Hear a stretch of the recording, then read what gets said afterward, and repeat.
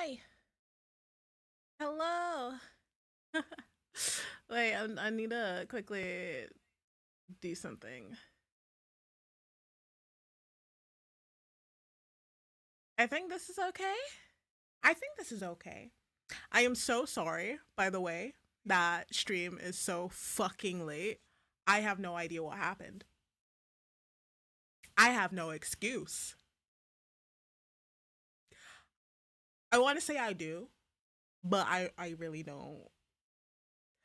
I was actually messing around with VTube Studio a lot, trying to still figure out the mouth mechanics because as I mentioned, I'm not too happy with how the mouth mechanics are working currently. I think they could be better, way better. But I think that is a me issue. That is like the model is done beautifully. Other people have had no problems getting things done with the model. So it's a me issue that I need to figure out. Maybe I'm not puppeteering enough because there's some instances like but I really just need to figure it out because VBridger, which is essentially like a mocap app that makes tracking so much smoother. And on VBridger, it picks everything up perfectly. So I'm like, what have I not figured out yet about this model?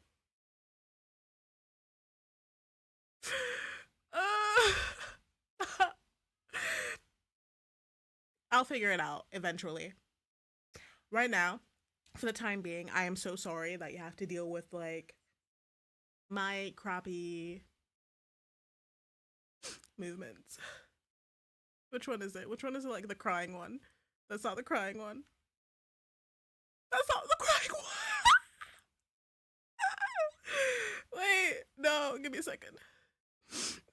Wait, let me just like guys, I'm so sorry. I am so sorry. I'll do better. I promise. Took me long. Okay, so also adding to that, let me turn off the tears. The reason what there we go. The reason why lost the fuck you. Fuck you. Fuck you. The reason why wait. The reason why I was able to remember that I was streaming today because again I was messing around with trying to figure out the mouth tracking for VTube Studio was when my mod, aka Far From Brutal, was like, "Where the fuck is the stream?" He was like, "Where's the stream?" And then I looked at the time, and it was 11 p.m. Not even 11. It was almost 11:30, and I was like, "Oh fuck." I had everything set up. That's the thing. I had everything set up. I just did a really bad job at managing time.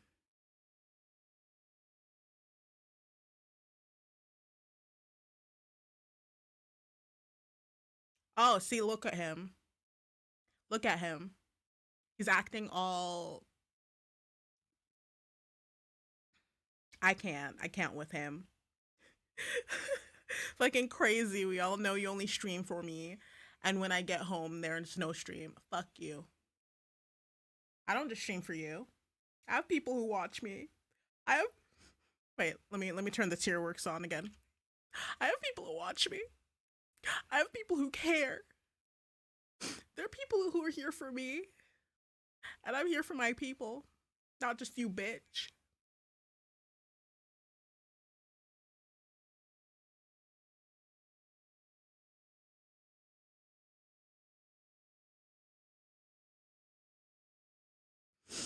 Guys, he hates me. He hates me. But yeah, I'm still, let me just zoom back out.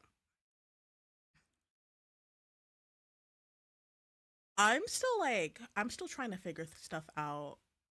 So if anyone actually like knows to utilize um how to utilize VTube Studio better, please let me know.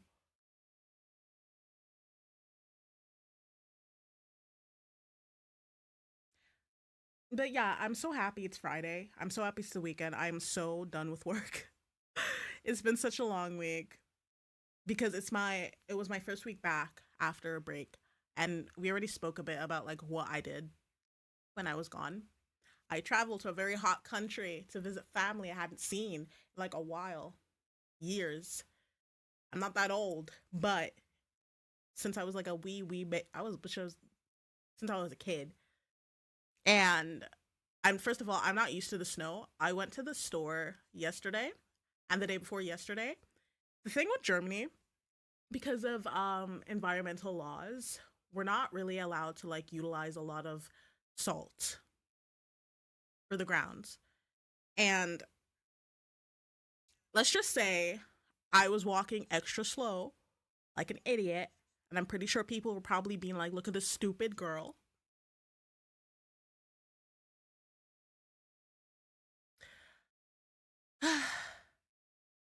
It was slippery as hell. I got what I needed because we were told that there was this like huge snowstorm coming. I live like approximately northwest of northeast of Germany. We didn't I don't know. Like the weather hasn't changed. It's cold. It was really windy from what I know because it was -4 degrees Celsius and it felt like the weather app said it felt like -14. So I was not going anywhere. I actually wanted to go to dance today before streaming, but I said fuck that. I'm staying home where it's warm. I'm not doing that. I love dance. Dancing is like one of my hobbies, but I'm not going to go through that. I'm not going to go through the feeling of -14 degrees just to move ass. Next time, next week, when the weather's hopefully better. But I heard like a bit further down in Germany, like in Hamburg,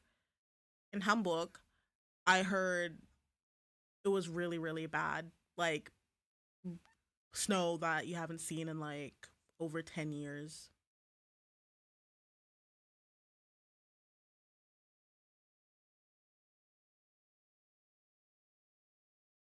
Wish I could say the same. I am so sorry. I forgot that you have to work during the holiday period. I hope it was okay. Well, I know. Tell the world how it was.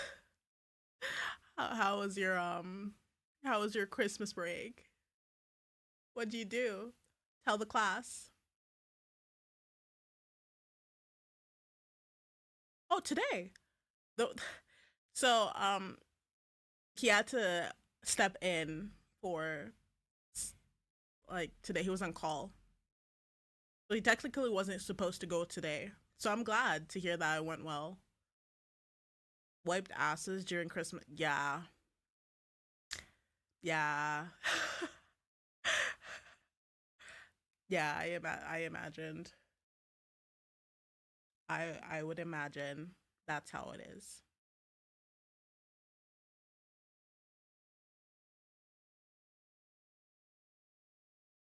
Sounds fun. Oh, maybe were you on float?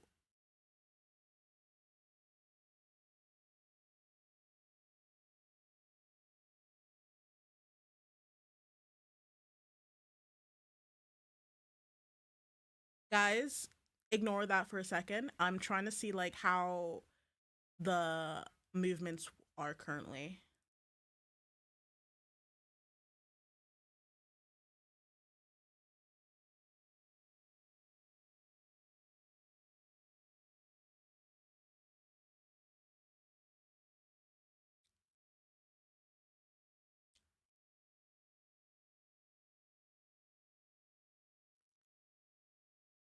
I'm float main. I'm float main. Okay, because because it's a fucking it's a your workplace is like a video game. I'm so sorry. I should have forgot. That's literally your main class. Float.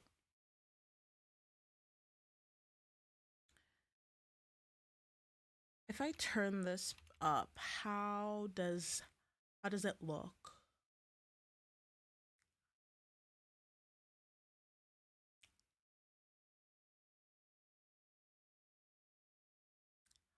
Because from what I heard, the higher the number is, the more like fine details you see of like mouth movements. But the problem is my mouth isn't being picked up. I don't know if it's my phone.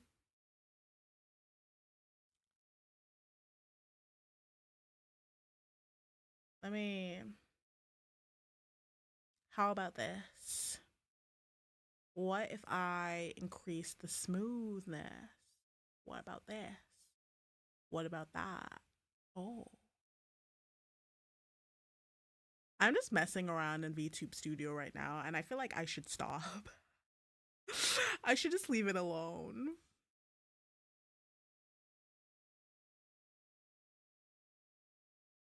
Yeah, I'm gonna stop messing with it.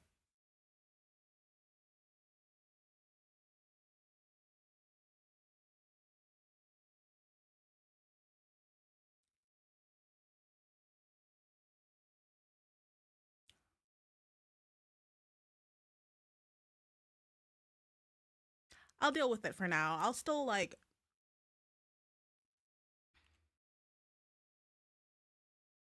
I'll like fiddle around and find out what works best for me in my own time. As I know, it'll take a while, but I'll figure something out.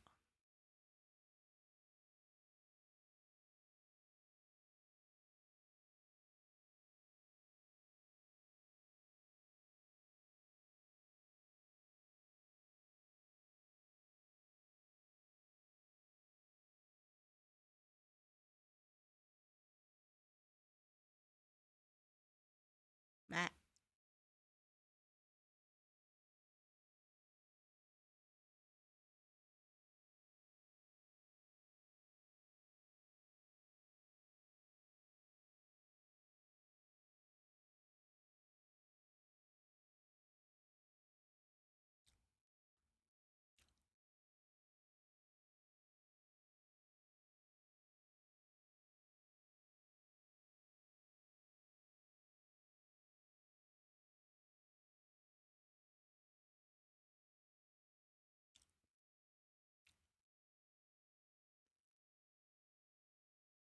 Okay. So yeah, what my plan today was. I'm so sorry. I was just fucking messing. I need to stop. I was still messing around in the settings. I apologize. I am I am sorry. I apologize. My plan today was to play some demos for some visual novels because I've been really into visual novels lately. So that's what I'm planning to do. There are two demos I'm gonna play, and on Sunday, I wanted to try out Killer Chat. I already played the demo. The full game came out recently, and the full game is free, which is amazing. For like such a the demo looked really good. So I'm really excited to see how that goes. There's a lot of visual novels that I'm actually kind of interested in. So we're figuring that out. I'm gonna fiddle around with where the camera is. Maybe that would help. I am trial and error. Trial and error because we love scuff. Let me move this. I'm gonna be going to sleep for a second.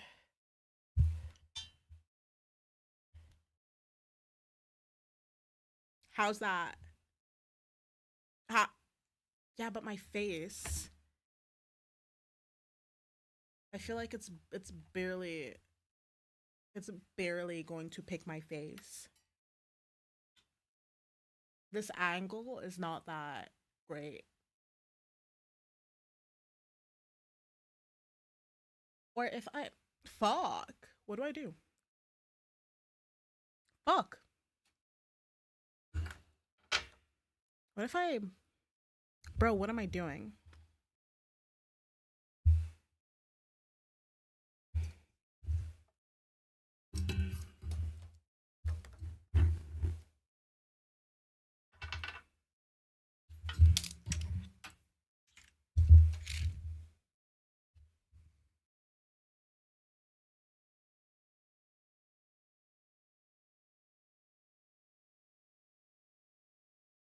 Does this work? How does this one look now? The thing is, it picks up. Why do I feel like this is worse? This feels worse, like in terms of mouth movement. Like, what do you guys think? Before I start playing, I'm gonna be experimenting around a bit with you guys. How does this look? No, like the mouth, I don't feel like it's moving as much now from this distance. Is it because the mic's in the way? Let me look in the camera. Or if I'm like really close to the camera. So it literally needs to be up in my face. Bro, my face. Okay, that's too much. How about like from this, like far away? How does that look? So if I move this all the way back, how does that look?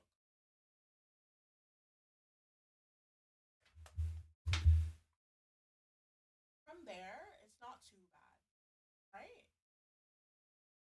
Right?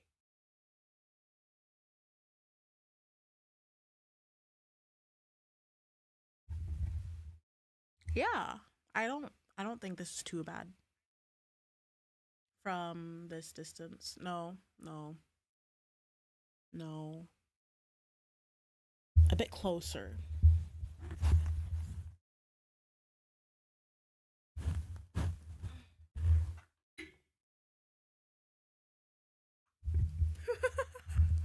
I need to stop.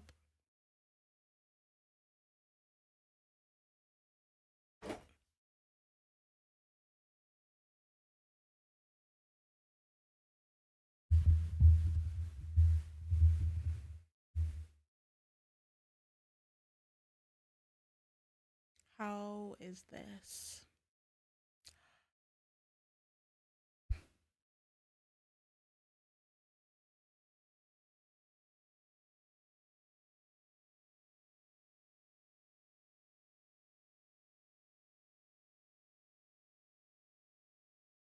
Oh, sorry.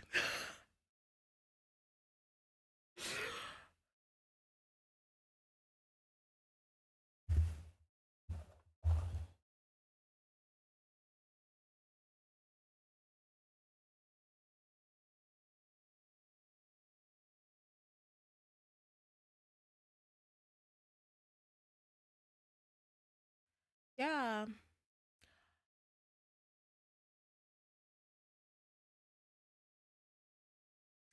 it's going to be a trial and error process. So we're gonna move on from this, and we're gonna play games. Let's do that. Okay, let me stop the music.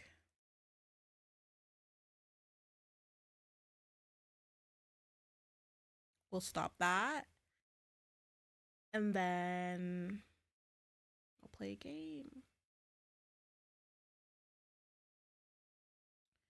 This first game is called Keyframes. I don't remember anything about these games, like at all. I just know that they're visual novels.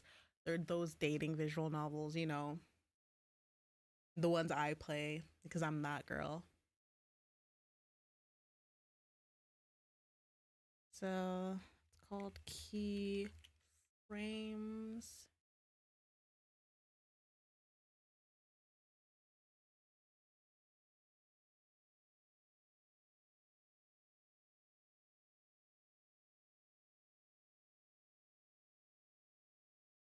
Okay.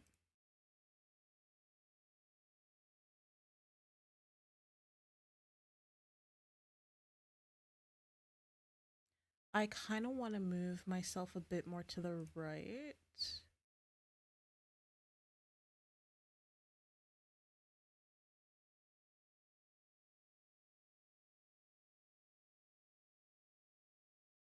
Yeah, this is good. Okay, let me open the game then. Oh, wait, I wanted to quickly do this.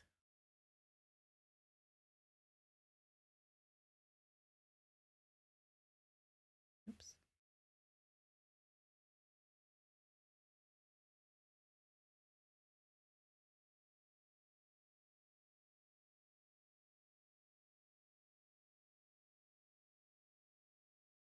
Get into the mood a bit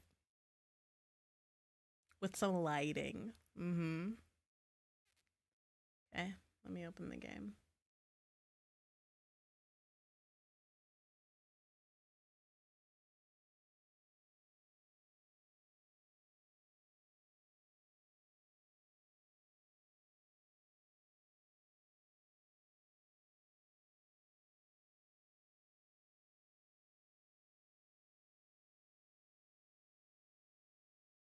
Not recommended if you have motion sickness. I'm fine. Also, I wanna. Let's do full screen.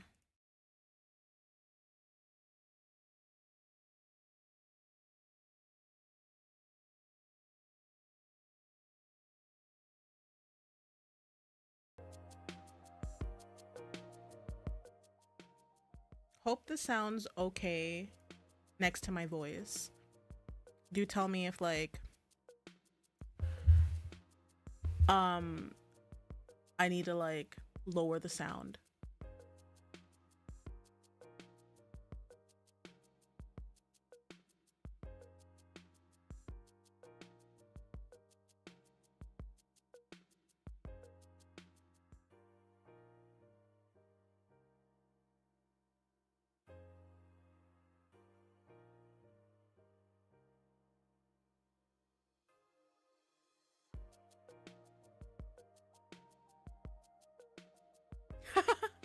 I appreciate it.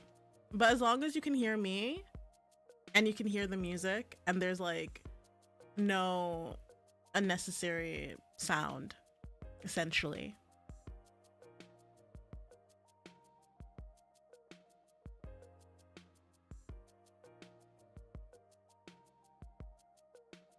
All right, let's get into the mood of playing.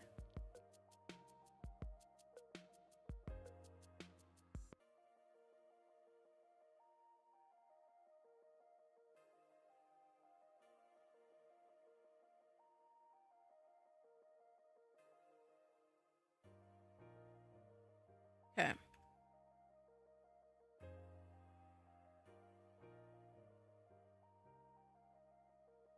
Hmm?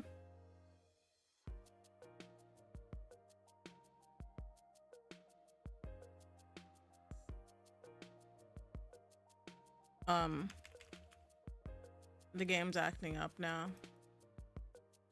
No, I didn't want to click that. Okay, it might have to be windowed because I cannot see the mouse like this. I love when things don't go as they should. Now I'm just gonna... There we go. We're gonna have to play in windowed because this shit doesn't want to work otherwise.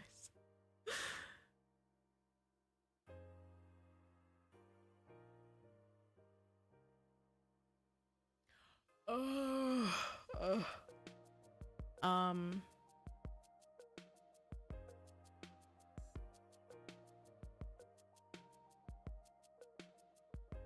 let me shift this a bit more to make this better.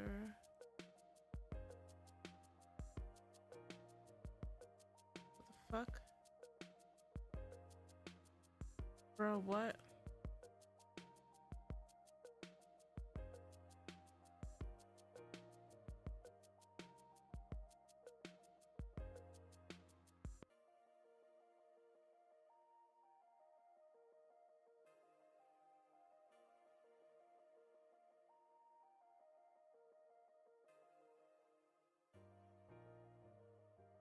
Hmm.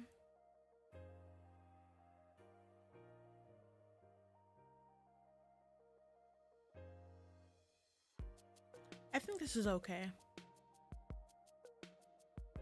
We'll do it like this. We'll do it like this. All right.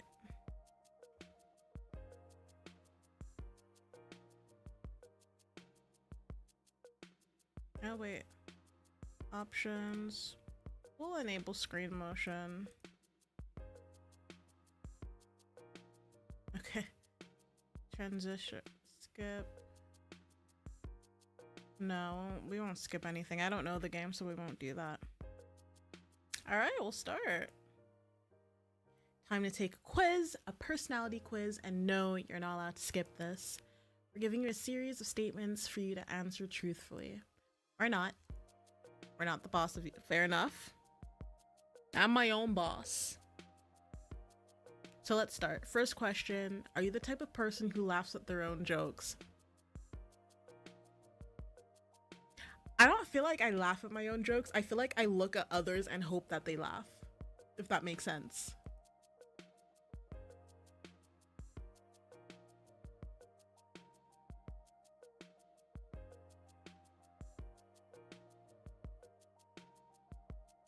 None of the options are really something I'd say, but I'd say why wouldn't I? They're fun. I guess that's the closest. Why wouldn't I? They're funny. Be honest, are you the type of person that likes taking risks? I do not. I fear taking risks, to be honest. Oh man, your lunch order is wrong. What do?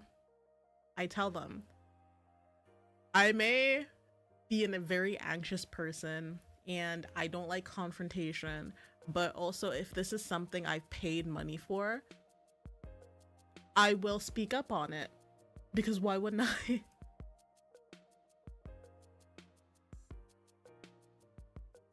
Ask them to remake it if they can. Do small mistakes bother you, whether it's personally or like if it's my own mistakes? Yeah. I beat myself. I beat myself up. But if it's other people, yeah. Someone's approaching you with a clipboard. What do?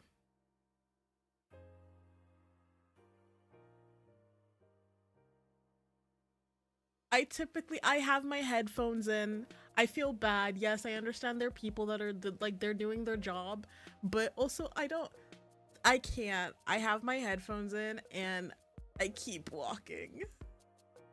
I feel bad, but I'm like, bro, I don't have time. But if this is university, like, because it says I'm already clear across campus. If it's university, I don't typically mind. It's like outside.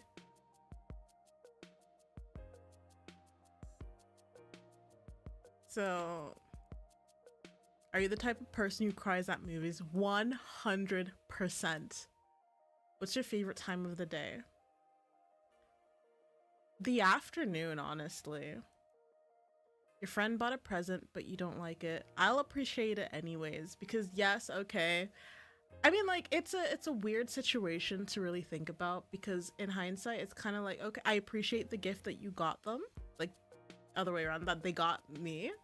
I appreciate the gift that they got, but when you think about it as well, if it's someone that you've known for a while and they get you a gift you don't like, it's kind of like, you don't know me.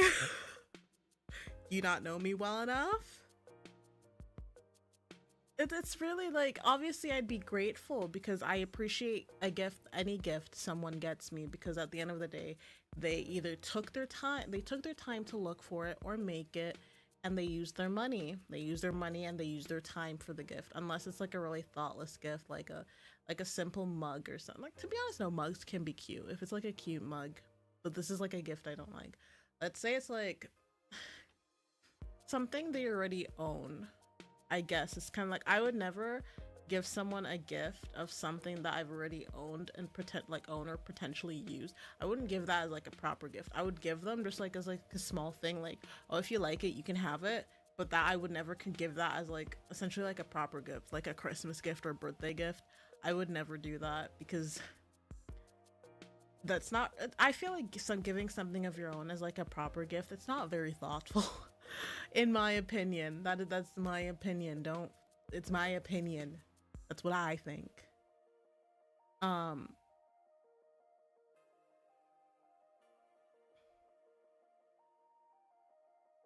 So I'm of the opinion, obviously I will appreciate it unless it's really not well thought out and you can tell that they put zero effort.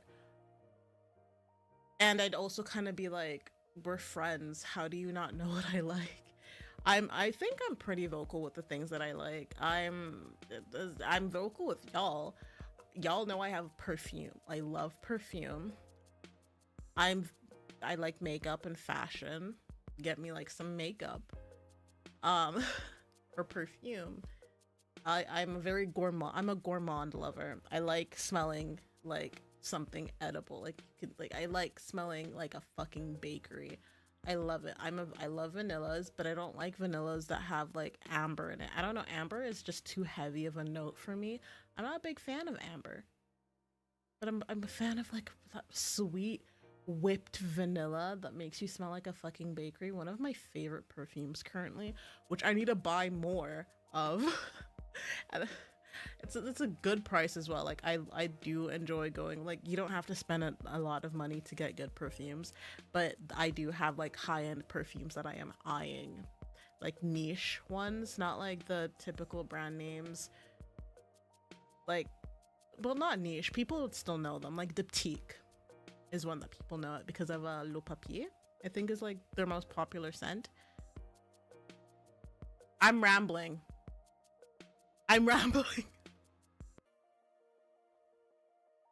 All right, no. Your friend bought a present, but you don't like it. What do you do? Again, this is really depends on the situation. I'll put this in the context that they got me a gift. They did put some effort in it. I'd be like, thanks. Cool. Like, I appreciate it. But in my mind, I'll be like, you don't know me. You don't know me well enough. I don't know, that sounds like really iffy, I guess, of a person to do, but that is just legitimately how my brain processes things, because I think it's because I also hold myself to a certain standard, and I hold other people to that same standard as well. I try to put effort into the gifts I get. I try to think of something like the thing that people like, or just like something simple, like for example with like female friends, like girlfriends, girls and theys. I like to look at a lot of jewelry or makeup to give them. To be fair, I don't have a lot of male friends. I literally don't. I think I have like 2 male friends.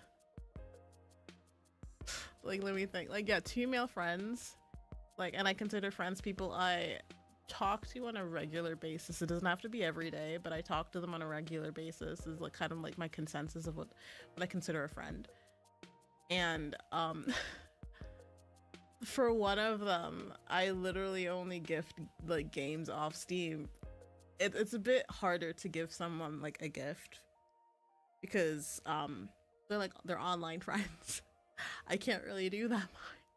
I can't do that much, unfortunately. I would ship, but shipping also costs a lot of money. I guess like I could order stuff to their place, or like I can order them food. Yeah, come to think of it, I could just have something be sent to their place from, I don't need to like buy it and send. Anyways, what the fuck? I'm yapping. Next question. Uh-oh, you forgot to write your paper and it's due tomorrow morning. We are not sleeping. We are not sleeping. I would email the teacher, but I'd have no excuse. So if I just don't sleep tonight, maybe I can make it. Calculating results. I'm fall.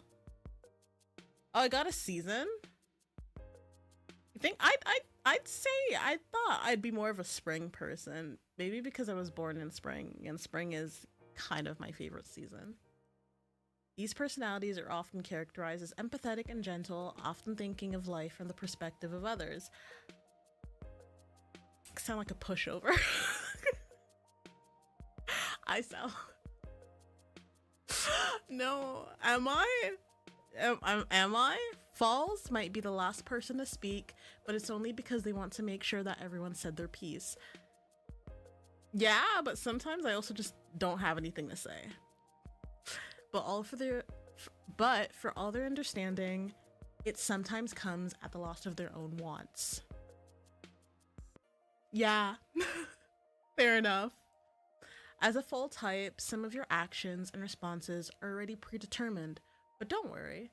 You will still be able to influence your character throughout the game based on the choices you make. Now let's double check some info. My name is Yuri. I'm in the Department of Humanities. Oh, so the questionnaire is in like essentially what department I'm in. No, put me in I'm a science girl. I don't give a fuck about people. No. Okay, Yuri, put imp at the end. Yuri imp.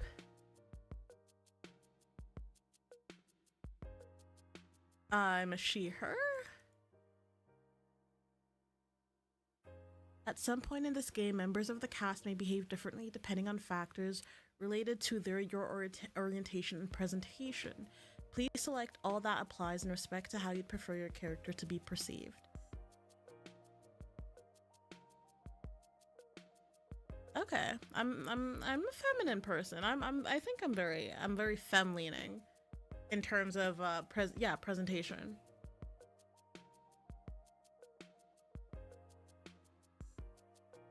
Signature. I'd say my rating is closest to this ish. Okay, during some action-packed occasions, Keyframes implements QuickTime events to help direct the narrative. Test each mode and choose what's comfortable for you. Oh shit.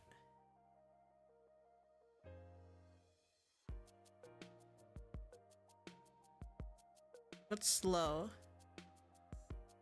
Guys, I might not. No. Can I use like... Okay, I have to use arrow keys.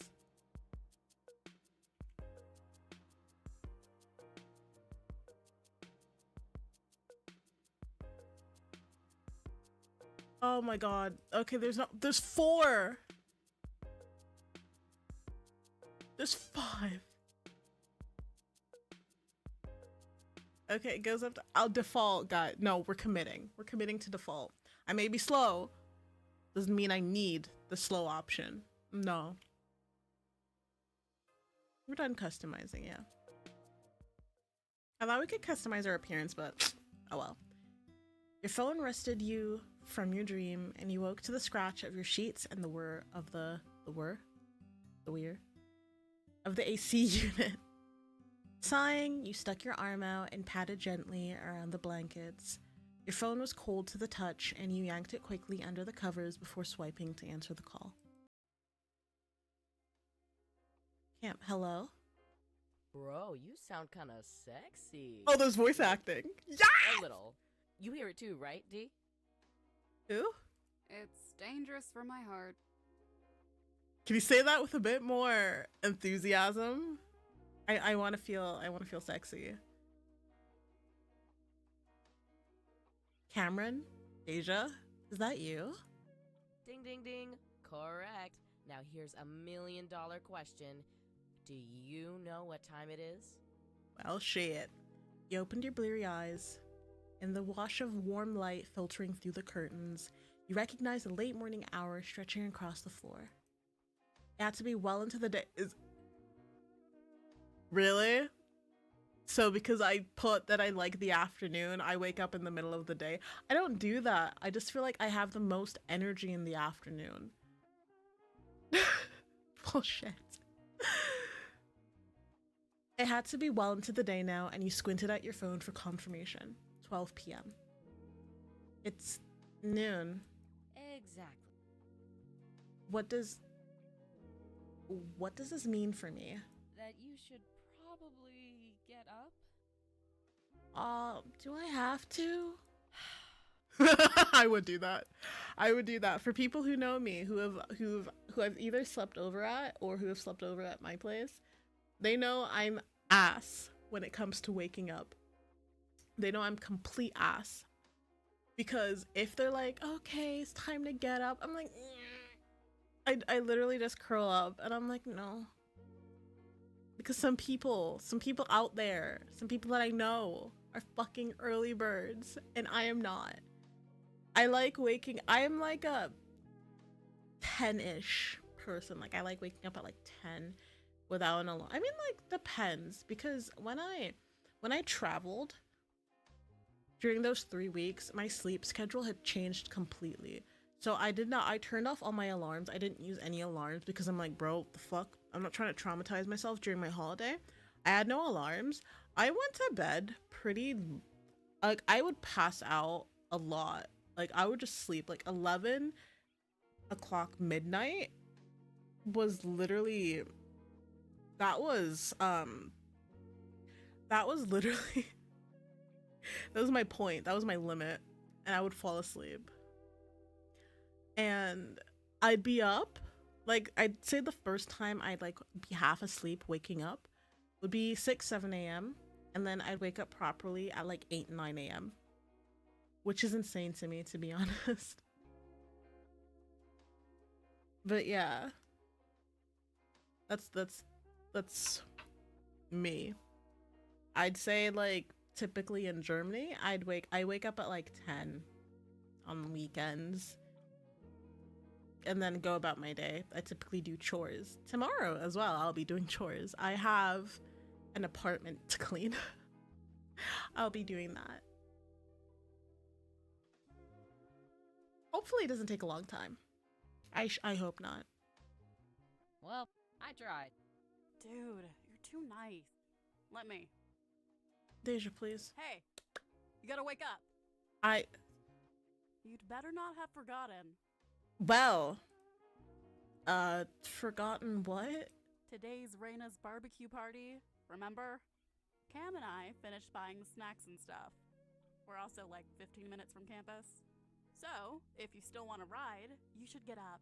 Like, right now. Oh no, I overslept. I apologize. Girls, I'm sorry. Forgive me.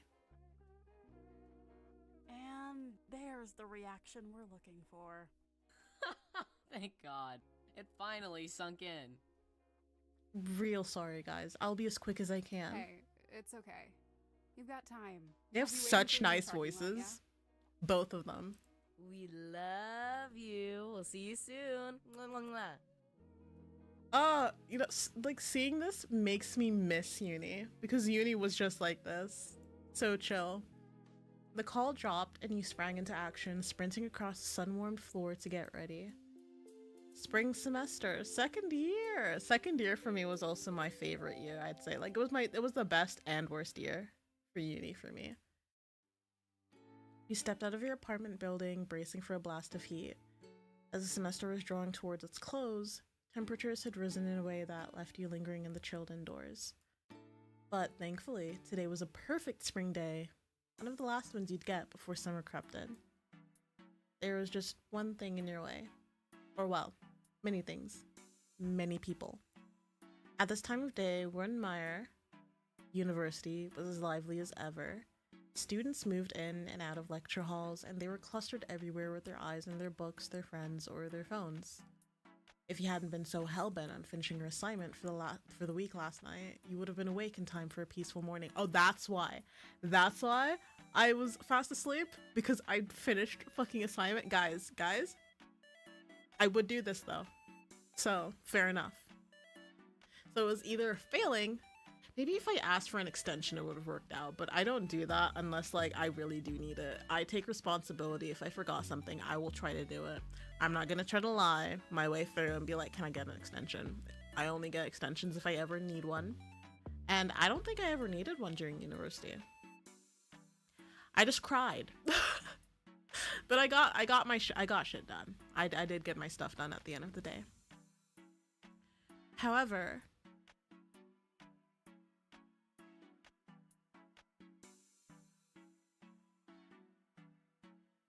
you wanted to be prepared, and that meant keeping up with whatever your professors gave you. Because, yeah, that's kind of how I went with it. And with finals right around the corner, it didn't hurt to reinforce what you'd learned during the semester. And thus, here you were. Hi, sorry about this, but can I squeeze by you? Thanks! You did your best navigating the crowd, dashing in between gaps the moment you saw them. By the time anyone realized they were in the way, you had already rerouted, darting around them instead of barging through. Luckily, you still made good time, and it didn't take long before the parking lot at the other end of the green came into view. Beckoned by the near end, you picked up your pace and zipped down the road. Almost there. Shit, watch out! Oh, who's that? Huh? You froze in place, and as you raised your arms instinctively, a pink blur darted right past you. Whoever it was, they promptly crashed into one of the lower walls bordering the path, flipping ass over electric scooter into the hedges. All around you, students hissed in empathy. Oh, like that? Like, oh yeah, like that. So much for not getting in the way. No, I have to check. I'm so sorry. Are you okay? I sound so fake. I'm so sorry. Are you okay? There was a rustle, and the student who'd swerved to avoid you emerged from the hedges with leaves in their hair. They lurched unsteadily, groaning as they clutched their head. You extended a hand, and they stopped moaning long enough to thread their fingers with yours. With their help, they climbed back over the railing, and they couldn't stand without swaying like a newborn foal. Hey, you with me? How are you feeling? Honestly, my head really hurts. I think it's bleeding. Is it? What? Yeah, like, right here. Alarmed, you reached up without a thought, running your fingers into their raven locks. I don't feel anything wrong. You sure? I think it's behind my ear. Here. Catching a...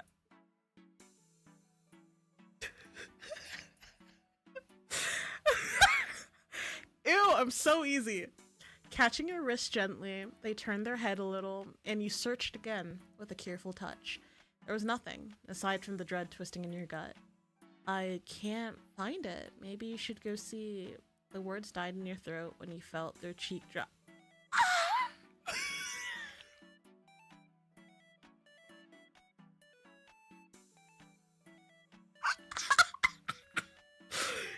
Oh my god. The words died in your throat when you felt their cheek drop into your palm. Oh, that's kind of smooth, I won't lie. Their grip on your wrist had shifted to the back of your hand, softly holding you there so they could nuzzle into your touch. You blinked rapidly in muted confusion, and they glanced at you from the corner of their eyes, their mouth lifting into a smirk you saw and felt against your skin. Would you look at that? I'm feeling totally fine now. Do you happen to have a healing touch? Oh, you motherfucker. Ah, I see what you did there. Very smooth. You cracked a smile before retrieving your hand, and they chuckled, bending at the waist to mock the stage bow. Thank you. Though, I would have been able to pull it off without my supporting lead. You're very welcome. Go crash again then. Maybe maybe you'll actually get something this time. You'll get some at some point. It'll work, maybe. Give it a couple more tries.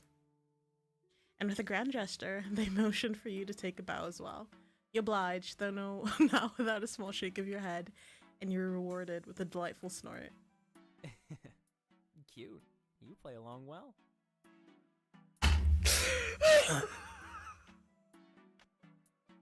Only because you lead well. Wow. You sure know how to make a guy feel seen. I'm almost embarrassed. You started it. Where did you think this was gonna go? As nasty as a fall that had been, their laugh rolled like a tide in the late evening, washing away the sandy impressions of the whole accident. Their unshaken indifference was reassuring to see, but you couldn't help but ask one more time. Are you sure you're okay? I'm fine, really. Healing touch, remember? And they tapped at their cheek, chuckling. If they could keep joking like that, then there probably wasn't anything for you to be worried about. Hold, please. With their index finger raised, they turned to kick up the scooter next to them. After they scrutinized it for any dings and scratches, they hopped on for a more thorough checkup.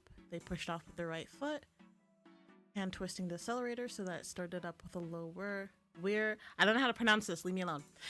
And set off into a series of slow, smooth laps with you in the center. Nice, still good. Someone's clearly not in a rush to leave yet. I'm actually running late for a meetup with some friends. But not so late since you have the time to joke around. You're genuinely concerned, I couldn't help myself. You didn't know it was possible, but their smirk grew wider, tinging a few shades more playful as they admitted to teasing you. If you got somewhere to be, why stick around? Are you kidding me? I can't just leave after running into you. This is a scene straight out of a movie. One of us is supposed to fall head over heels for the other, you know. Go ahead. I'm waiting. Fall in love with me. I'm waiting. You said it, not me. So, take that first step. Really now? Yep. Movie law dictates it. I mean, 50,000 students on campus and you bumped into me? We can't ignore It could have literally happened. Like, you could have, if it wasn't for me, you would have definitely bumped into someone else. Tell you what though, you can decide who falls for who. I'm a romantic, so I can play whichever part.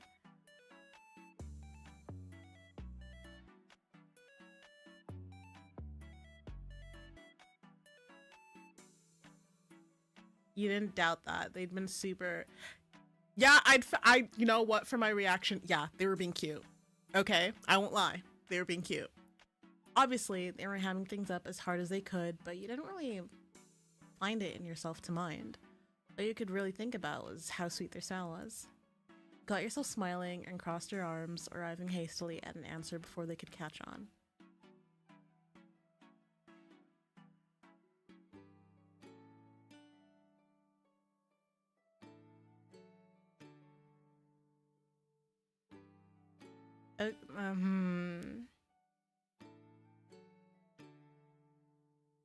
Okay then, you play the one who fell later, but harder. Ooh, I am a fan of slow burns. Why do I get the feeling you're super into Regency novels? Kind of, to be honest. There was a breezy confidence in the way they answered you, and the easy lilt to their voice told you they were more than used to this kind of tomfoolery. It was tempting to stick around just to see what they'd come up with next. Unfortunately, I gotta go. Don't run into anyone else, okay? Am I allowed to take that as you wanting me to for yourself? You didn't reply, but you didn't need to. The way your lips pressed together in an attempt to hide your amusement was telling enough. You knew they'd seen it, since their mouth was quirked into something between a smirk and a smile, into something that, for all their wit, was mellow and indulgent. I'll see you around. They lifted a hand, throwing you a two-fingered salute as you stepped back. You nodded back, waving a little before you picked up the pace. You'd lost valuable time, and so you dared to break into a jog as soon as you had a straight shot across the grain. This time, thankfully, there were no collisions to be had. You slowed to walk off the I was reading so well. You walked,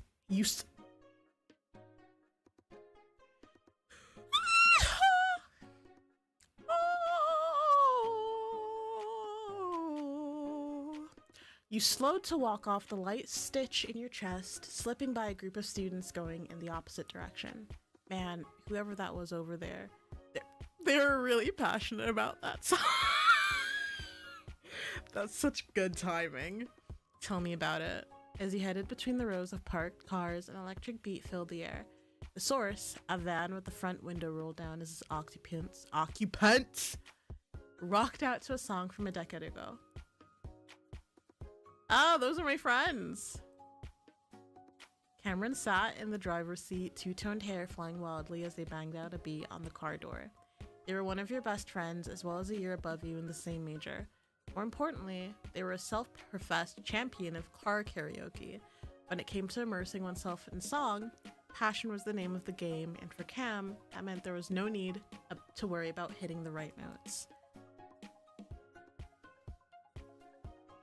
The speakers went abruptly quiet as they reached the high note with a devastated gasp. Cam jerked around to face the passenger seat, where your roommate Pigeon laughed with delicate glee. Deja was the third member of your unforgettable trio, an incorrigible tease, always looking for an opportunity to poke fun.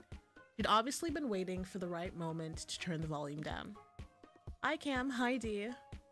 At least the lull in the music meant you didn't have to shout. As soon as you called over to them, they both leaned forward to wave. Hey,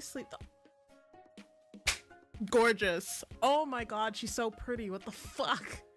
Both of them are like 10 out of 10. We were just about to go looking for you after a quick karaoke sesh, right? Well, it was either that or we'd have to burst into the apartment with a boombox, and I left my boombox at home.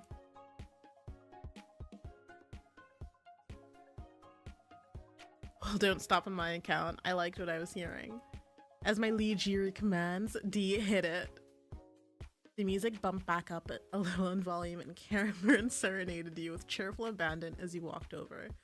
He made sure to clap real loud when they reached the end of the chorus. Anyway, get in already.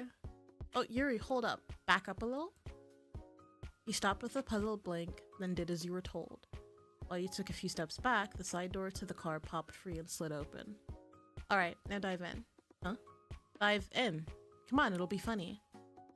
Asia popped her head out from behind Cameron. Their brazen suggestion hadn't triggered any alarm, merely a listless smile coupled with a roll of her eyes. Don't listen to them, Yuri. Remember your middle school training. Peer pressure isn't cool. I'm not pressuring her. She can do whatever she wants. So Cameron said, but you didn't miss how their muted lilac eyes flicked to the side, clearly wanting you to indulge them. They're always about the reckless side when it was just the three of you. If there was a chance to go off, they'd take it, and if you weren't careful, you'd get swept along for the ride. Ah, fuck it. Well, it wasn't really your style, but for Cameron, you could make the effort. They were already looking at you, hopefully so. With a deep breath, you pushed into a run, aiming right for the door. There's gonna be a quick time event, I just know it. Never mind. Her car is so cute. What the fuck? Is there actually I'm just trying to think. Depending on the car, you would be able to add stickers, right? Yeah. Before you knew it, you were airborne, falling more than leaping into the middle of the car. It wasn't the most graceful landing, but at least you caught yourself in one of the seats instead of skidding onto the floor. You're right back there? Uh-huh. Good. That was a stupid move, but at least you made it work. Lay off! It was beautiful, Yuri. I could cry. Cry for me. Do it. Cameron? Honestly, this kind of tomfoolery was pretty common when it was just the three of you. Throwing yourself headlong into Cam's joke was practically habit, thanks to all the time you'd spent together until now. Granted, this was the first time they'd asked you to pull this particular stunt.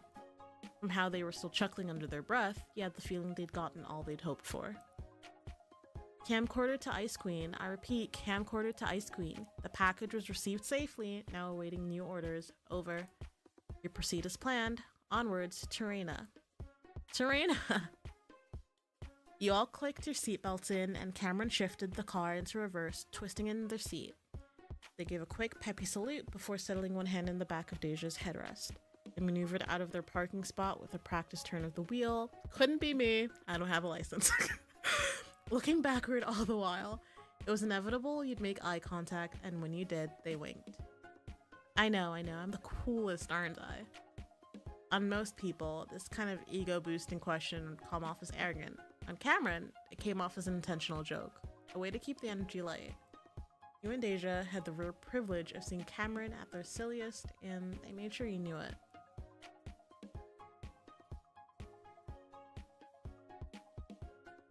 Yeah. Cool? Nah, I think it's hot when you do that. Cameron slammed on the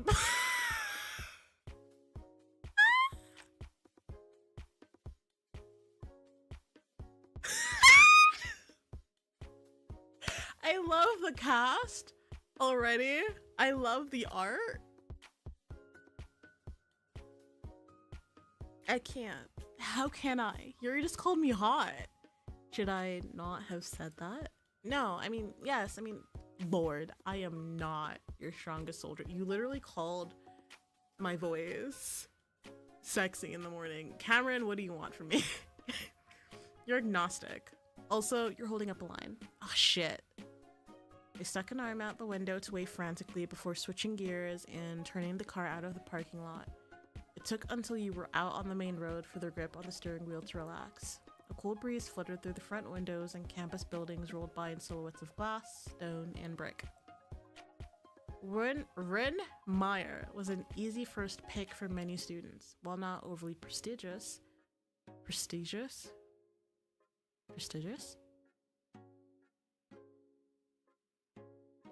Y'all know what I'm saying.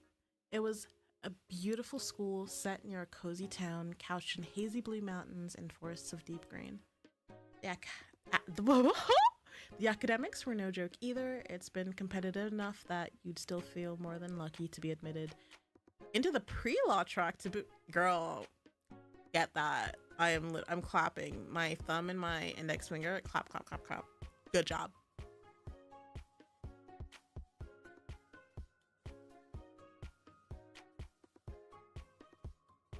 It's a pretty St. Cool's campus. The brochures. Why can't I speak? Like, why do I have the inability to like just say words properly? The brochures had done their best to capture everything, but nothing had beaten experiencing it in person. Your first month here had been a giddy one, full of exploration and maybe a little frolicking. Campus was, to quote Deja when you'd met, picturesque as fuck. And to quote Cameron next, sick as fuck. Thanks to the mountains, there was an observatory on one side of campus and a ski slope on the other. That just sounds fucking dope. I went to a port town. I'd say the university I went to, because I studied in the UK, I'd say it's a pretty, you know the school.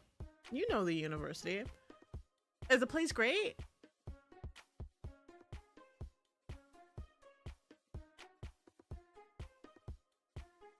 But we move. But fucking an observatory and then a ski slope as well? Nah, that sounds fucking dope. The locals enjoyed them just as much as the students did. Fairfield was a small place, but that didn't mean it was boring. Cameron slowed for a speed bump, and you heard the rustle of nylon bags in the trunk. How did the shopping go?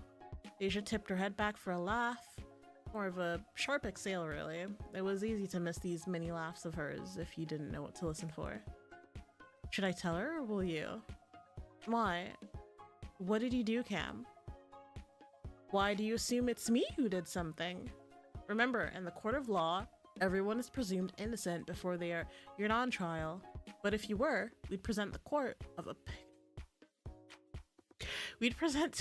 to the court a picture of a certain pyramid of paper towels knocked all over the floor. We had a defective wheel, and the cart wouldn't steer right.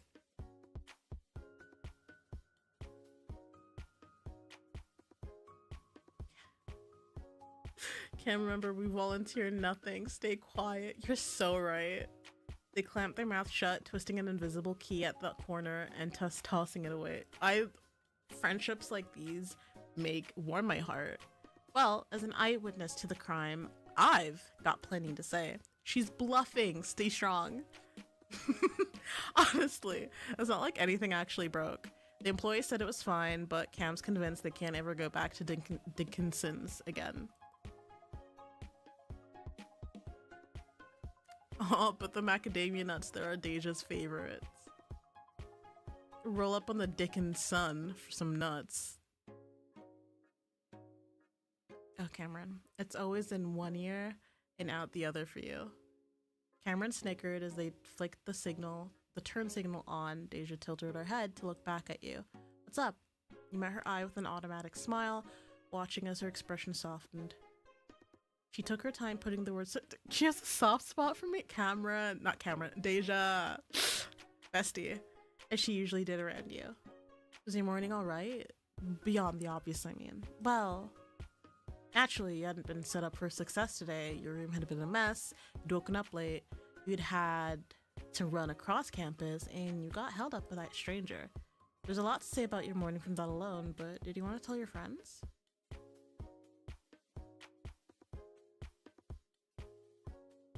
Ah, tell them.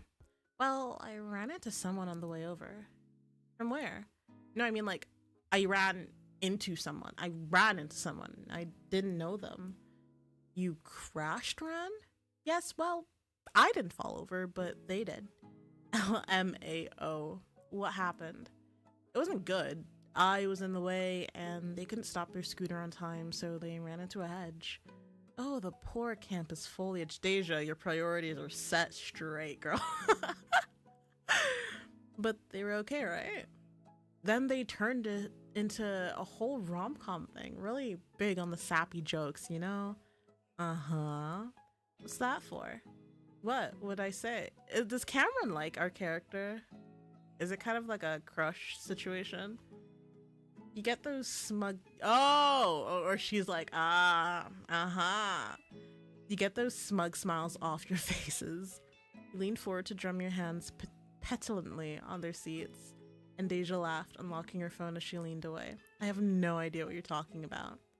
Anyway, did you get a name? Cameron wiggled their eyebrows enticingly in the rearview mirror, and you scoffed. Your friends weren't the biggest gossips, but they could still be quite nosy in their own right. Cam's curiosity was born of genuine interest, wanting to know for knowing's sake, but Deja wanted to appraise. At the very least, she'd make it heard whether she thought someone was bad news. She had a good radar for bullshit, no matter the context. Crappy sale deals disintegrated under her discerning eye, and anyone with ill intent could look forward to the same. Alas, no, I didn't. What? Boo! Yeah, how's Deja gonna do any internet stealthing now? We just have to run into them again. In the intervening lull, you mulled over that stranger one last time. No, I'd tell them. If, like, with the way I, like, were interacting, I would definitely tell them a lot. Yeah, there'd been little to no chance you would keep a story like that from your friends. It was all par for the course. Well, thanks for picking me up anyway. Of course, we can't miss out today. It's so much free shit. Hey, don't forget, we've got work to do first. We will. If I have a lot of Tupperware in the back, that is a coincidence, I assure you. None of that Tupperware is mine, right? Even if it's not, you can borrow whatever. He smiled, resolving to help Cameron pack away whatever leftover they wanted first. The rest of the ride was a tangle of lighthearted conversations. Deja and Cam were common fixtures in your life, but you rarely ran out of things to talk about. It was never silent, at least. Deja had the aux, and she'd put one of her playlists on as soon as you left campus. Gradually, the trees on either side of the road thinned, and the car entered a classy residential area with quaint homes separated by large lawns and extensive driveways. Is it this one? Yep. Just pull in behind the car.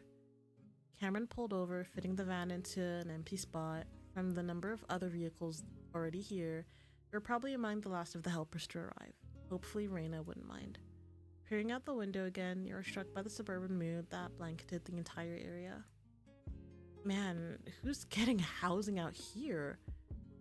This is way fancier than what's on campus. Huh? Oh nah, this isn't for students. But Raina lives here. She sure does. Deja flicked her wrist impassively, speaking with the bluntness of someone who'd seen this view one too many times. It's a legit neighborhood. Some of our professors live here, the tenured ones. Cam, I'm pretty sure your first year seminar professor is her neighbor. No. Mrs. Gregory? Yep, apparently she swings by with muffins. Man, we didn't call her a G for nothing. I love you, Mrs. G. Cameron hollered after sticking their head through the window, fist thumping on their chest to express their admiration. Asian snorted. So close, it's on the other side. Well, whoever lives on this side, I also love them. Anyways, let's get going. Wait 1 second. The locks clicked shut, and the windows in Deja's sideward as she rolled it back up. Should we be concerned? I'm already shitting bricks. Cameron, come on, this is important. I said this was a party that Rena was hosting, right? And I was co-hosting. Yep. I remember, since it was so weird hearing that. But weird how? You don't really do parties, do you? Unless it's our birthdays or something. And we're here early to help set up. That means it's an SGB party. Case closed, Detective Imp. Case closed indeed. Excellent work, Detective. Cameron, what is your surname? Molinares? Molinares? Like, do I say it Spanish-esque? Or do I say it Valley Girl-esque? Molinares or Molinares? Deja pouted a little, and the two of you turned away to giggle. Your roommate was vice president of the Student Government Board, which organized events and initiatives all over campus. It hadn't exactly been rocket science to guess the real nature of today's party. It wasn't even easier when one considered that Reina was SGB president, though that did bring up one inconsistency. If it's SG business, why not put that in the name? Why is it just a barbecue today? Because it's a test run. We'd like to run this on a bigger scale next year, so we're running a smaller trial first. That's why it's at Reina's place. The other SG people know, and now you do too, but none of the other guests really do. Okay, is that it? Nope, there's something bigger. She held one hand out, each of you palm up.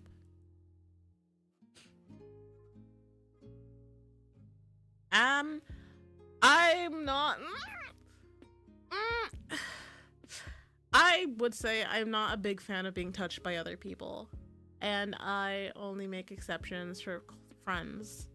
So I remember one of my closest friends, like she was my best friend. She still is my best friend, but she was like my best friend during uni. And the way we first met, I just find that story so funny. So I was outside a society door, like thinking like, oh, is this the place? And it was for it was called KSOC. And she was like, are you here for KSOC Society? And I looked at her and I'm like, oh yeah, I am. Are you? And she's like, yes. Oh my god, besties. Mind you, she's a very open person. And she was like, oh my god, besties. And she hugs me. And I remember her later on, she tells me that she felt my body I physically froze. Like she felt the like jolt of my body as I froze up. And I just find that funny because I didn't think I would physically recoil physical touch like that. I didn't think it was that obvious, but it turns out that like when it comes to people I really don't know, she, again, like we literally became best friends thanks to her being so outgoing.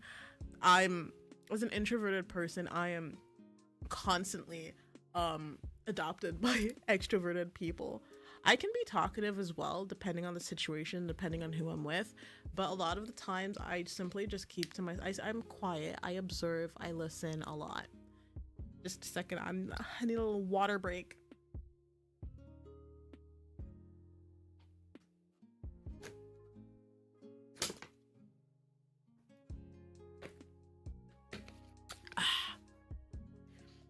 Stay hydrated, people.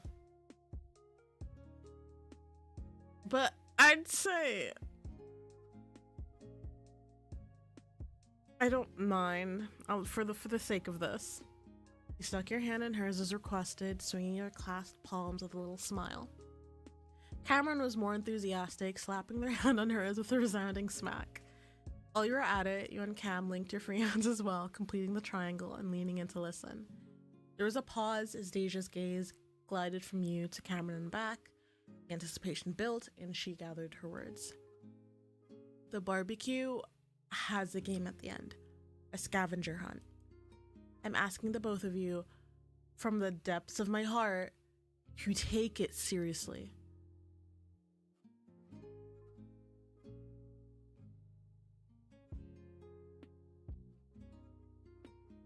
No, I know you mean business. Dee's heart, the Mariana's trench of organs. Deja's lips twitched, but she kept to a grim silence even when you and Cameron traded snickers. The scavenger hunt, my friends, has a prize. Girl, say less. Suddenly the car was deathly silent. Let me repeat that. $500 fucking dollars. Cameron's tongue darted out to swipe at their dry lips. See, like, as an adult, that's like baby money, okay? Ish, kind of. Like, $500 is $500 at the end of the day, but there's like baby money. As a university student, that is everything. That covers rent and potentially groceries. Hell yeah. I'm dead ass. This is real. We, along with the rest of the guests, are playing for keeps, and there is, I shit you not, a fat stack of cash waiting in Raina's room as we speak. If there is ever a moment to take my words at face value, it is now, okay? I'm not kidding. That cemented it for Cameron. Holy shit. The car rocked on its axles as they leaped up on their seat, thumping their hands wildly on the steering wheel as they screamed. Even Deja joined in on the chaos, her heels driving into the carpet of Cameron's cars in a series of gleeful thumps. The jewelry adorning her body jingled with the movement as she too began yelling. Joining in, you bounced a few times in your seat, hands flying up in a poor attempt to hide the wide grin on your face. It wasn't often you whooped and hollered. What kind of person are we? Because every time I choose an option that I would choose, it's like, oh, it's not often you do this. It is. Leave me. But money was money, and there was $500 within reach.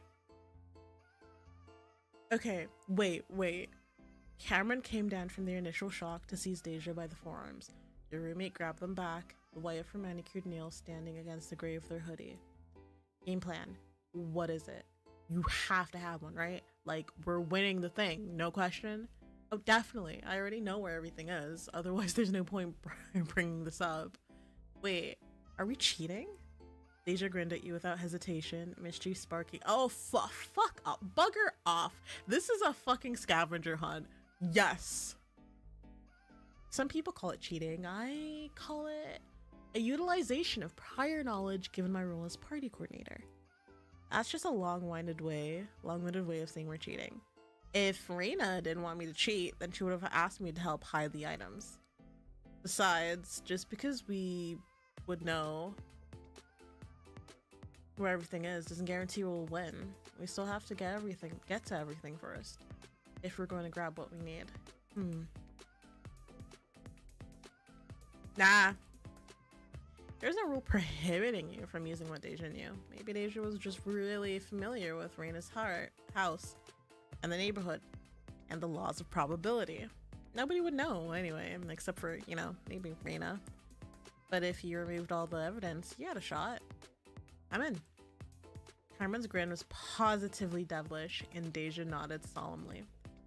Alright, so here's what we'll do.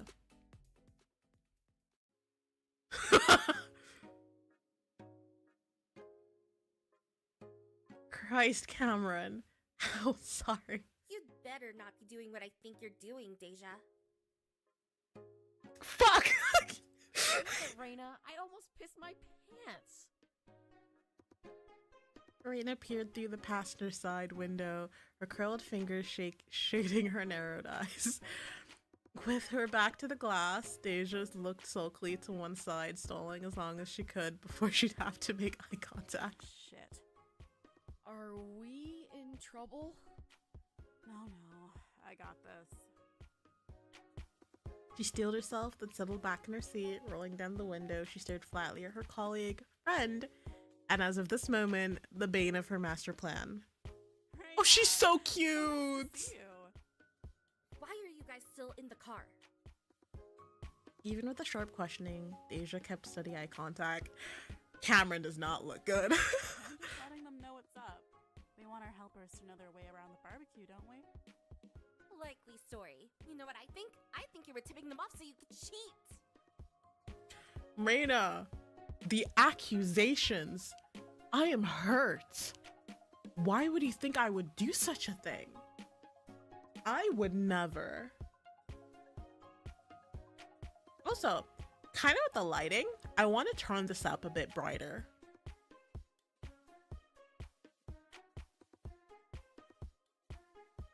How does that look? No, let's blend in a bit.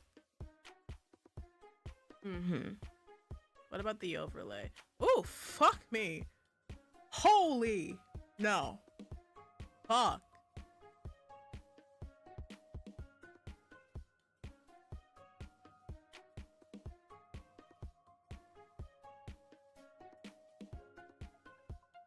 Yeah, I like it. Picasso. Yeah.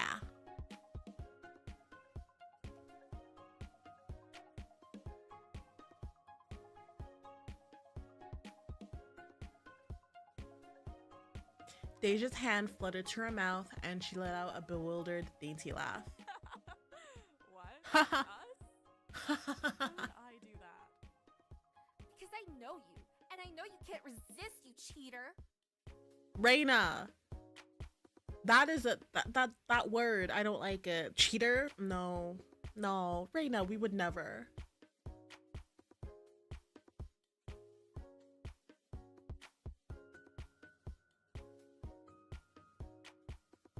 After sharing a look with Deja and Cameron, the three of you maintained your silence. Reina couldn't accuse you if you didn't say anything to make it worse. Pleading the fifth? You know it just makes you look more guilty, right? No, not at all. Whatever. I don't have to make you admit it. It's smarter if I change up all the item locations anyway. I should have never let you find out in the first place. Damn it. Yeah, puts a damper on your plans, doesn't it? Fuck. Reina grinned triumphantly before finally stepping away from the window. Okay, come on out. You guys aren't just here to have fun after all. Doors opened and shut, and you lined up next to each other by the van. Reina paced slowly back and forth, her fingers tented in front of her as she eyed you up and down. It was a bit embarrassing to be caught before you even cheated on anything. Reina seemed to think she had all the evidence she needed, and at her house, at her party, she was judge, jury, and taskmaster. I suppose it's only fitting that I work the three of you to the bone. Cameron, body tea. Deja, body tea. Reina, body tea. Y'all look amazing. Whoa now, let's not get hasty. Does Deja have a belly button piercing? I want one. I want to get one. Reina pinched the air and drew it aside, addressed her to zip it. Ah, okay, I get what she's doing. And zip it fast. The smile she wore was so devious that you felt goose pimples on your arms. Don't get the wrong idea. I love and appreciate the fact that you came early to help, but I also can't ignore the slight. Justice and all that. You understand that? No, I don't. She stared pointedly at the future lawyers present, and Cameron whimpered from beside you. So, since I must relocate the items for obvious reasons, Deja, you can oversee the rest of the preparations by yourself. What? Reina, that's... Hard, I know. I've been doing it by myself until you got here, remember? Damn. The other SG students are in the backyard. They're like lost little sheep, so you'd better get over there before someone falls in the river or something. Shoo! Deja's mouth worked silently, and you and Cameron went uncomfortably still as she glanced to either side. She may have been vice president, but this was still a huge responsibility being handed to her. Delegating and managing weren't exactly the most fun of tasks to start, Deja had complained to you enough times that you knew she particularly disliked having to talk to so many people at once. Man, I hate it when they all come up to me for guidance. I guess I'll see you later. And there she went, trudging to the gate that led to the backyard. Watching her drag herself off, you didn't really have high hopes for what came next. Cam? And neither did Cameron, as they leaped a foot in the air, their back straightening to military stiffness. Sweet, sweet Cam. I'm gonna have you move all of the groceries to the backyard, set the table with snacks, load the coolers, and so on. When you're done, please handle the set list too. Oh, sure. Swept up in Reina's current, Cameron jabbed a button on their key and scurried to the SUV's rear, reaching to stick their arms through as many shopping bag handles as they could. Carrying everything by themselves would be a grueling task, but they didn't dare complain as they spun to drag as many drinks and snacks as they could to the backyard. And now it was your turn. You know, I genuinely thought you of all people wouldn't want to cheat. Leave me alone! What can I say? The money was too alluring. Alas, even heroes can fall to the right temptation. I am glad you think of me as a hero, but girl, I'm really not all that. I'm a student. $500, literally, that could get me so much. Well, anyway, I've got just the task for you. You're gonna help a friend of mine finish making these damn cupcakes. Oh, that's not bad. Making cupcakes? Yeah, I got let off easy. Sure thing, boss. So obedient. I love it. So here's the deal. These cupcakes were supposed to be finished an hour ago. The guy you're helping knows what he's doing. You might know him for it, actually, unless you live under a rock. It's fine if you don't. It's not important. What matters is he's only one person, and I may have hit him with a really tall order. So she made a grand but uncertain gesture, waving one arm vaguely toward the house. Help where you can, alright? And I mean wherever you can. The clock's ticking. Is there something I should be watching out for specifically? Trouble in any and all shapes. Alrighty, I'll do my best. Can I save? Because I don't want to fuck shit up. Sorry, it's just that my friend's sort of finicky. I do believe you'll be alright, but just in case, I've got a couple of notes. One, he's going to insist he can take care of the cupcakes himself. Don't listen to him. You need to expedite the process. Two, he's a little on the skittish side, like a bunny, so don't do anything to spook him if you can. Sure, no problem. Okay then. With a jingle, she pulls a spare key from her pocket, handing it over with a peppy nod. I leave him in your capable hands. Once you're done, you can find me in the backyard. I'll be around somewhere. Thanks a bunch, Yuri. And like the spring breeze, Reina left in a flurry of pink. She stepped through the front door, half expecting to find herself in a life-sized version of a pink plastic dollhouse. Surprisingly, the living room was just that, an average living room found in any house in the Northeast. Bummer. Maybe you shouldn't have expected much, considering the exterior wasn't doused in baby pink. Back to the job, a sweet warm aroma led you across the living room and through an archway on the other side into the kitchen. I'm getting a bit congested, I have no idea why. There was someone stooped behind the kitchen island with blonde hair and a green sweater. They bent even further, leaning down to swap trays of batter in and out of the oven. That'd have to be Rena's friend. He spoke up as you entered, trying not to startle them. Ayo. The door to the oven snapped shut, and with a ooh. Hello. Can I help you? Beautiful, man. Whoever the artist is, phenomenal work. They all look amazing so far. Wait, so let me try to see. I want to go back on the Steam cover to see who exactly okay, so it looks like we're missing one more person. So we've met this friend. We've met the cool really cool dude, the very first person we met. We've met Deja and Cameron, who I like literally I adore them both. So looks like we're missing one more love interest. Potentially. We shall see. Hello. Ugh, he's so pretty. It's annoying.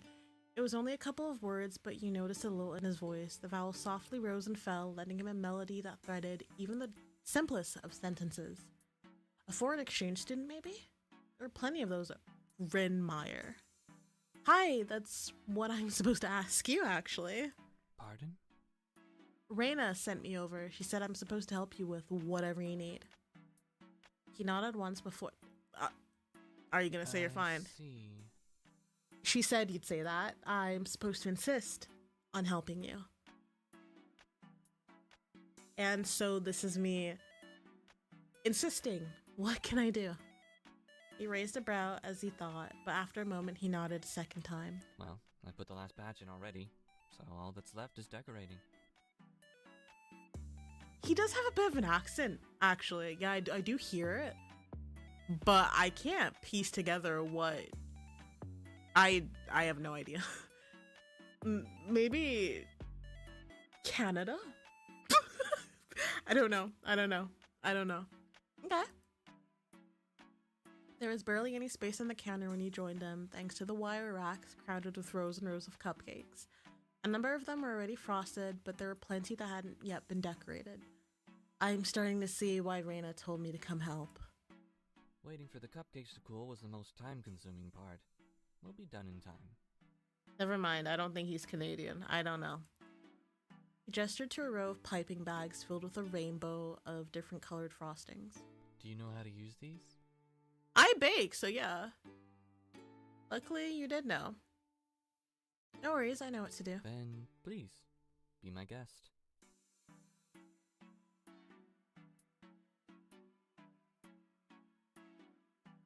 Okay, but don't laugh if it's not up to snuff. Well, if you talk such a big game, I must admit I have my expectations. Please don't. Maybe lower them for my sake? That's such a cute laugh. They're all perfect. They're all perfect. They're all too perfect. Where are all of their flaws? What did I say about laughing? Apologies. I didn't know you meant starting now. You glance at the cupcakes. I'm putting my hand just in case there is a quick time event. You glance at the cupcakes that were already finished. Some of the designs were singular flowers made of layered petals. Others were entire bouquets of tiny clustered blooms. Bro, are you studying? We all know what you're studying. Piped with a confident flair that made for a spectacular show of craftsmanship. Since flowers seemed to be the theme, you quickly pulled aside 3 colors of frosting, and with practiced movements, you start piping. Along the way, you switched from white to cream, then to a peachy blush. With a flourish, you lifted the nozzle one last time, revealing a rose that faded from one color to the next. I know how to pipe, but not to this level. Me in life, never. I don't know why you were concerned. You did an excellent job. Thanks. Praise me more. I thrive on praise. You can carry on then. I'll deal with the finishing touches. Bet. Returning to a rack of half-decorated pieces, he picked up a piping bag and settled in. Wherever his attention turned, leaves and petals unfurled in flicks of effortless color. Bit by bit, he cultivated a garden out of frosting. Vanilla and sugar wafted through the air, making the scene even more convincing. You're really good at this. He handed over a cupcake with a rosette on it, and he tended to it quickly, creating a cluster of wavy-edged leaves. I'd hope so. I've been doing this for a long time. How long are we talking? 10 years? Maybe 11. I hope you're getting paid for this at least. Are you? No, I'm just a volunteer today. Raina knows I try to help out where I can. I see. Well, today I'm simply honoring a favor.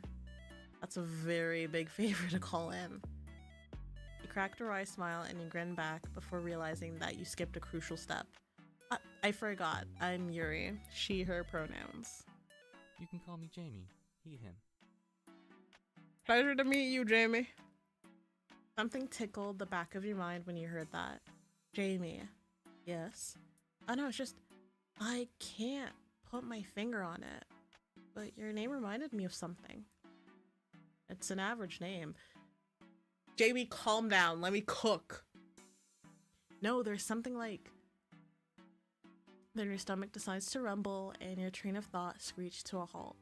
There's no way Jamie hadn't heard it, but he kept piping with his eyes demurely lowered and his mouth shut. Fuck you. You're trying not to laugh. Sorry about that. I haven't eaten yet. You haven't? There hasn't been a good opportunity to. Best to remedy that then. He reached over to hand you yet another unfrosted cupcake. Have one. Thank you. Oh, thank you. You're welcome. After that, all you had to do was peel the wrapper away and take a bite. The cupcake was light, but decadent, sitting on your tongue with a distinctly floral flavor. It was sweet, of course, but not cloying, something that Jamie seemed to already know as he blinked expectantly at you. It tastes like a flower. That was the plan, yes. Any other notes? No, it's really good. And please, do eat the rest of it. I'm thirsty again.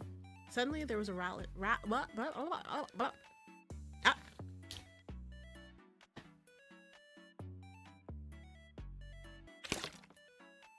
Damn it, it's locked. I told you, Rana said no one's allowed in until the party starts. Dude, I have to piss so bad. Can I have a spare key?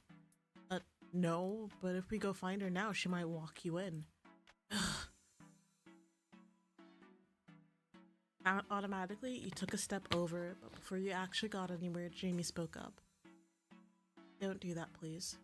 There wasn't a shred of hesitation in Jamie's voice. While you looked between him and the door, the silhouette shrank away from the curtain as the unfortunate volunteers gave up and left. Why not? I don't want people in here. Raina's words from earlier resurfaced. Skittish, like a bunny. He didn't strike you as the timid type after talking, but now you were starting to wonder if there was something else going on. Still, there are a few things that felt as bad as being unable to find a bathroom on time. What would that volunteer do? Beg Raina to let them in? Drive all the way back to campus? No. There had to be a reason why, yeah. I feel bad for them, but Raina did lock the doors, so... With a final glance at the door, you moved to pick up another cupcake. Jamie did the same, though he was finishing piping an entire flower by the time you got one layer of petals down. He was moving at a clipped pace, his eyes fixed on his work as he let the silence between you stretch on.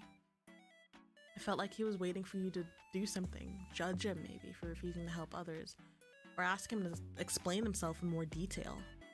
There's a slantwise way to do that without sounding like you were accusing him. So, I think almost all the other volunteers here are student government. I'm guessing you're not, since you only said you were doing Raina a favor? That's correct. I'm not either. Deja, the vice president, I'm her roommate, so we came together, us and...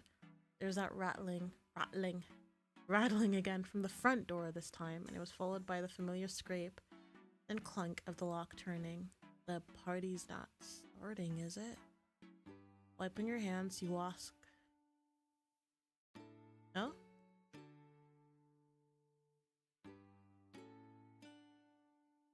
Raina says we get 5 minutes, so hurry. Whoa. Hi. Hi. Wait, how'd you get in there? Oh, Raina asked me to help out. Oh, is this gonna be like an issue? You answered.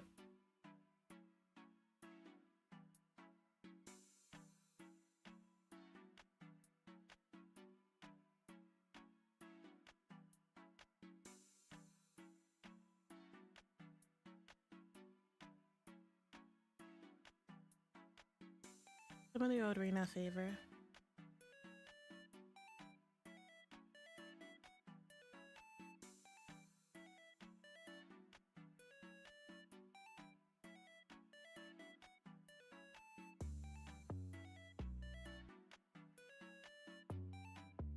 He does not sound happy.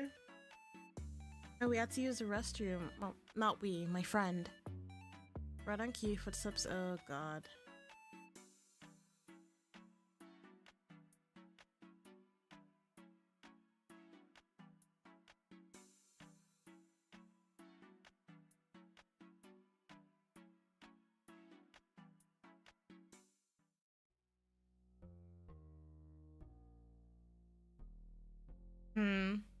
I hope they don't treat him like rudely because of this. Like, man's trying to do his job. He doesn't seem to like people. And if we told people it was Jamie in the kitchen, our guest list would have exploded. As they spoke, the second student reached out and Jamie smoothly plucked the half.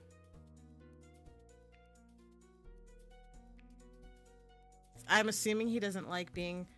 I feel. See, guys, even in games, I don't like confrontation, but it didn't help much. If anything, it gave the volunteers something else to talk about. I swear these things almost look too good to eat. Almost. But really, you could have asked Rena for help. This is too much to handle all by yourself. This is so much to fuck. You guys know what I'm trying to say. It wasn't difficult. A little time consuming. Jamie's sentences were oddly short and quiet, but the low volume of his words seemed to encourage the two to crowd a little closer. Come on, you make it look easy, that's all. I know I couldn't do this much detail. The last time I had to decorate cupcakes, I just spread the frosting with a knife. The giggle twirled and pitched into a higher octave. Are you sure you're not in the food science program? I mean, I know if there was a pastry degree or something, you'd be in it. Like teaching it. Jamie Porter on the faculty? The school would be swimming in tuition fees.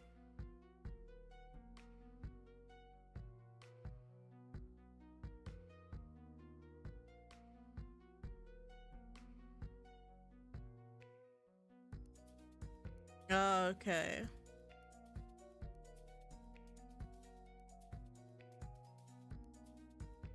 So he just doesn't like being center of attention, but because he's good looking, he's talented. Yeah, I understand.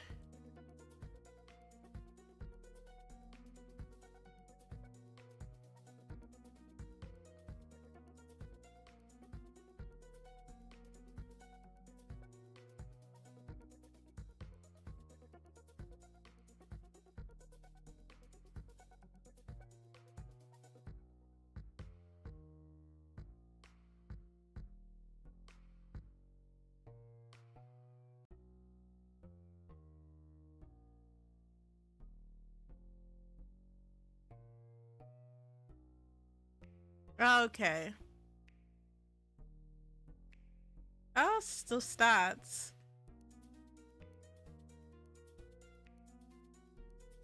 What information do I have? I'm leaning very much towards compassion.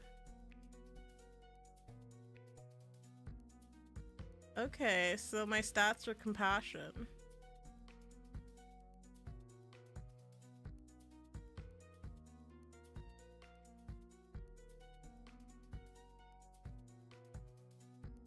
No, yeah. Hey, oh shit! Guys. No! Guys, I'm reloading. No, I don't care what you're saying. I don't like fucking things up. Shut the fuck up. We're redoing this. I don't care what y'all have to say. Hello? Pardon?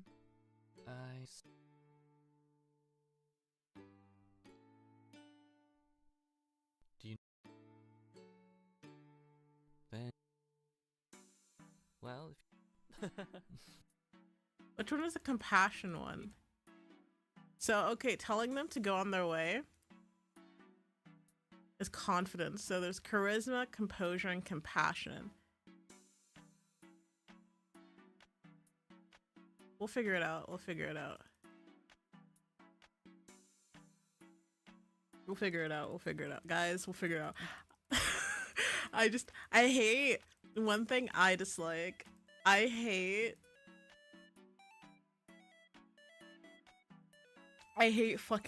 messing things up, so I have to redo it. Shoot me, I don't care.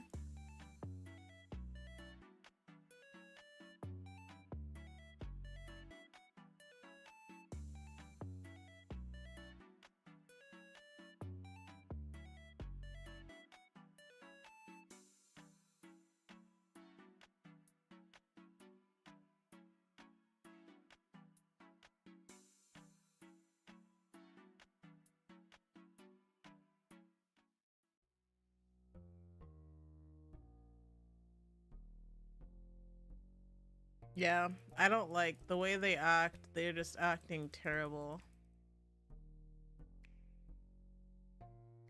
Let's save here. But yeah, the way they went about it, fucking rude. Okay, so compassion is patience and consideration.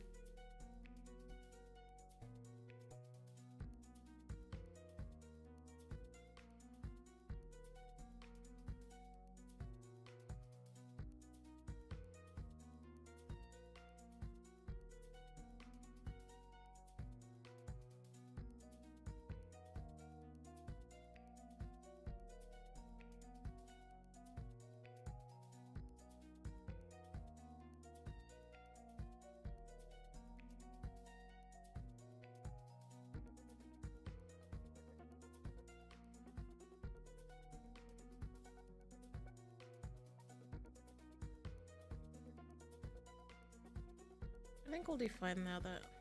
Okay. Not too much left out. You sure? Very, but thank you for offering. Guess we should get back to it, huh? Thank God. With that... Fucking hell. Rude ass. Sorry.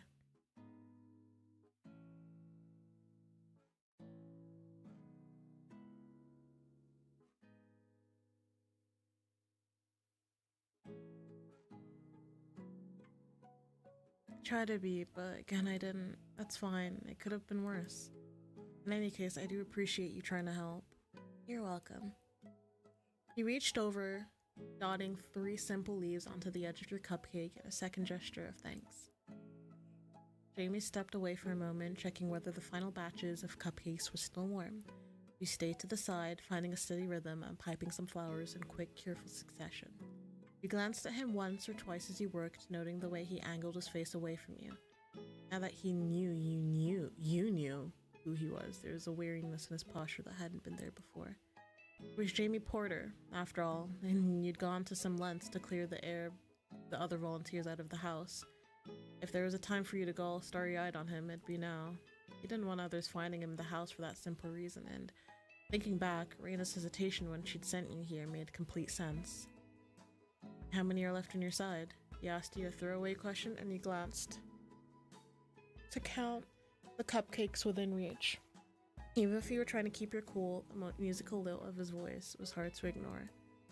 Fewer than 10 left. Not too bad. It does go surprisingly quickly, provided there are no distractions. When he looked at you, he had a small smile on, the same polite peach crescent that he'd greeted you with when you first met him. It didn't look like there were any hard feelings about everything that had happened, at least on the surface. Maybe he did wait for you to finish more cupcakes on your side, before he reached over to start adding any details, but he did add them. For all intents and purposes, you had your workflow back. The number of undecorated cupcakes dwindled steadily, and you even tried your hand at a few leaves and vines once you felt up to it. Eventually, Jamie tapped his finger on the counter, breaking your focus. Okay, the last batch need another 10 to 15 minutes cool, so you can finish up, then go back to Rena. You sure? I can stick around.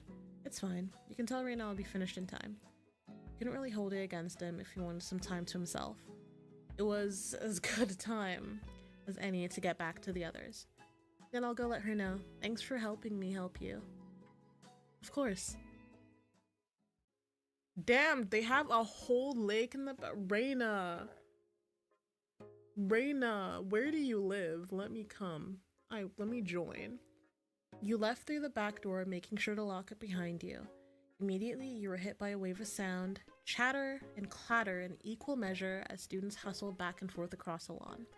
Jeez, you knew Reina went hard in the school-sanctioned events, but you didn't think she'd go this far for a trail run. And speaking of, skirting around groups of other students, you looked high and low, circling around the most crowded parts of the yard. Let me save.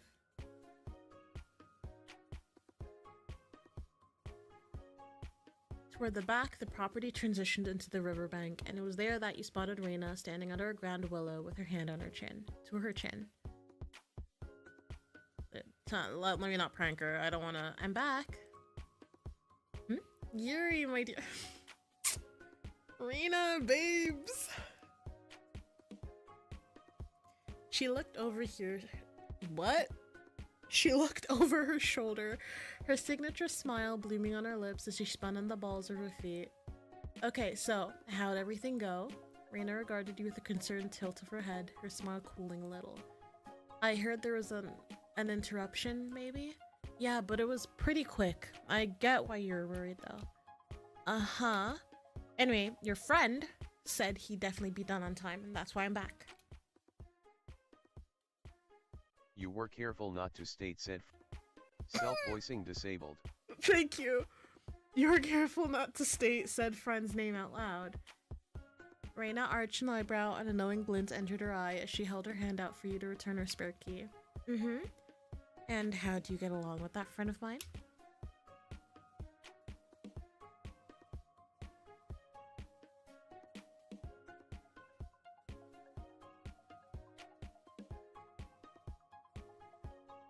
At first I didn't get why he wanted to keep this door shut, but then, yeah, you know, that kind of thing. People getting into space happens to him a lot. He's developed a kind of sixth sense. I know I can read. I just seem to not be able to today. Well, you were gone a while, so I'll trust you're the reason he'll do just fine. Thanks. Rena clapped her hands softly together, bobbing on her feet as she slipped back into administration mode. There's one more thing. Cam's getting the food started so you can join them and help man the grills for a while. The grills? Suddenly, oh. You do know about, oh.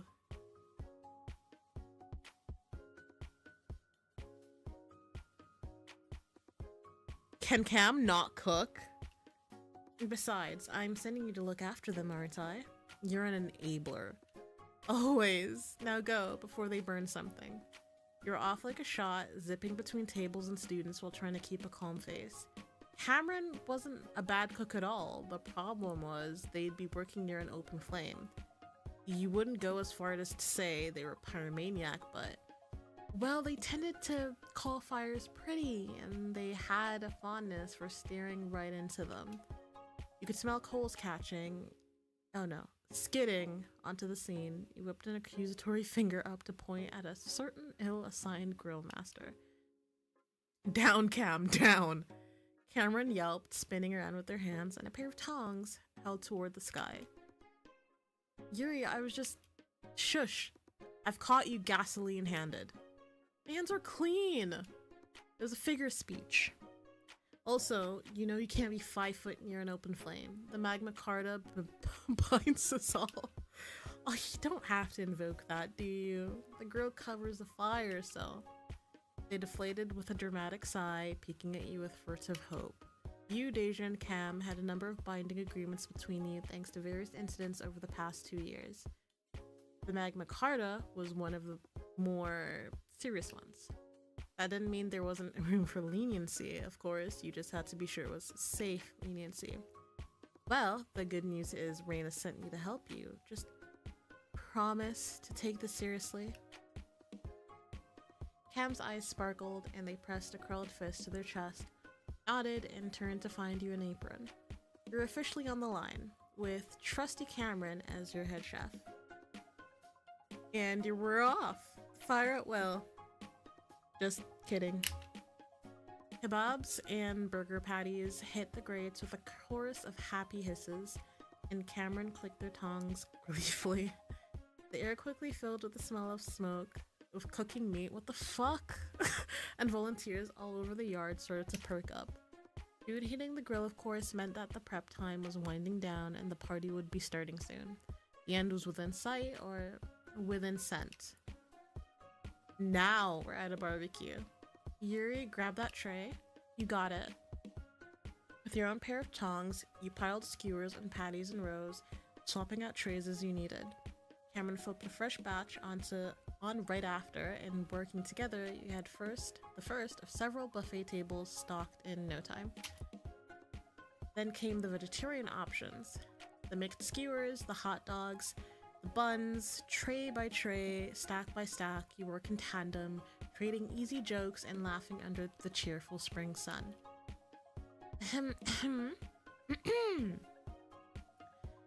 It's time, people. We're gonna have guests arriving soon.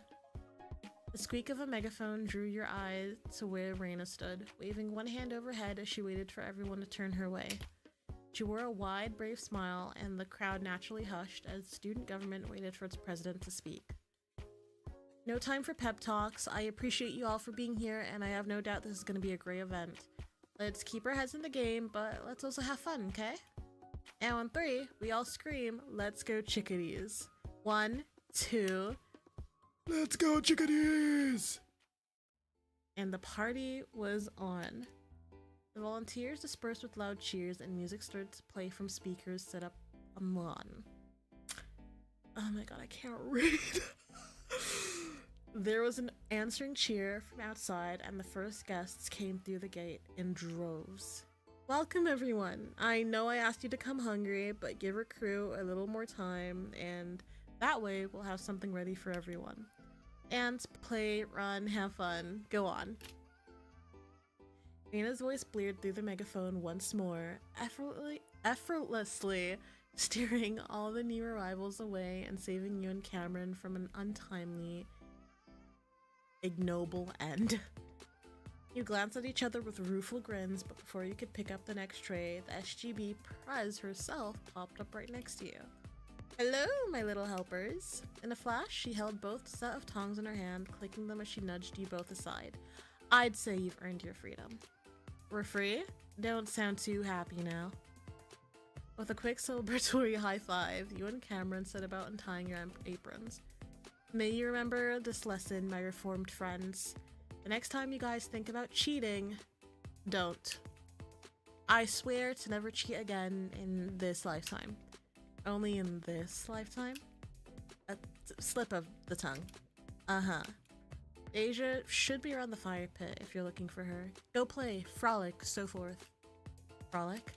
It's a large backyard. Do what your heart desires. Now be gone. Be such a mother. With a final wave of her scepter, the tongs, Raina turns back to the grill. Newly dismissed, you and Cameron hustled back toward the riverbank, circling around the crowds until you reach an area strewn with lawn chairs. Deja was right at the center, lounging with her bare feet kicked up on the edge of the unlit fire pit. Eee! Hi, Deja.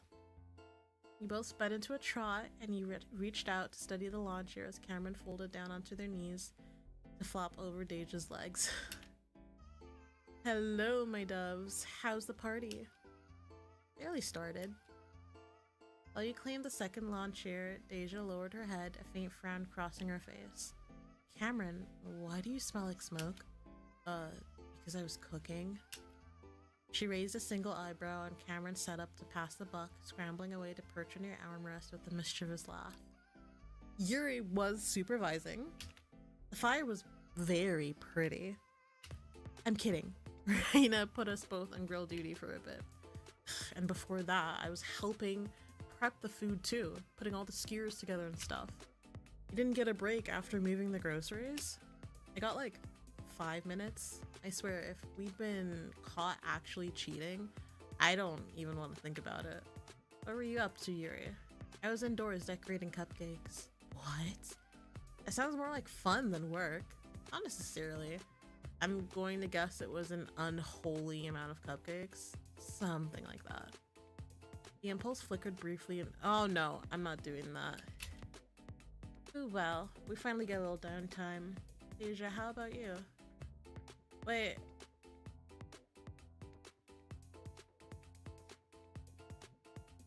Wait. How do I log? I was gonna say. What did it say? But before you could, okay, thank God, because I wouldn't speak on it. He doesn't want to be like, I'm not that girl, you know. I'm not that girl. Well, we finally get a little downtime, Deja. How about you? Your roommate grimaced gently, gesturing down at her wheels, at where her heels, what the fuck, lay abandoned under her chair.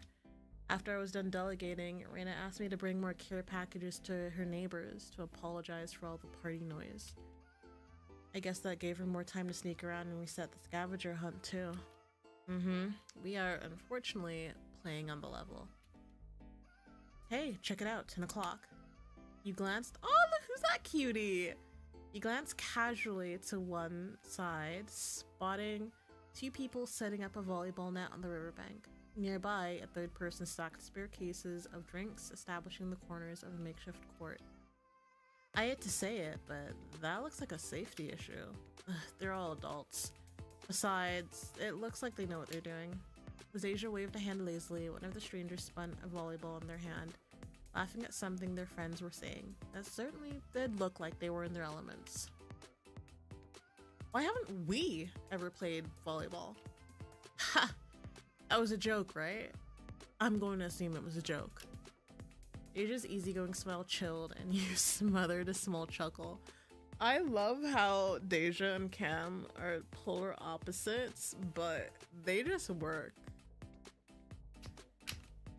It's a little fast-paced, huh? Yeah, I don't know if you've forgotten this about me, Cam, but sports and I don't mix. Cameron shrugged, absent-mindedly ripping up a handle of grass to fiddle with. Come on, volleyball's fun. What's so fun about it? All sports are the same. You run around, you sweat, you go home.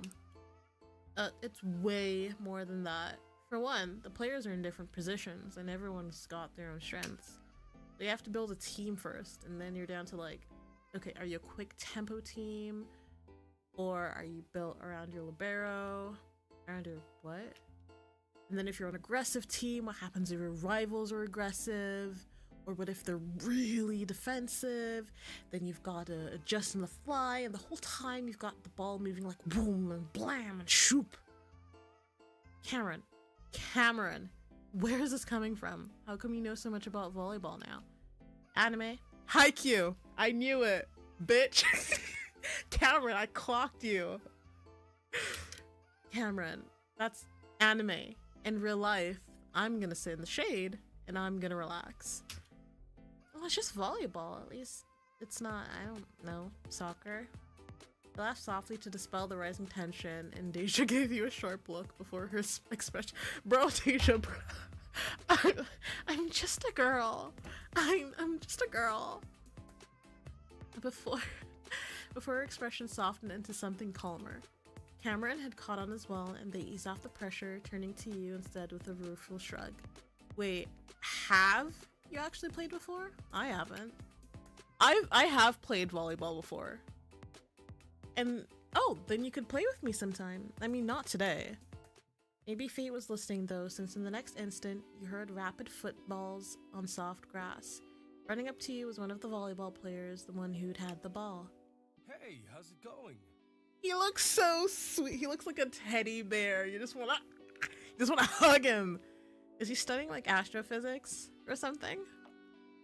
With a stranger in the mix, Cameron immediately climbed up. Out of the corner of your eye, you notice him slipping down to sit awkwardly. Oh, Cameron doesn't do well with strangers? You and Deja settled smoothly into your respective roles without missing a beat. We're doing fine. How about you? Oh, yeah. I'm Elio, he/him. Nice to meet you, Elio. You stuck out a hand and you took it for a brief shake. Nice to meet you.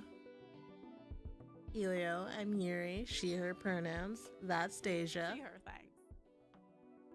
And this is Cameron, they, them. Cameron meekly nodded, not quite making eye contact as they mustered a small smile. Nice to meet you all. So hey. Elio jabbed a thumb over his shoulder, pointing to the volleyball court with a bright grin. My buddies and I are gearing up for a game, and, well, 2-on-1 isn't exactly an even match. Any chance you three would want to play? Just for fun, no points. Unless you want them. At the glint in his eye, you had half a feeling he actually preferred to play for points, no matter what he said. Here was Cameron's golden opportunity practically falling into your laps. But when you looked at them, Cam was staring down at their legs, looking a little shaky. You know, can you give us just a quick moment? No prob. You know where to find me. Elio jogged back to his friend, and at your beckoning, Deja helped you nudge Cameron up and towards the big willow tree. Its trailing branches gave you some privacy from the rest of the party. Cameron, are you okay? Yeah, never mind, I changed my mind. Hands fisted in the hem of their hoodie, Cameron kept staring down at their feet. Hello? Thank you for the follow. Do I call you Abby? Do I call you Quinn? Do I call you Abyss? Like, what do you what do you prefer? Hello, hello. I hope your evening is going well, or afternoon, or morning, or whatever time zone you're in. Okay, Abby it is. How are we feeling today, Abby?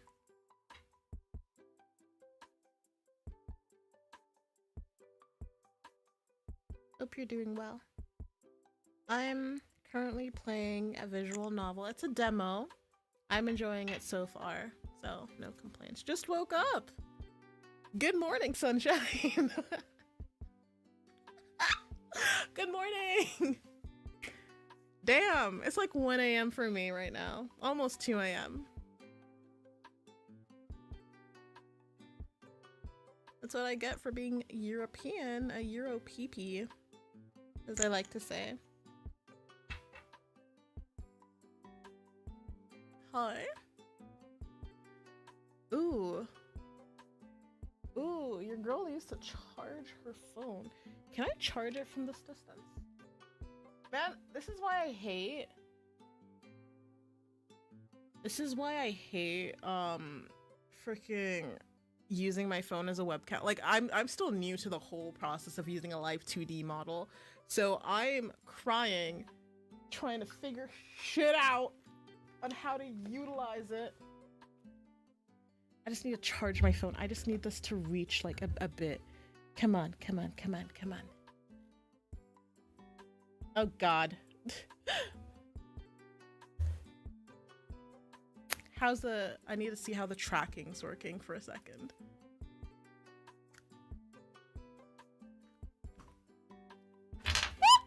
Oh, something fell. I got scared. Oh, you I didn't even realize I wasn't as, what?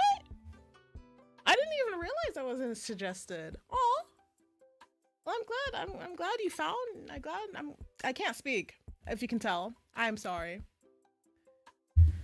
I'm a very awkward individual, but it's so nice to have you join the sleepover. But yeah, no, that's really sweet. I didn't know I was on his suggested. Aw. Definitely have to return the favor then. But yeah, wait, let's continue with the visual novel. Hands twisted in the hem of their hoodie, Cameron kept staring straight down at their feet. All traces of earlier excitement snuffed completely out. What did I click? What? Oh. Cam, if this is because... No, I know you don't like sports. Forget I said anything. I got carried away. I don't... It's fine. We can sit. I don't want to play. You and Deja exchanged silent looks. It was never easy seeing Cam freezing up like this. They were an effervescent, sincere person, always ready to have fun, but they were also a huge wallflower, whose anxiety often forced them to stay on the sidelines at larger events. Oh shit. You would never have assumed that, but that's typically how people who, you know, introverted people are. I didn't expect, not even introverted. Cam may not be introverted, but just, yeah, anxiety. Anxiety is a bitch. It was, unfortunately, very easy to guess what they were mentally kicking themselves for. Backing down. This time, when you look at Deja, you made a slightly pleading face. Well, it's a party. Better Arena's backyard than an actual gym. The fact that she was even considering it was a major concession, but one you knew she'd be willing to make. She was a strong-willed person, and you loved her for it. But Deja was never one to crush a friend's wishes outright. The problem was that this particular wish involved physical exertion, which Deja loathed with perfect simplicity. Cameron was already backtracking, and so as a friend to them both, you merely had to contribute a little change of perspective. How about this? What are the odds we play volleyball today? Deja paused, tilting her head with a thoughtful sound. More importantly, Cameron paused too, and they actually peeked up at you, starting to look cautiously interested. 3? 3? Man. Could be worse. At least it's not 2. A 33% chance is still 33 more than I'd prefer, but she shrugged gracefully, shedding her veneer of hesitation and sliding her hair back over her shoulder. Them's the rules. Them's the rules. Them's the rules.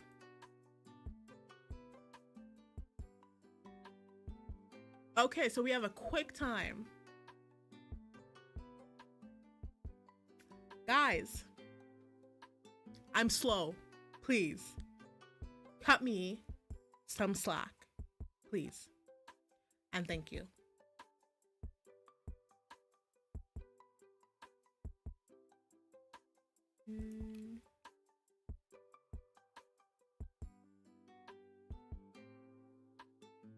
So it's Cam.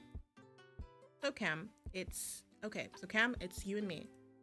Ready? In 3, 2, 1. Type a number between. Ooh, okay. Between 1 to 3. I'll take 2. 2. Well, well. Oh, nice. Before they could help themselves, they hopped, finding some of that excitement from earlier as they let out a laugh unbidden. To the side, Deja smiled and shook her head. It was impossible to be upset if they were going to be this endearing about it. For the record, you don't have to back down when it comes to us. I know, I just didn't want to push you. It's not fun if I'm the only one who wants to be there. You gonna be okay?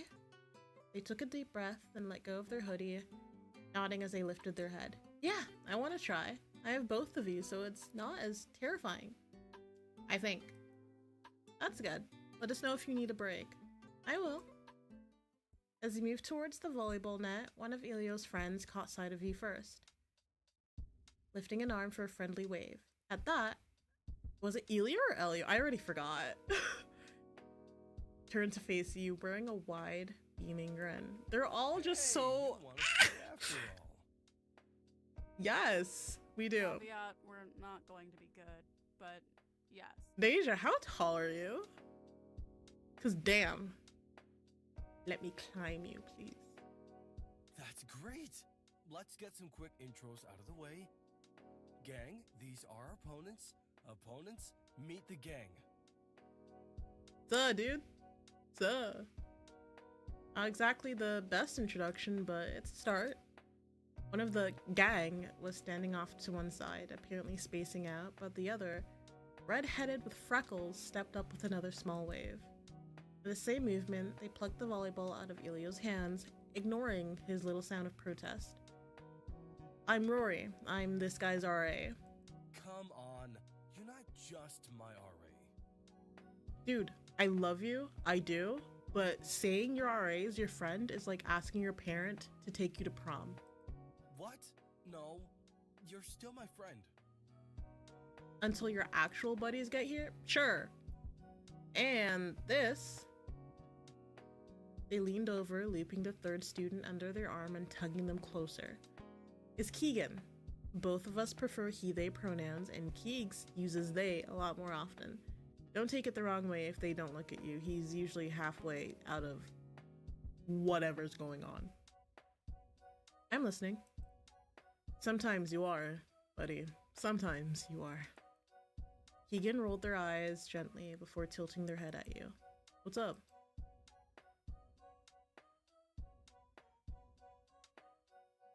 Not much. What's up with you? Also not much. And the convo of the year goes to not these two. Hey, that's fine. Who needs to talk when we've got volleyball? What information? Has anything changed? I'm just compassionate. Do I have any other person? I have zero confidence. I have zero I have some composure. I have some charisma. I just have zero confidence though. That's fine. That's fine. Call me insecure, I guess. Elio swiped quickly for the ball, and Rory stuck their arm out of the way before sticking their tongue out and dropping the ball into Elio's waiting hand. I keep saying Elio / Elio, but it's okay. Or do we want to play for points? Oh boy, For we're mine, though, playing. I'm not bragging, but if we play for real, I'll win. Oh, shut up. I'm great.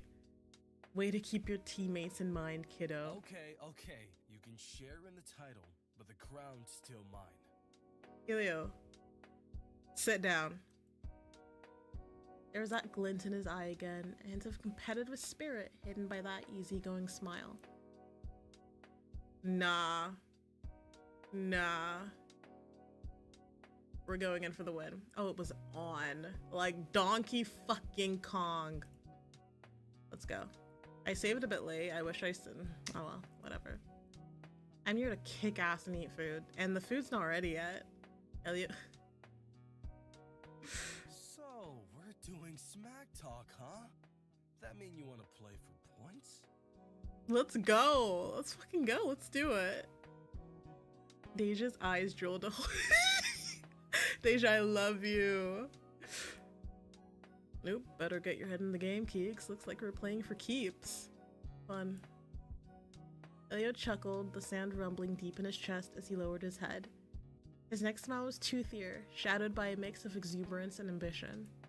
Then, why don't we play a full set? First to 25 points wins. Deja, I'm so sorry. I don't know how I've played volleyball very, very briefly. I'm not sure how points work, to be honest. You're on. All right, the first serve's all yours. I'm scared, guys. Quick time events.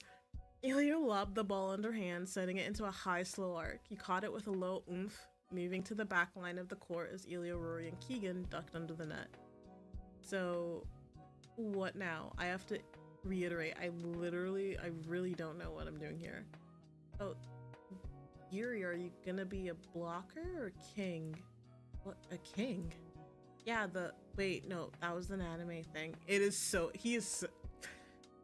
they're so talking about Haikyuu. I can't speak French. That's it. We're screwed.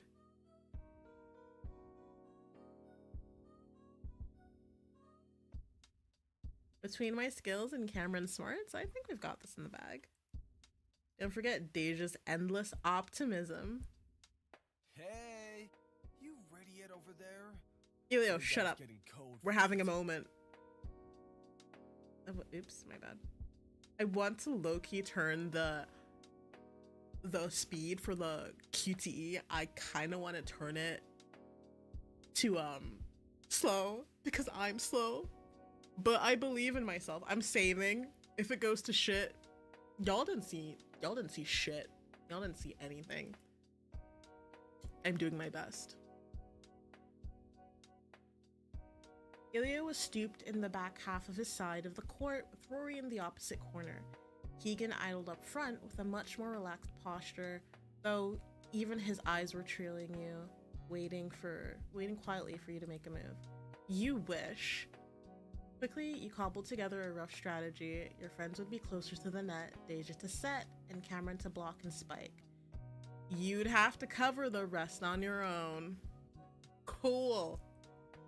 Standing at the back line, you tossed the ball up once, then twice, testing its weight, and shifted your weight into a familiar stance. The ball spun a little in your grasp as you searched for the right grip. Looks like someone knows how to play. Guys, okay, again, this is like taking stuff I know and then maxing out the skill. The same thing happened before the baking.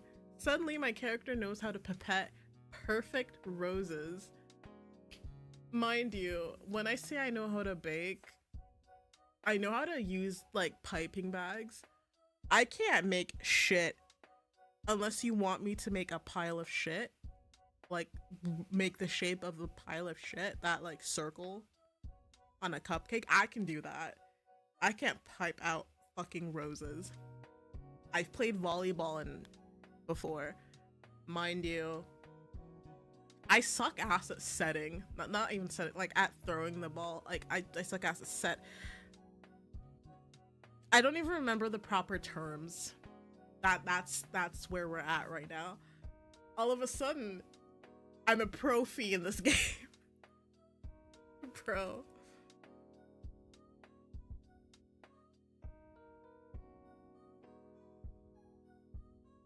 A little, I'll be nice. Hey, no you don't. As okay, Rory. What he said. But also, Rory, what the hell? Okay, guys, I got this. Fuck, I got this. Taking a small running start, you lobbed the ball straight up. It caught a spin, rotating as it fell, and your hand met the ball. Yes! Your hand met the ball with a hearty smack, and it flew neatly over the net, spinning furiously as it plunged toward the ground. For all his eagerness, Elio twisted too far as he moved to receive, and the ball smacked cleanly off his bicep, bouncing clear out of bounds. Holy shit! Nice kill!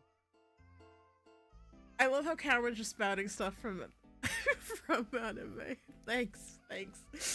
I love them though. Cameron spun for a high five, introversion completely forgotten as they let out a victorious scream. Deja even clapped for you a few times, her early reluctance replaced by a small satisfied smirk. So, 1-0? Elio laughed easily as he returned to the court, volleyball tucked safely under one arm. Okay, I admit you got me there. Now, let me even the score. I don't know about that, buddy. And the grin on his face sharpened, and without waiting another second, he tossed the ball for a serve and rushed forward. Holy fuck. Oh my god. Oh no. There it is. Come on, Elio. I thought you were gonna give them a fighting chance. Just our luck. Our first volleyball game is against literal, actual Hercules. This game makes me, I don't know, there's such lightheartedness to this game that it warms me. I'm a very cheesy person, so it's no, we've got this. Do we, bestie? Do we? Yes, we do. Deja, stand up. After a few more volleys and some near misses, you found a clunky but steadily improving rhythm. Come on, is that all you guys got? You slapped a hand on your thigh, dropping into a half squat as the ball rolled out of bounds on Elio's side again. He laughed openly, backing up into a corner with a shrug. Save your energy, the game's not over yet. This time, he tossed the ball up for a floating serve, and a fraction of a second after, his hand connected. The ball slammed onto your... Bro! That could have been my face! 25 points was no walk in the park. The match wore on, and you tried your hardest to keep the gap between your teams as small as possible. It was admittedly difficult since Rory revealed that he was no amateur either, and with him and Elio trading offense and defense, they really had you scurrying across the grass. I'm skilled. Guys, I am so skilled.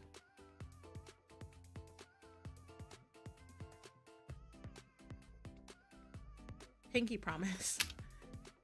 Keegan was thankfully a lot more lenient. They never strayed from their spot, saving their energy so that they could jump, spike, and go idle again.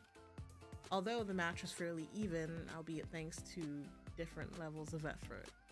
Finally, the game was heading for its natural conclusion. The race was neck and neck. Your team was sitting at 24, just a single point ahead. For all your gusto, Deja and Cameron were starting to tire, and you could feel your own energy flagging. Your legs screamed for a break, and you could feel the pulsing in your thumbs from where you kept bouncing the ball back. How about we call it after this last volley? Oh, thank goodness. I mean, if that's what you want. Cameron psyched himself up with a fist stuck in the air, and Deja's me. Mind you. That's me like after dance class. Like after a bunch of training and all of a sudden last spurt feels terrible. Or like warm up, because warm up, some dance teachers like to make you do fucking planks, and I my core strength, we're getting there, we're working on it. Then let's make it count. Winner takes all.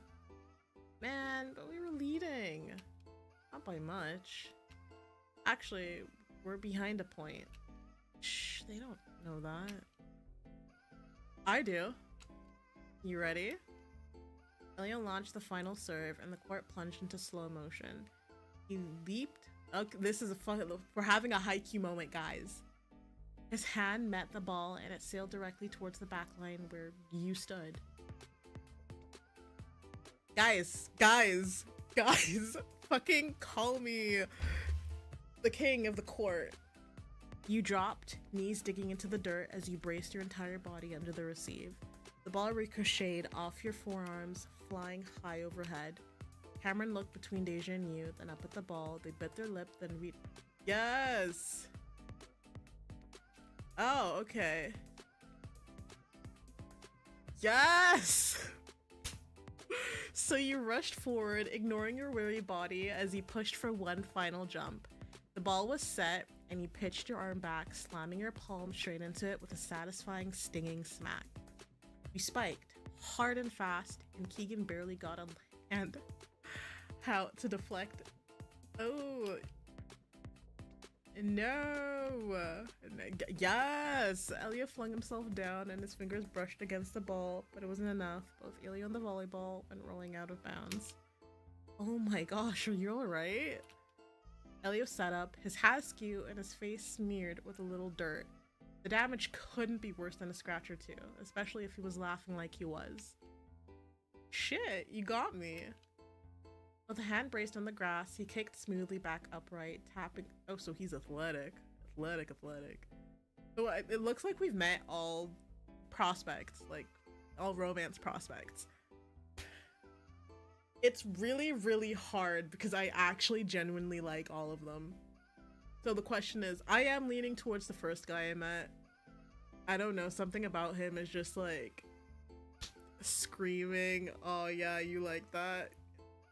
That's like what I'm telling myself internally. I'm like, low-key. Either I like all of them though, that's the thing. I wouldn't know who to choose. Quickly, carelessly, he tugged his shirt up by the collar, using the fabric to wipe some of the sweat and dirt off his chin. Good game, good game. We won. It's a real underdog story.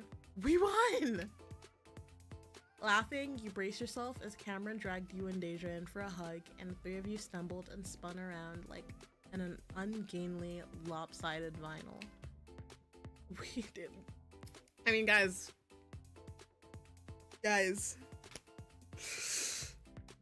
I think I deserve a kiss on the cheek from both of you.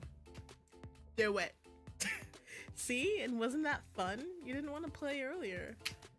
I still will never play a volleyball game again for as long as I live. But I'll admit, it was pretty fun. Is this thing on? Food's ready, everyone. Can I get a hell yeah? Like seagulls on a boardwalk, every single person at the party turned. By this point, the self-service tables were a mountain range of loaded trays and foil, wrapped goodies, but all eyes were on Reina as she stood with a megaphone in one hand and a spatula in the other. As her entire guest list stared at her in hopeful silence, she rolled her eyes and brandished her spatula high overhead. I said, can I get a hell yeah? Yeah, hell yeah. Hell yeah. What the fuck? What do you mean embarrass myself? She says hell yeah. She cooked up, but she planned all this. I'm a hell yeah for Reina because Reina is tea. We love her in this household. All right, kids, you'd better get going. You're not eating? Oh, trust me, I'm eating. I'm just gonna look for my partner first. I'm gonna bounce too. Gonna wait for the line to calm down a bit. Okay, thanks for playing, guys. Yep. If I see your boys, I'll tell them you're in line, yeah?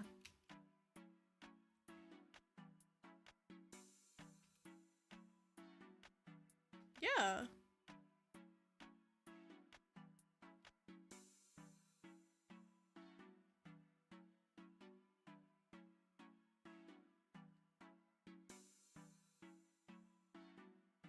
Dude, no, after playing this, we're friends. Ilio, we're besties now. I see you around on campus. We hanging out. It didn't seem awkward at all about pulling you into the loop, even if you were still relative strangers. If anything, it looked like he was purposely waiting for you, rather than rushing for a spot in line.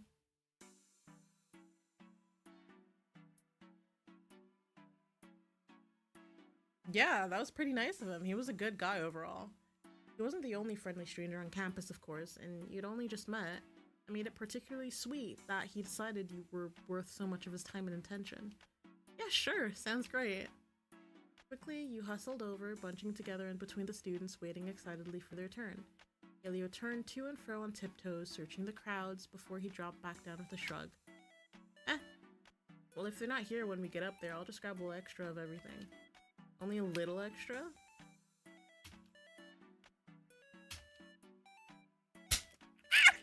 There he is! Guys. That's the one I was talking about. Oh my god. Leaning over his shoulder was a familiar stranger with dark hair, their head tilting as they leveled an easy smirk at the rest of you. When their eyes met yours, they lingered and the smirk widened a centimeter. Hey, you. Oh, I'm fucking... Guys, do you know what this means? I'm easy.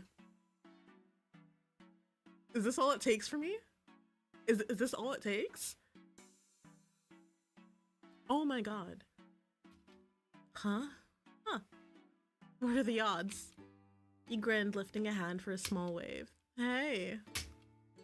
I suppose this is your scooter story from earlier. Your scooter story, huh? You already know Percy? Oh, his name is Percy too? Yep, that's me. Him. So, sounds like you heard what happened. More or less, something about a rom-com? Asia. Well, in any case, I'm Deja, she, her, this is Cameron, they, them, and you've met Yuri. She, her, by the way. Hey, for real though, sorry about earlier. I wouldn't, With a gentle clap, he brought his hands together, bending forward slightly as his smirk was replaced with by a genuinely apologetic smile. I know I was really joking around and maybe thought it was funny, in which case, it's all good, but I'm still gonna apologize. I usually don't go that far when I'm meeting new people. Well, actually I do. Which one is it? I just lay it on really thick, and if I think I won't meet someone again, it's a bad habit, and I'll own up to that. Whatever impression you have of me, I can only say I'm not like that all the time. Oh, well, you don't have to worry. I'm a bit disappointed that you weren't flirting with me. But that's okay. Oh well, you don't have to worry about it. It's fine. Never hurts to make sure. It's hard to believe, but sometimes people do get fed up with me. There was an option of me to say like, yeah, you're kind of weird. I don't think you have to worry about that this time around. What? He stepped delicately on Deja's foot. Oh, y'all. Shut the fuck up, Deja. And she deigned not to repeat herself. As he reached the front of the line, Elio started passing paper plates down to each of you, looking around one more time as he did. Jamie's not with you? He found a good out-of-the-way spot to eat, so he's holding on to it. It's just us on food duty. Wait, Jamie is in... Probably the one you're thinking about, yeah. Yeah, just meeting everyone, aren't we? Damn, look at me. Special. Oh, I only meant Reina asked me to help him out earlier. Jamie's here? I asked him if he would be here, but he didn't even know the barbecue was happening. Percy and Elio underwent two reactions in quick succession, cautious curiosity at your explanation, and then blank, undisguised shock at Cameron's comment. A tomato slice slid off of Elio's half-assembled burger, and without looking, Percy held out one of his two plates to catch it. You asked, like, in a conversation? Wait, now I need a double entendre. Now I need to double check. Jamie is in order? Percy lowered his voice to a whisper and Cameron hesitated before nodding. You and your roommate twisted around to look at them with quizzical expressions. Since when did you know Jamie Porter? Well, I mean, we've talked. I don't know if we're friends, but I see him around campus sometimes. That was unexpected. Cameron had told you before that prior to meeting you and Deja, they kept their head in their books, driving to and from school with barely a thought for social interaction. And now it's coming out that they did know someone else like Why can't I speak today? Did that mean Jamie was in the same program as you? Or did Cameron have some extracurriculars they hadn't told you about? Percy glanced at Elio, and Elio glanced at Percy. A look passed between them, reminding you of the way Deja and Cam... okay, what are they conspiring? Don't get us wrong, that's totally fine, you're just surprised, that's all. Yeah, no offense, but Jamie hasn't made another friend since we met him. You thought he didn't know how. Well, that's a little... Yeah, I haven't thought that. I can't say I haven't thought that sometimes. Not the sociable type?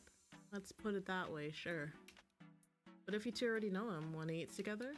Cameron bulked a little, but Deja pressed a drink cup and a napkin into their hand, taking the chance to give them a small encouraging smile. Sure. Yeah, if you don't mind. Why not? Sweet! Percy, is that enough food? Oh shit, hang on, let me just... You were loaded up and clear of the tables in a few minutes, chatting idly as Percy led you on a long circuit. I need to read more books. No, see, now I'm mad. Now I need to Google like how to pronounce this. No.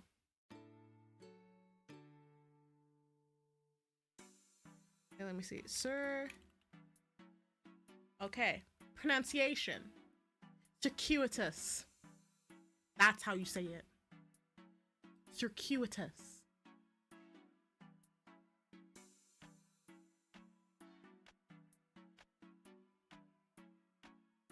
Thanks to the absolute abundance of food, people barely paid you any attention, and so you wound up all the way back at the riverbank.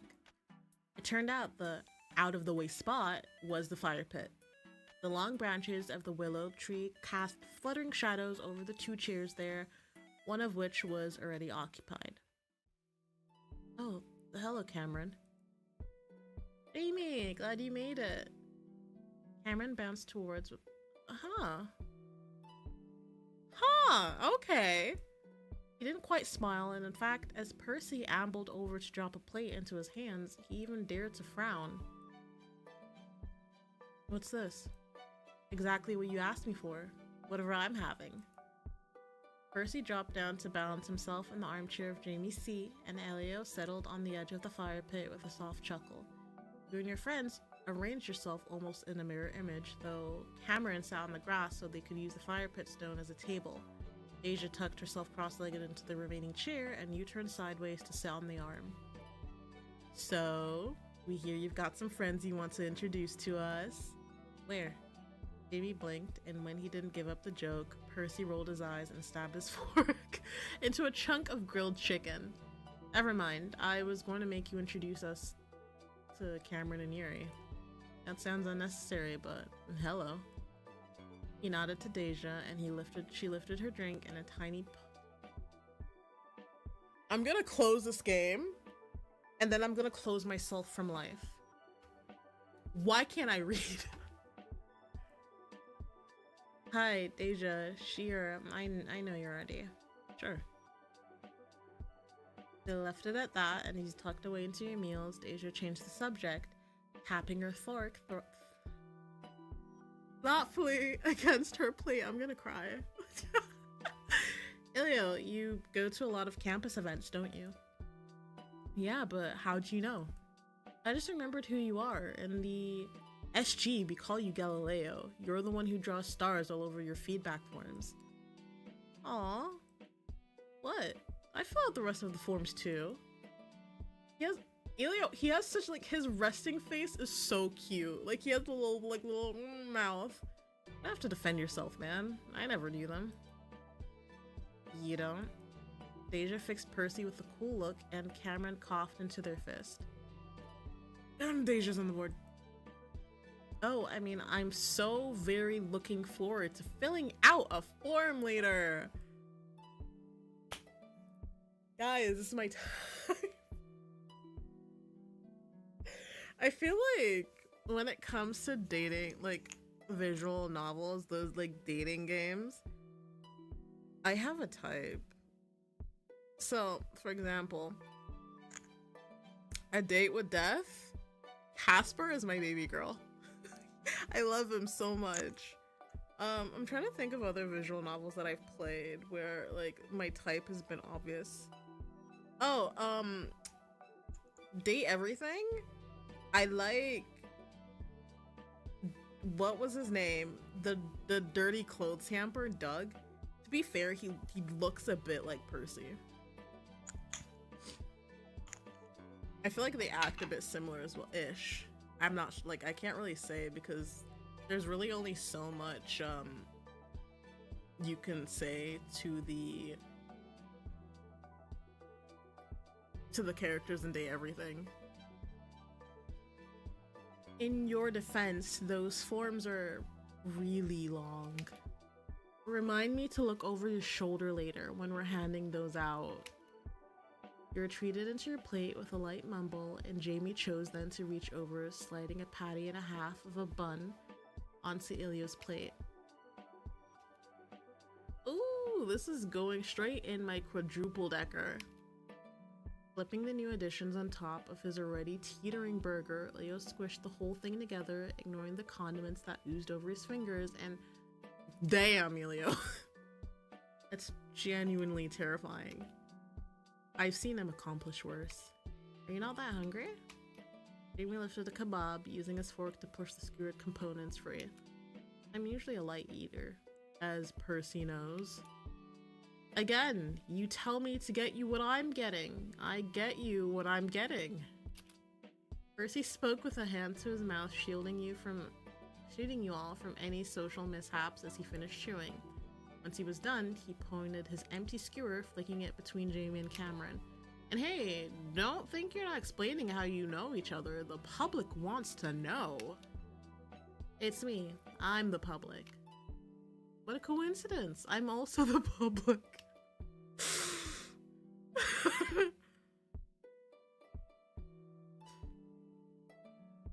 You know what? My middle name is in fact the public. What's the story? It's really not that much to talk about. Bake sale second year. Well, that narrows it down to approximately a full year of bake sales if your paperwork is right. Have fun figuring out which one it was. All I figured out is you're both third-year students. Amy and Cameron nodded, and Deja twirled her finger to indicate everyone else. And the rest of us are all second years? Yep. I fucking knew it. I saw the NASA, I saw the astronaut, I saw the stars. I was like, astrophysics. Biology. Percy. A man of my heart. I studied biomed, like biomedical sciences, but I'm a biology girl. Like, biology is and will always be my favorite subject in school. Trying for a minor in math? Fuck that. Fuck math. I need to drink some water. And I need to pee, so...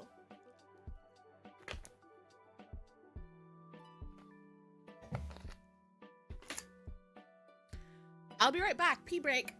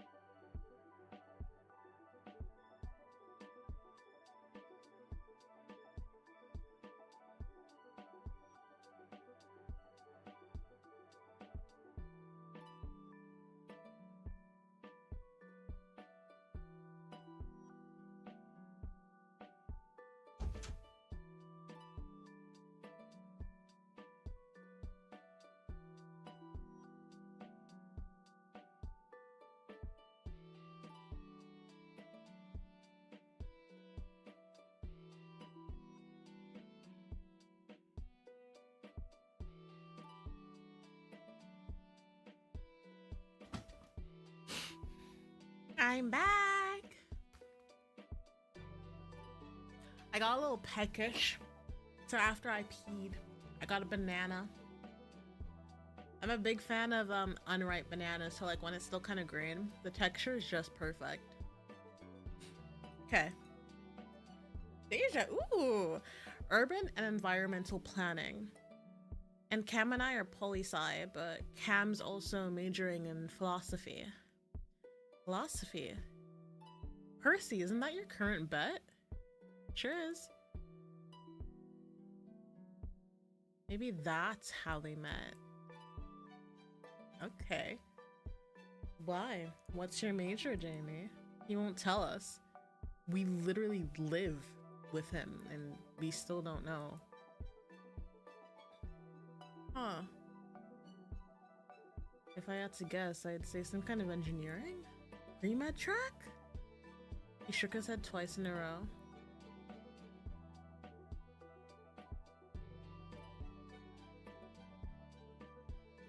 I'm trying to think, what would he be? Not, I wouldn't say communications, business, or linguistics, because he doesn't talk to people, or theater. Maybe architecture? No. We'll get him one of these days. Can you just like look at his homework or... Oh, okay, Reina, what's up? Hey y'all. Hope everyone's having a fun time. When her backyard erupts into cheers, Reina giggled and curled a lock of her hair behind cutie. Glad to hear it. I have an announcement to make. As you know, I'm your SGB president, and thus it may surprise none of you to hear that today's party is a test run for a new yearly event. Welcome to the Student Government Scavenger Hunt.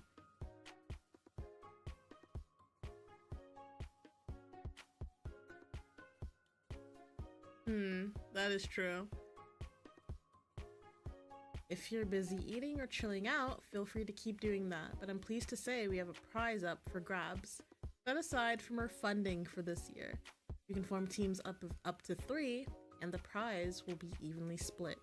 Be the first to bring me all the items on our list, and you'll win $500. I know, 500. Yep, because I would also go crazy. You know what we must do? Win. Not if we find out. Elio, we're not doing this again. Don't try me. Do not try me. I will end you like I ended you in volleyball. Do not try me. Elio grinned widely, looking at the 3 of you as he made a questioning gesture. You nodded in return, and he leaned quite quickly across the fire pit. So if we all group up, okay, we're 6 people. To be honest, actually, it's not worth it. All 6 of us, we're all getting less than 100 each. Fuck off. Never mind. Go. Leave. We're getting like 100 and something each if we're just groups of 3. Well. Looks like we'll be bitter rivals for a little bit. Looks that way, yes. And just like that, the gauntlet was thrown. Elio had shown his competitive spirit during the volleyball game, but now that a cash prize was on the line, it was his turn to see how driven Deja could be. Strategy G? We split up, divide and conquer. Who's gonna go?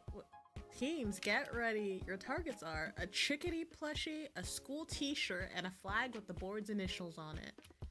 Your time starts now. What did we have to look for? A chickadee plushie, a school t-shirt, and a flag with the board's initial on it.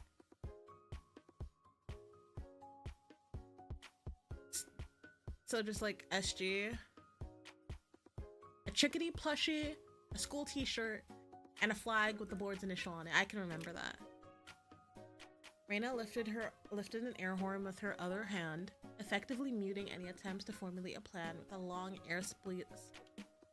Y'all can read. I'm fucking about to give up. Ilya pelted away at once while Percy pulled Jamie from his chair and ushered him in another direction. You glanced at your friends. You had mere seconds to decide how do you do this.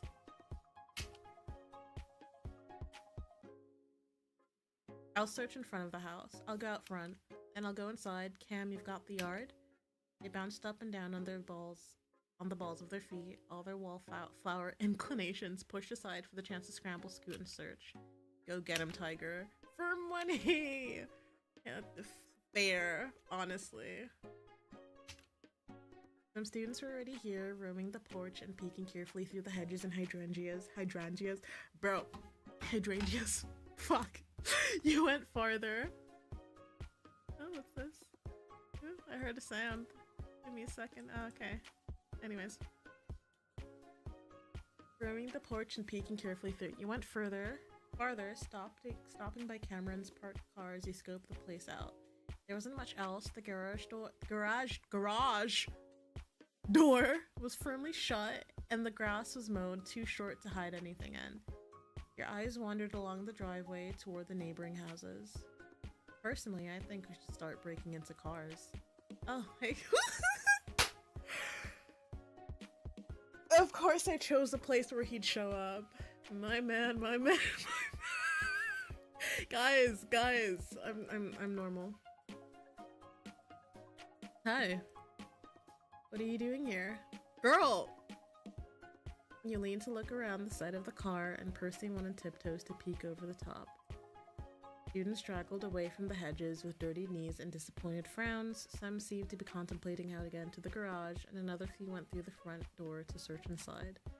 With a shake of your head, you stepped onto the sidewalk. You might find an overlooked spot if you thought quickly, but you'd have to do it with a certain someone trailing your every step. What are you doing?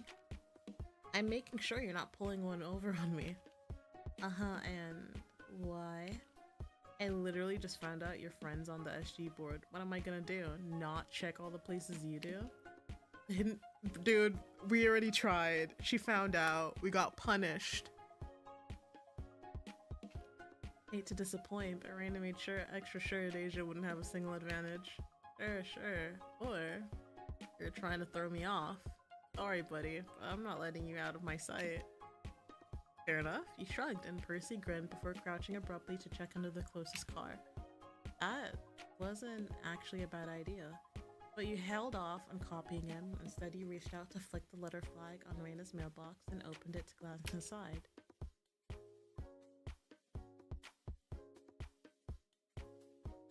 No fucking way.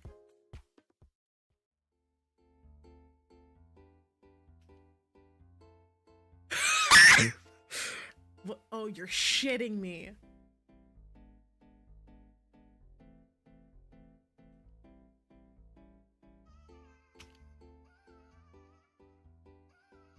You get back your fuck no, Percy, fuck off.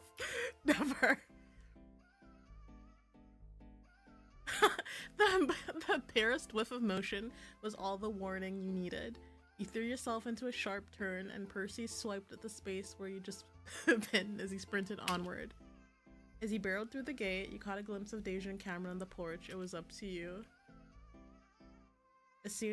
And so, with a burst of speed, you sprinted between the tables and leaped recklessly onto the porch, skidding to a halt in front of Raina with your bounty held high. I got it! That's game over. No, did we win? Yes!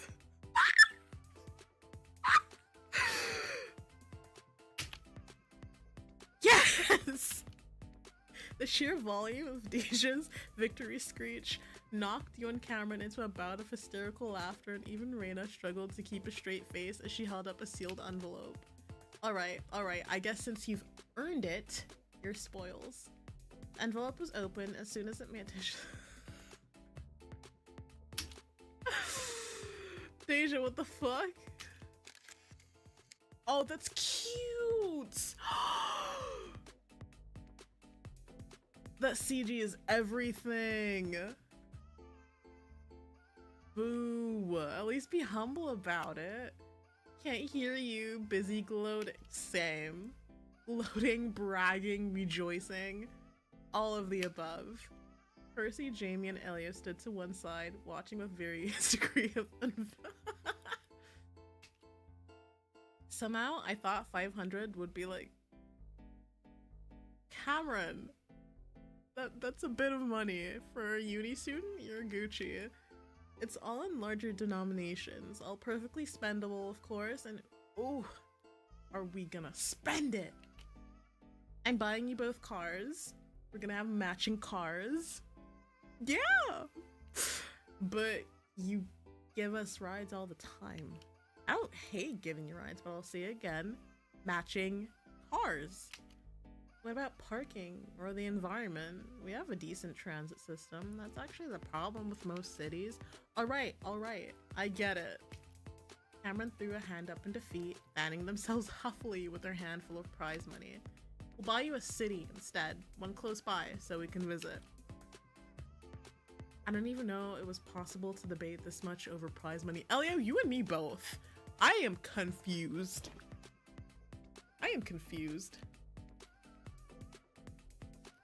Your fiercest rivals of the day strolled closer with varying degrees of enthusiasm. Elio chuckled as he looked peacefully between you and your friends. I would have just put it into savings, I think. Or you'd be ordering takeout. Congrats on the win. I'm still not convinced it's a fair win. Oh honey, it was fair. If I had known from the start, I wouldn't have let you tail me at all. Fair point. The adrenaline of the scavenger hunt wore away at last, and as all of you slipped into casual banter, Deja looked down at the refilled envelope in her hands with pursed lips. I should recount all of this actually. Yeah, I think there's some grass in there now. Wanna sit? This it seems like so much fun. I think one thing that I really like enjoyed about uni was like house parties. I loved throwing them simply. I didn't mind cleaning up. I loved throwing them simply because it was in the space of my own home. And to me, house parties was just a lot more safer than going to the club in uni. Way too much going on in uni. Like in uni clubs, like we had a club on our campground, but then we also had a club in like multiple clubs in town that people, like a lot of students went to.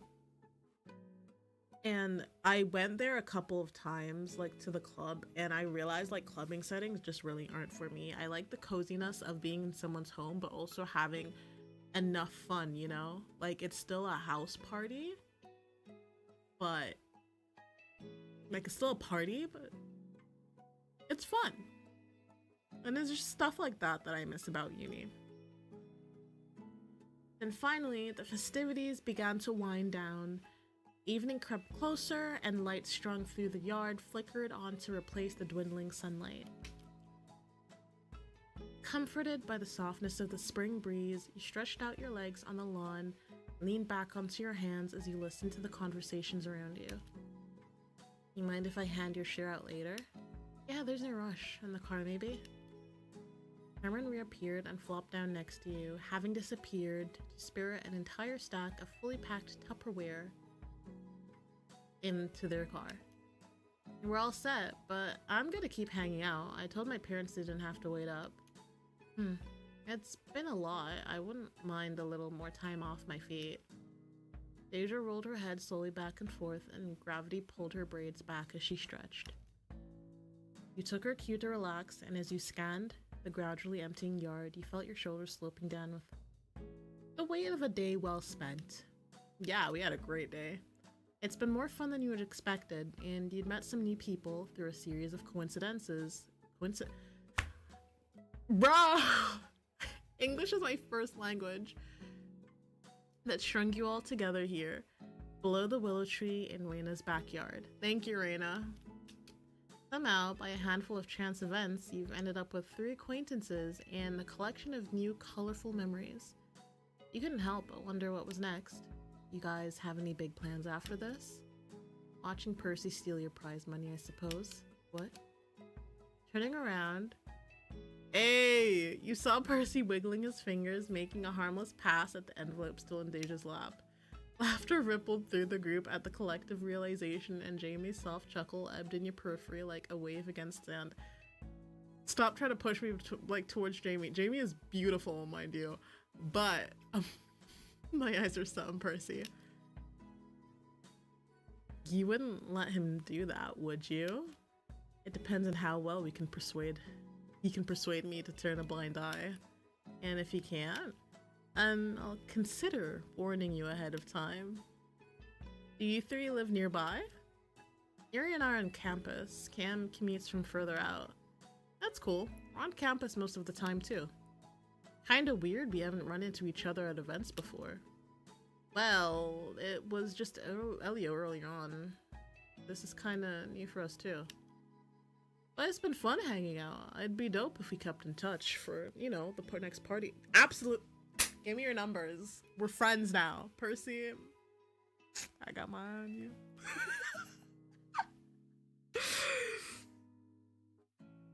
Elio dug his phone out of his pocket and locked it and held it out. After a beat, a bit of self-conscious hesitation entered his posture and he smiled a little nervously as his arm lowered.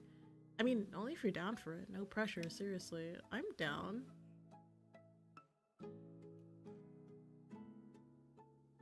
Yeah. If he hadn't asked, you might have. It wasn't often just clicked with people you met at campus events, but yeah, sure, no problem. Reaching out, you quickly added your number to Elio's contacts and handed his phone to Deja to continue the exchange. Guess we'll be seeing. Give me your number, Percy. And those plans all involve you. Oh, they've got to. I'm his favorite. The prospect of hanging out with Percy Mora was... I had a tiny crush. He... Guys. Somehow he set you at ease despite his propensity for flirty jokes. Seeing him with his friends had only reinforced your growing curiosity about him. You wanted to get along with him just as well, if not better. You couldn't imagine the campus boyfriend giving out his contact info quite so freely, but Percy leaned against him with a quiet question, and he didn't refuse right away. His faith in his friends seemed to buoy his doubts, and he nodded a little, granting silent permission for his number to be included in the group chat. As unlikely as it seemed, you did hope you would be friends with him. I don't have... Like, I got my eye on Jamie, but low-key, I also really like Cameron as well. I like them. They're cool. You could understand how he didn't want to be the center of attention, and you were fine with that. Hopefully, you'd have the chance to make better friends with him whenever he felt he could let his guard down. Almost as soon as Elio had his phone back, your phone pinged with a new text. Yes! Hello, guys. Hi. Hi, this is Percy. I'm gonna guess that's Cam. So the other number is Deja. Good guess. Jamie, you have to say fucking croissant, man. Jamie, hello, thank you for... Oh, sweetie! No problem, glad I could help. I do want to say I turned down your help at first out of habit. I did appreciate it. Nah, don't worry about it. Really? Okay, I do say he's just so straightforward, man. El Camarón? Oh!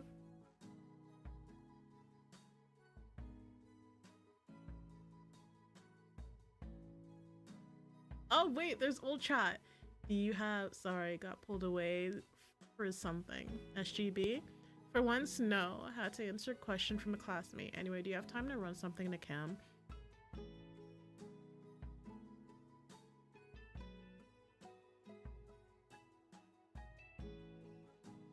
Deja, I don't want to push, but I mean, oh.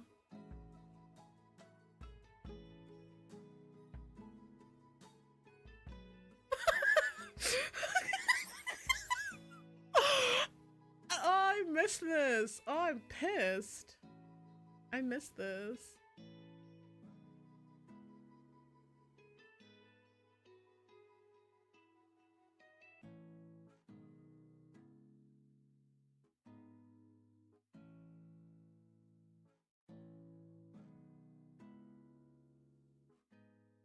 My heart.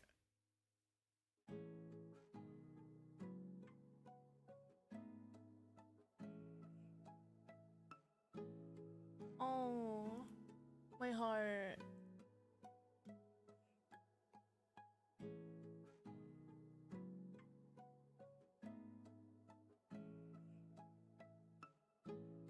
A group chat with I need.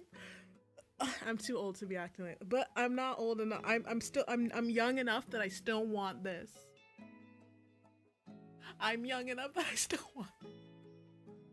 I feel like it's not even FOMO. I feel it's more like I would love a situation. Not even love. I had a situation like this in uni, so I think it's just like me being nostalgic.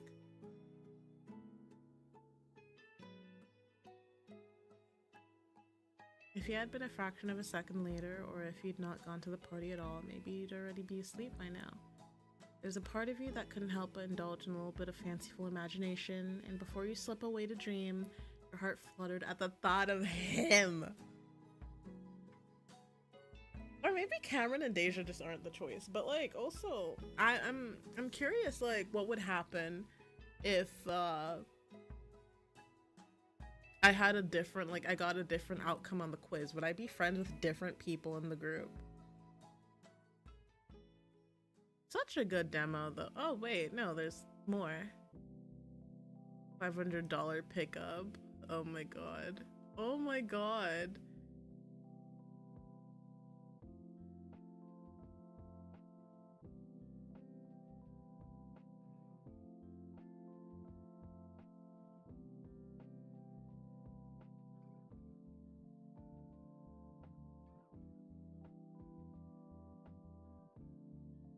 Yeah, there, Cam. I feel like I've been giving Cam a lot of attention. How's that going, Deja?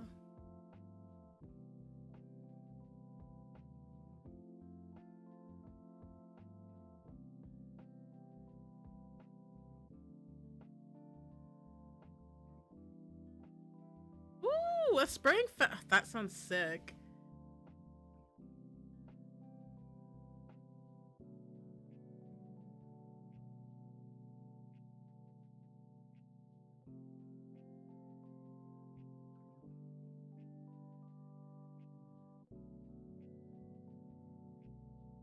Okay. Who the fuck is it? Oh. Whoever's ordering from that singing pizza place at midnight every day for the last week.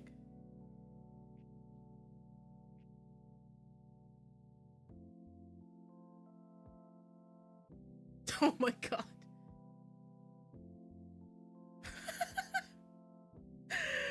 Oh, I love that.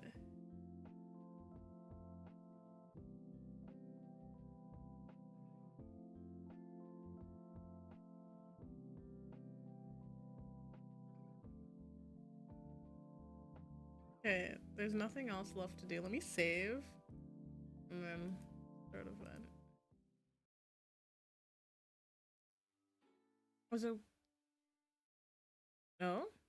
It was a big day for Ren Mayer, but for Deja and Reina, it was even bigger.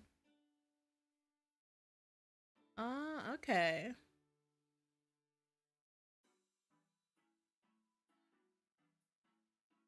Deja had told you that by comparison. Oh, okay. Oh, shit. Okay. What are we getting?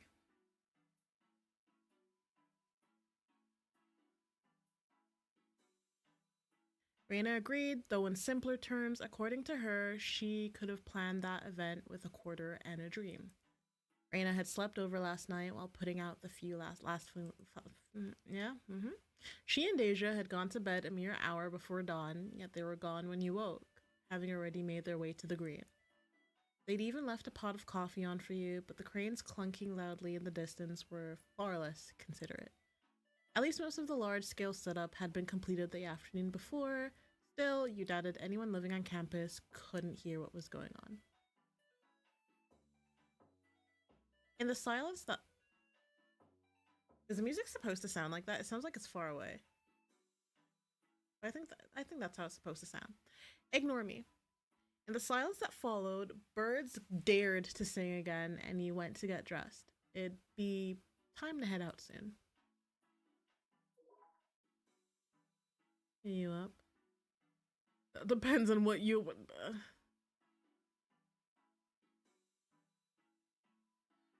Partner. I'll be up in a bit. Okay.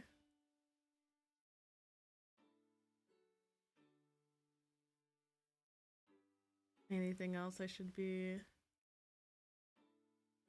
aware of?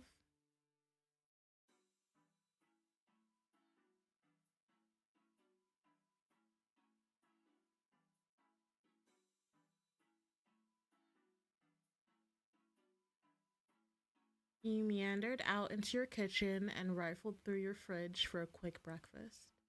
Before long, the door swung open and Cameron swanned in, looking equal parts enthusiastic and exhausted. Hey Cam, table for one. A booth would be great. Shutting the fridge door, you handed Cameron a small bunch of grapes, then twirled in place. What do you think? Cute! On second thought, you retrieved a water bottle from the fridge and tossed it over. Cameron took it gratefully, unscrewing the cap to take a sip. Gotta get hydrated early if we're gonna have fun today. Yeah, it doesn't look that bad, does it? You look fine, but my point still stands. An uncertain smile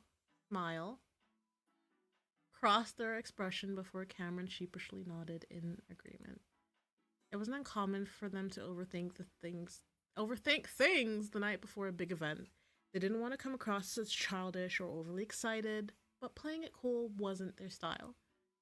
From the slight bags under their eyes, you knew they'd stayed up too late fretting.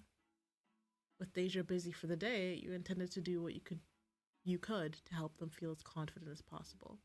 You suspected that you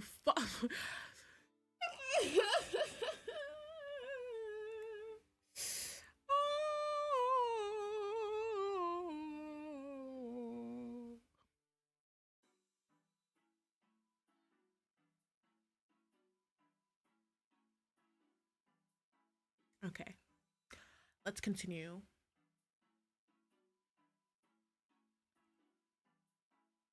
You suspected the restlessness had to do with how you were supposed to meet Percy, Jamie, and Elio down on the green. Not that you were disappointed, Ilium had made good on his promise to stay in touch. As far as chances to hang out when, a campus festival was hard to beat. Still, it was new territory. Nervous energy practically crawled through Cameron like a live current at the prospect. You good to go? Let me check. Got my phone, keys, what else? You had your things together by the time Cameron was done eating their grapes. After turning out the lights and locking up, the two of you hurried down to street level, turning onto the path that connected to the rest of campus. So, what are you looking forward to the most? I only saw a little bit from the parking lot, but it's already crowded as hell. We're on the first day of classes. It's gotta be the rides. Didn't you hurt your neck the lot? Cameron! Cam! It's between me and the ride. I'll be fine. And I do it again. Guess Ilya will have to carry you back to the apartment. Either way, it's gonna be over the top kinds of wild. Dee's been pulling her hair out over this. I'm still prepping for finals at the same time. She takes the shortest power naps I've ever seen. I heard Deja sleep talking the last time I was over. I think she was ordering doves to release. I have to assume. What else do people do with doves? Eat. You heard the sheer scale of it before you even arrive on the green.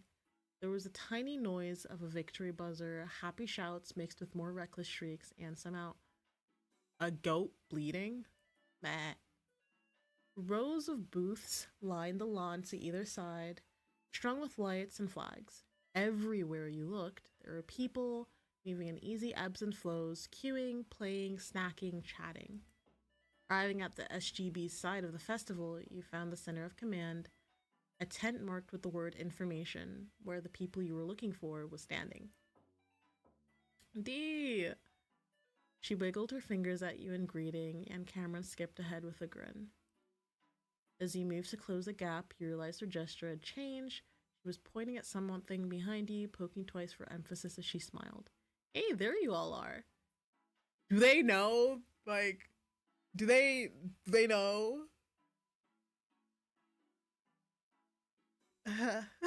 A familiar voice caught your ear, and you turned, waving as the other half of your group arrived. Hey, you made it. Hope we're not late. How's everyone doing? Well, don't everyone say hi to me all at once. Pardon my manners. Hello, Deja. Milady. Down. Fucking sit. The fuck? Ma'am. Deja rolled her eyes, but any annoyance quickly gave way to the veneer of school spirit that she was required to have. As your group gathered in front of the info table, she clapped her hands once, officially greeting you all with a smile and a raised brow. Alright, kids, before I set you loose, who needs to fill out a waiver? That is a worrying first question to ask, my dude. Cameron gave a pointed look at the row of tablets set up in front of Deja. Curious, he reached over and tapped on the closest screen, bringing up a simple e-form with the university's logo up top. Release of liability. Deja, what's this for? Something dastardly, I bet. Come on, don't you trust me? Deja batted her eyes without a moment's hesitation, and Cameron turned aside to clutch at their chest, bracing an arm on the table as they staggered. Must resist. Must read the fine print. You glanced over your shoulder at the activities arranged all along the green. In particular, a large temporary wall caught your eye, studded with colorful handholds. Is this for a rock climbing course? Mm-hmm. And a few others. Ilya perked up noticeably at that. This man is a fucking beast. Fucking hell. Stepping over to tap another tablet, scrolling quickly down the form, he nodded, then returned to the top to start entering his student info. Makes sense. You really pulled out all the stops, huh? Deja nodded and shrugged at the same time. Pulling her obvious pride back across a line of nonchalant confidence as she gestured toward the rest of the grain. You've seen how far we'd go for a scavenger hunt. Did you really doubt us? Nope, that's why we showed up. So that's why I insisted we wear athletic shoes. Ilya beamed, feigning ignorance, and hit submit on the form before stepping aside for Jamie. Percy finished up at the adjacent table while Cameron scrolled more slowly on the third and final one. As Percy vacated a spot, you took a closer look yourself. There were fields for your name and email, and a section outlining what responsibility were yours and what were the university's. You don't have to fill it out right away. If you change your mind, there'll be another SG person near the actual activities with another tablet. What is this I'm hearing, huh? Suddenly, the SGB president herself arrived in a flurry of movement. Despite the hustle and bustle, Reina was put together as ever, not a clip or a button out of place as she stepped up next to Deja. Hi, Reina. Yuri, hi. She turned on the rest of you in the moment, putting her hands good-naturedly on her hips and regarding you with a faint pout. Scared off by a little waver? Come on, where's that chickadee fighting spirit? Is their mascot a fucking chicken? What does a chickadee look like? I'm gonna Google that. Chickadee. Oh, it's a cute little bird. Look at that pretty bird. It's so cute. All right, nah. Yeah, I'm a chickadee. I'm a chickadee.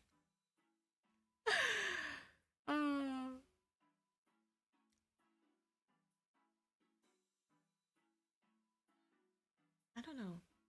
I'm looking. I'm not a fan of the mouth movements currently. Maybe that's me being picky.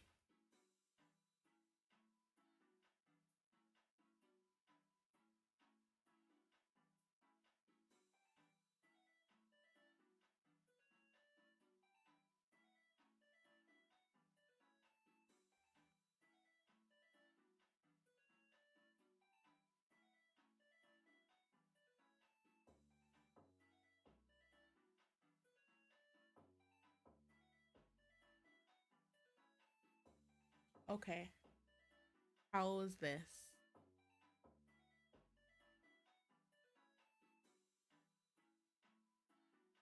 Okay. I'm just quickly changing something.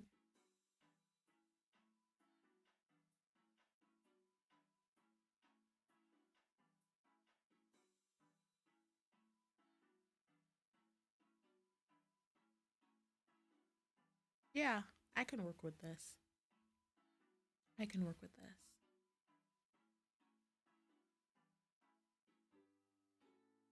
Are we fighting chickadees? I don't know if I could punch a bird in good conscience. Raina sent Cameron a patient but exasperated look, and they shoved their hands innocently in their pockets, swaying back and forth with a small goofy smile. But really, as your lead organizer for the day, I hope you find it in you to try as much of what we got as you can, waivers or otherwise. You got it, Raina. It looks great out here. You've done a really impressive job. I'd expect no less from the current SGB leadership. It's quite something. Go and play first, and then come back here and flatter us for a job well done, yes? Oh, but take these first. A cardboard box landed on the table, and Raina sifted through its contents, expertly selecting exactly 5 paper bracelets and fanning them out for you to take. This way, the food trucks will know you're students, and you eat for free. You're welcome.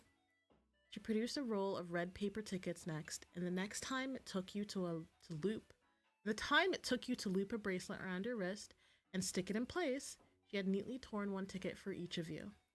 And these are for later. Don't lose them. These are for the raffle at the end. Oh, what's on the prize list? The look of warning that Raina leveled at the 3 of you was nothing short of arresting, and Deja turned her eyes awkward while letting out an innocent, oblivious hum. What indeed? That's what I thought. The prize budget was high, that's all I'll say. Raina threw her hands up with an incredulous huff, and you fought to keep your smile from giving you away. Almost immediately after, Percy closed his eyes and crossed his fingers. Cruise to the Caribbean, cruise to the... Okay, not that high. Cruise to Alaska, cruise to... Alright, now you guys can go. Go on, go do your things. I'll be here the rest of the day. You don't get any breaks? Some, yes, but don't wait up for me. I already know everything that happens anyway. She winked while Raina pointed at the rest of you with a warning. Yes, really, go. Otherwise all of this will have been for nothing. And how sad will your beloved SGB be? Under the combined force of their expectant smiles, you could do little but promise to enjoy yourself. You have fun too, okay? I'm gonna save. I know there's gonna be like another fucking quick time event soon enough. I'm ready. I will take you all down. Not you. My little community. Y'all are great.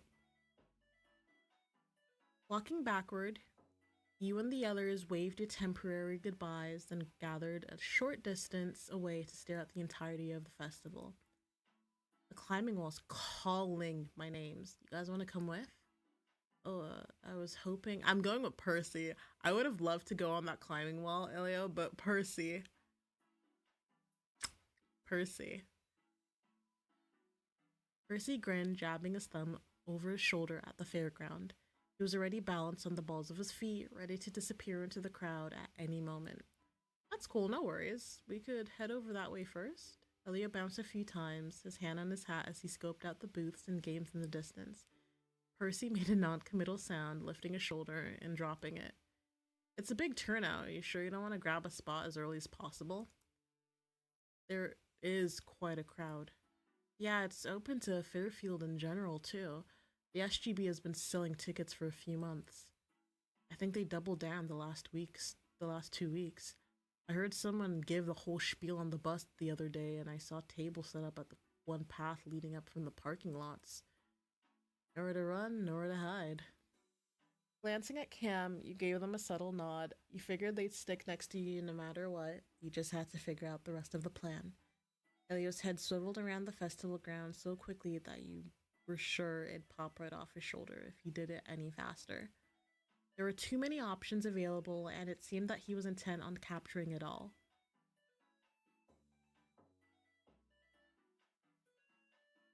Jamie puffed out a laugh, pretending to look elsewhere as Cameron's gaze met yours, privately relieved that they weren't the only one who was excited.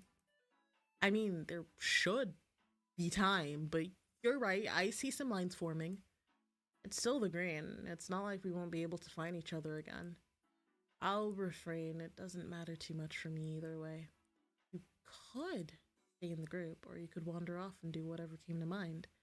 Like Percy said, the green wasn't that big.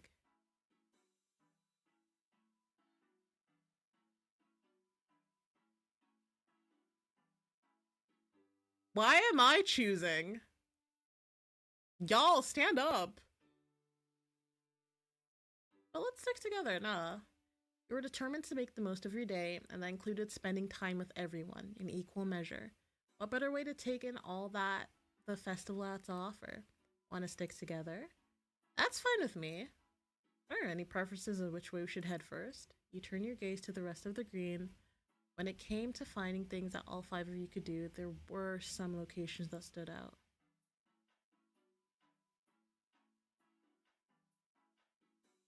Oh, there's a flyer over there for a human pretzel race? What on earth is a human pretzel? Whatever it is, my curiosity's been piqued.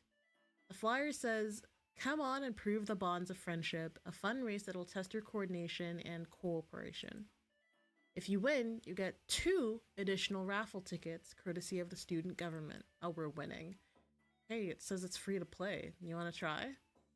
It is a compelling prize. Sounds like we're all in. Your destination was a small stage tucked away in the fairground. There wasn't much time to spare. There were other students already waiting to play.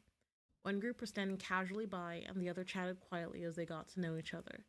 The third was trading jokes and high fives, hyping each other up with more enthusiasm than the rest combined. They'll be the ones to beat for sure. I think we could take them. You seem to think that at every opportunity. The rules were simple. Group members would blindly grab each other's hands until they were tangled up in a knot. Then, when the whistle blew, you'd have to twist, bend, and maneuver without letting go until you stood in a simple, unbroken circle. You were fully aware that you had a chance here to grab onto someone's hand and hold tight. The event was literally about not letting go of each other. You couldn't be blamed if... Wait, no. Or unless... But surely not. Everyone ready? Hang on, my hands are sweaty. There's complimentary hand sanitizer after the game. Hey, I didn't say they were filthy. Who do you think I am? The 5 of you snuck your arms into an overlapping mishmash. Per the request of the event runners, you tried not to pick out a specific target, instead staring into the middle distance. Your right hand caught someone else's in a gentle grip. You felt a thumb press softly over the back of your fingers while the person's palm angled to hold your hand delicately up.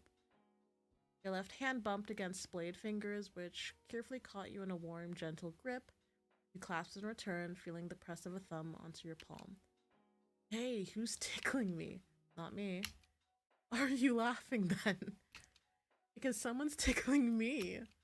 What the fuck is going on? The startling whistle shrilled loudly, and the timer started counting.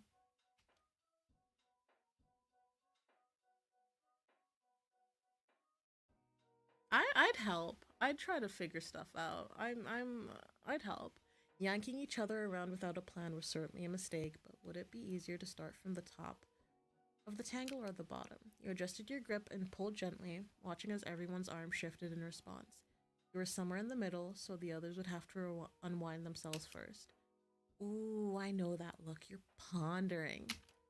Can we ponder a little faster? I think that team's halfway done already. Well, your arm's on top. You have to move out of the way first. Fair point? What's after that? Okay, I think I've got it. Hey! It was a matter of a few twists and a pirouette or two. There were a few good-natured grumbles, as elbows jabbed unintentionally here and there, but once the worst of the tangle was dealt with, the rest began to fall apart on its own. Been this way, Cameron. Coming through. And then Yuri and crosses and turns and... You jumped back into a circle, and the whistle sounded again, making you the lucky recipients of 2 extra raffle tickets, as well as a wayward bruise here or there. How lucky for you. Let's check the petting zoo. Ooh, I'm down. Same. No one's allergic or anything, right? Nah, we should be good or well. It's a petting zoo. How could petting zoo animals not be friendly? I suppose we'll see for ourselves. The petting zoo why is that? What's going on with my skin is like on my hands have been like peeling. It's like I fucking turned into a snake and I'm being reborn. Because it's not like there's like old skin. It's just like an old layer of skin waiting to just come off. Especially on my left hand. On my right hand, it's fine. It's my left hand. I'm trying to recall if like I hurt myself somewhere. I didn't. I'm fine.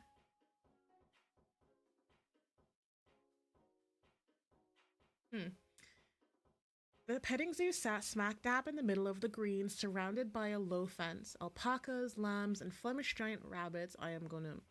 Rabbits are so cute. I love bunnies. Relaxed under the sunlight, sniffing at nearby people for treats. To one side was a portable shed where the animal could rest, but luckily many of them had energy and curiosity to spare. As you approached, a student volunteer stepped up to greet you. Hi there! Wanna buy some food for the animals? When all of you nodded at the same time, he smothered a laugh, then reached behind him for a tray of small paper cups. Great, it's $1 per, so 5 total? Money changed hands and you filed through the gate into the enclosure. A few lambs perked up while the old goats in the corner snoozed obliviously on. Rabbits watched from the sidelines and chicks. Ugh, I can't speak, guys. I'm sad. And chicks peeped from a large hay-filled tub in the corner. Percy was first to wander away as the baby goat began tugging on the leg of his jeans. Jamie was already seated in a clean patch of hay, simply waiting to be noticed. And Ilio, hey little guy, oh no, please come back. Well, Ilio was doing his best. He decided to join Percy. A chorus of chirps, peeps, and trills filled the air at one end of the enclosure. Jamie was sitting cross-legged with 2 slightly older chickens hopping around him. A young lamb had wandered over, and Jamie held still as it snuffled damply at his sleeves. He barely flinched when it huffed once or twice, clearing a bit of sawdust from its tiny nose. You're an animal whisperer, huh? I hope you know I don't do this on purpose. The cup in his hand was still completely full, so it was truly a mystery how he'd attracted so many animals. He offered a few pellets of your own, but the lamb barely blinked and the chickens kept clucking away like nothing had changed. At least the little goat that had latched onto Percy was hungry. The pellets in your hands were gone in a quick munch, and you settled carefully on the ground to sit across from Percy and Jamie. From where he was satted, Percy grinned, reaching to scratch his new goat friend between its nubby horns. Animals just like Jamie, and he likes them back. Seeing him being a brat. See? Him being a brat all the time is just the hard chocolate shell. Inside, ooey gooey caramel center. Jamie rolled his eyes, but he didn't protest right away. Instead, he preoccupied himself into reaching into the tub of baby chicks, carefully lifting out one chirping fluff ball to pet. They're babies. Anyone would be nice to them. What about you, Percy? I don't have as many stories as Elio does, and I definitely don't have as many as this guy. Percy gestures became a touch more animated as he slipped into storytelling mode. Next to him, Jamie calmly let the chick back into its flock, and plucked a pellet from his paper cup. Jamie's got all sorts of animal stories. This one time at work, he spat frantically, then wiped his mouth. The pellet bounced onto the hay, and the baby goat promptly dove to claim it. Jesus, Jamie, there are nicer ways to tell me to shut up. You were chirping. I thought that meant you were hungry. Jamie! Nice clap back. I'm clapping for you.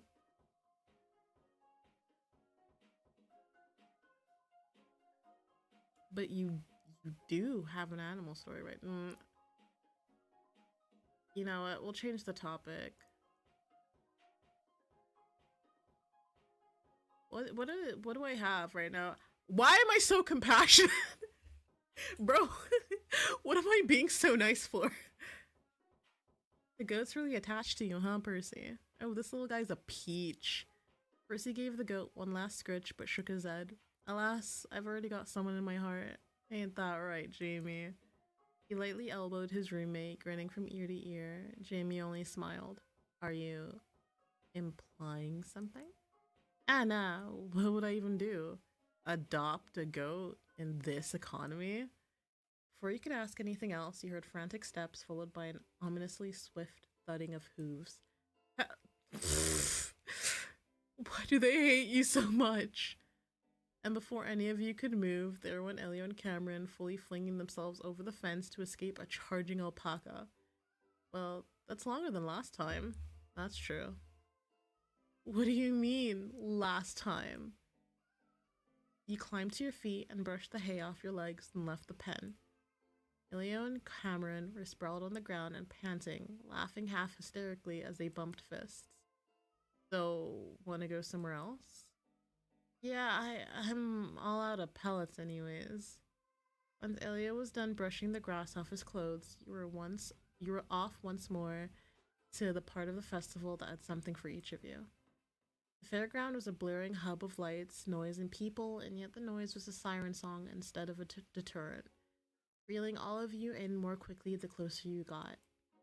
There was no doubt Deja had planned this side of the festival. Game booths were packed along one side of the green with frightening efficiency, giving you more options than there were hours in a day. Alright, my town, baby. Let me show you how it's done. These are all just variations of throwing things at other things. Wrong. Some of them are shooting things at other things. There's a difference. Oh, yes, pardon me. I wasn't aware we need to make that obvious distinction. Come on, guys. There's climbing stuff, too. Alright, genius. What do we play first, then? Jamie shrugged and stuck his fist out, the obvious beginning of a rock, paper, scissors game. Cam snickered and met your eye, and you both joined in, making it a 5-way battle. I'm gonna choose rock. Cameron put out scissors, but none of the others' signs were remotely recognizable. Jamie played a fist with a thumbs resting on top of the What? Percy had 2 fists side by side, and Elio had a fist into the palm of his hand. What is happening? Bomb. Dynamite. Scissors.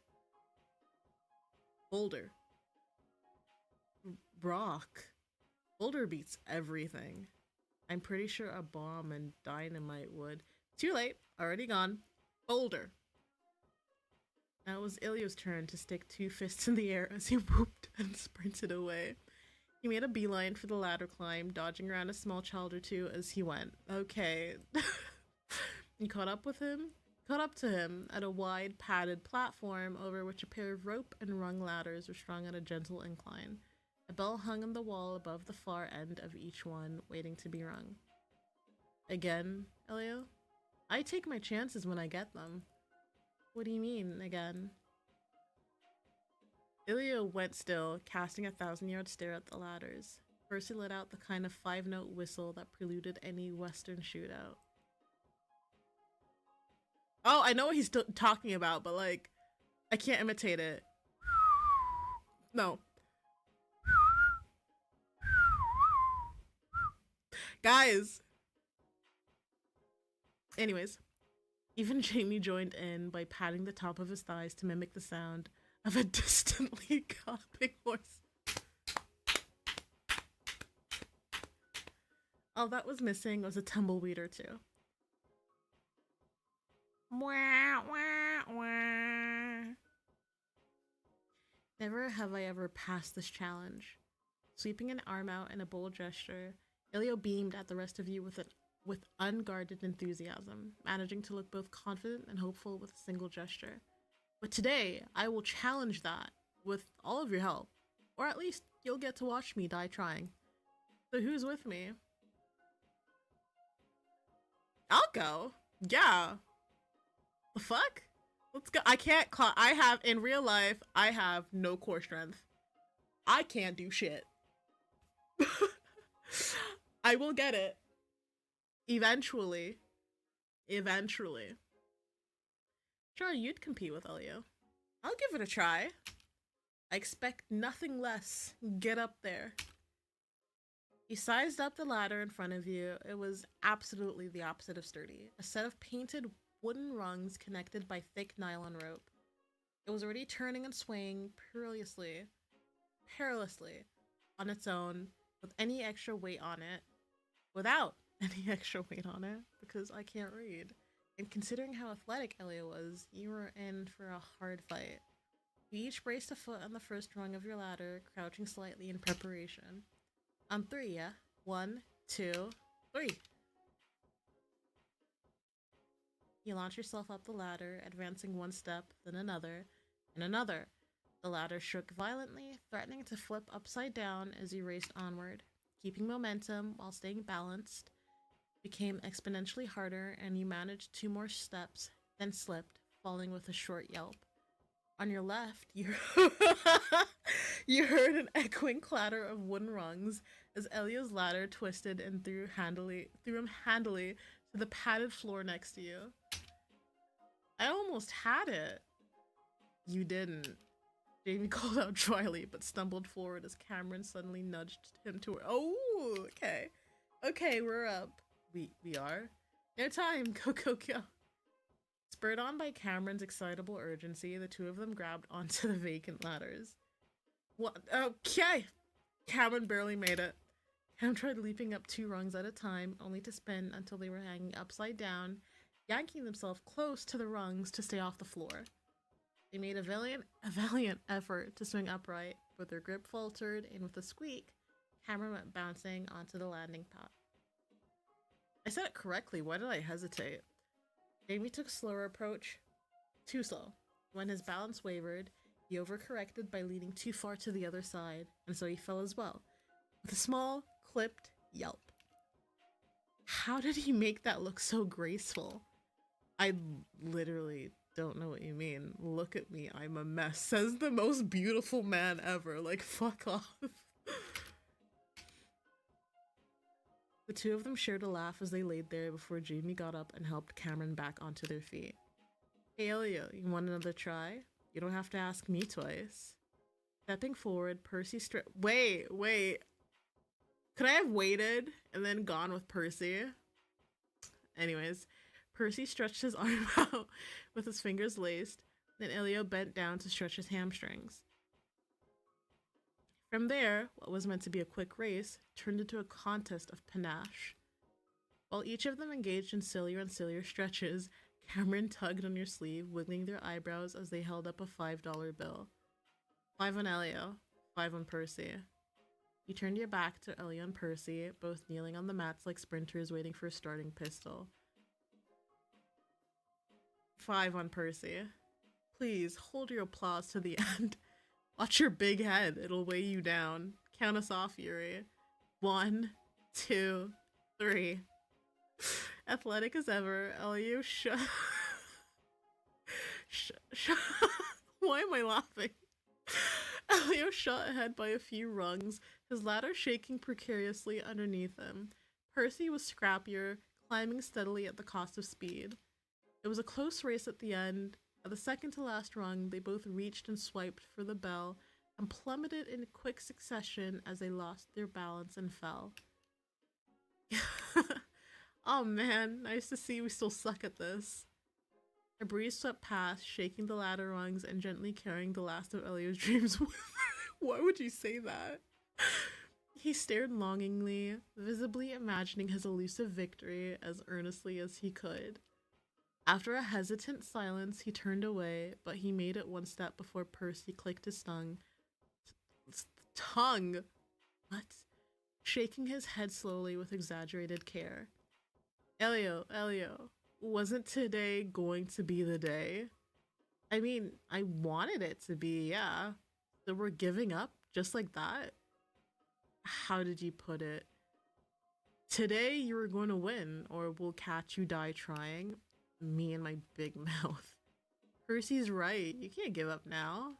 I appreciate the vote of confidence. I try as many times as it takes, but I don't want to take up all our time. Who says you have to? We can cheat. At the no-stakes climbing game? Yes. Marina's not around to tell us no, so just one more shot, Leo. That's all you need to make it. You think so?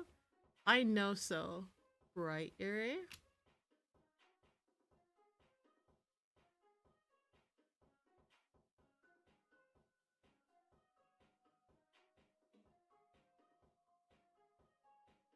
Let's hold it still for him.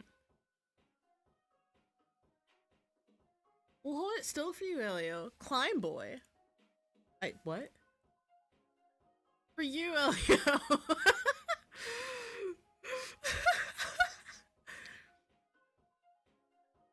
You guys are ridiculous. Still, as soon as the way was clear, Elio started climbing and kept climbing, laughing even as the ladder wobbled under your combined efforts. That's it. Do your best baby deer impression. Bah? Is that what deer say? No, but it's what winners say. You made it. Yes! Oh. Look. Cut him some slack. I just realized there aren't even prizes at this one. Yeah, but you've all won me some questionable bragging rights, and those are priceless. As the five of you left the ladder climb game behind, you wandered the fairgrounds in search of what to play next. There were plenty of classics, as well as campus-specific ones, Pin the Feather on the Chickadee, but none of them seemed to draw anyone's full agreement. Alright, how about that one? Overruled. We are not playing that. Worried you'll lose, Porter? On the contrary, I'd rather have an actual challenge. If we play a game involving reach or range of motion, I'm at a natural advantage. Oh, okay, fine, then in that case. Percy whistled lowly as he searched, his eyes landing on a shooting gallery with a sly glint. But Elliot chose then to chuckle, his eyebrows waggling deviously as he pointed at a sign for a push-up contest. Jamie shot an arm out in front of him before he could get any further, shaking his head. A challenge, Elio, not a unilateral. Yeah, of course you're at an advantage. You're like, okay, you're not the tallest. You're the shortest out of, like, you're the shortest out of them. Like, out of the guys. So, yeah. Elio, no. Yeah, not like that, you maniac. Besides, how are Yuri and Cameron gonna keep up with it? I do lady push-ups, okay? I know they're called lady push-ups, but like on your knees, when you're on your knees, I can do that. I was itching my eye, so like ignore that. But I can do them on my knees. Hey. Yeah, hey. We're plenty strong. Look at our arms. The picture of fitness. But alright, fine. No push-up contest. The fuck? Contest? How about that one? The bar hang? Oh, fuck me. Bro! There we go. What's with all this athletic shit? Yeah, it's about pure tenacity. Can't win just because you're tall. Can't win just because you're strong. And hand-eye coordination has nothing to do with it. It looks quite unpleasant. Why this one? Because it's free? Fair enough, shall we? You made your way over, catching the attention of an attendant presiding over the bar hang with a stopwatch in hand. Interested? We've only got 2 bars open now, but you're free to go in multiple rounds. Oh, awesome then. Since Percy insinuated she couldn't do it, how about... Okay. Yeah, I deserve that. Just so you know, this shirt's oversized. I only to look smaller for style points. Sure you do. Sure you do. Lie. You're not gonna psych me out of this, Percy. Show me what you've got. Damn. There's just one rule. Hang as long as you can. Ready, set, go. Percy went above and beyond. Literally. Pulling himself all the way up, he slung his arms over the bar, crossing them so his weight rested on his armpits. His head tilted aside and he rested it against a vertical support bar, grinning smugly as he settled in. Finding a grip on the bar was easier than expected. The hard part was staying attached to it as time went on. Every time you shifted, you could feel the bar flexing slightly, and of course, the longer you stayed up, the more the skin of your hand started to burn.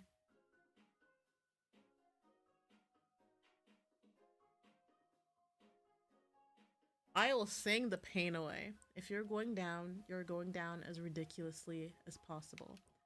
Row, row, row your boat. Seriously? Gently down the stream. This is not...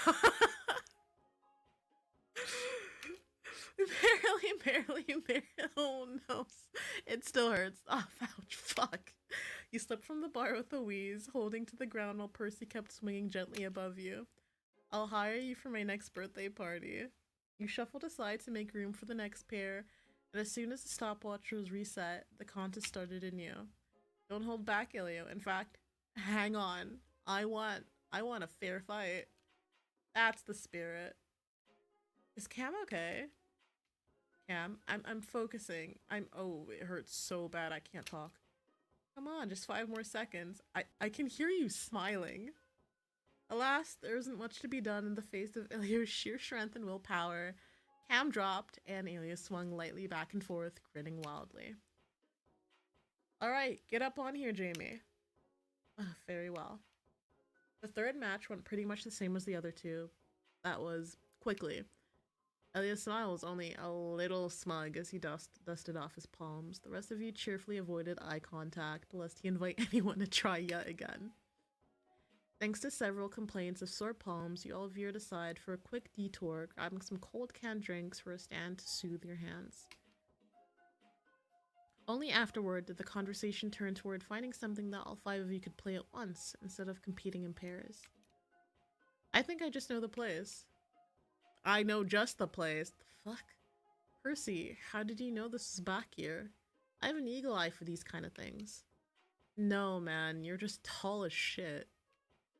Percy nodded generously, his expression unrepentantly smug.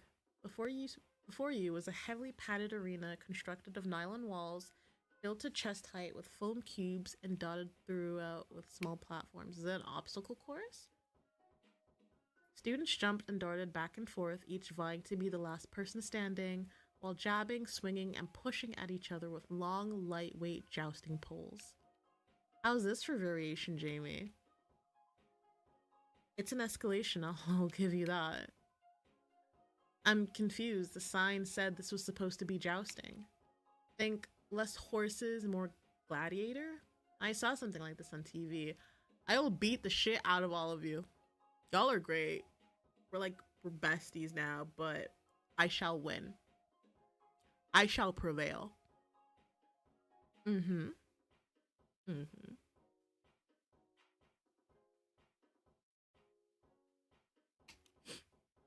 You quickly pulled an entry fee for 5 amongst yourselves, and stepped up to check that your waivers were all in order. Once that was done, you were free to claim the next round. Oh, okay. With Sorry. With helmets on and padded lances in hand, you waded into the arena, pushing through the sea of foam cubes. Everyone quickly found a platform to climb onto. You found a starting spot near one side of the arena with everyone else nearby. As the operator called out a countdown, you started forming a strategy.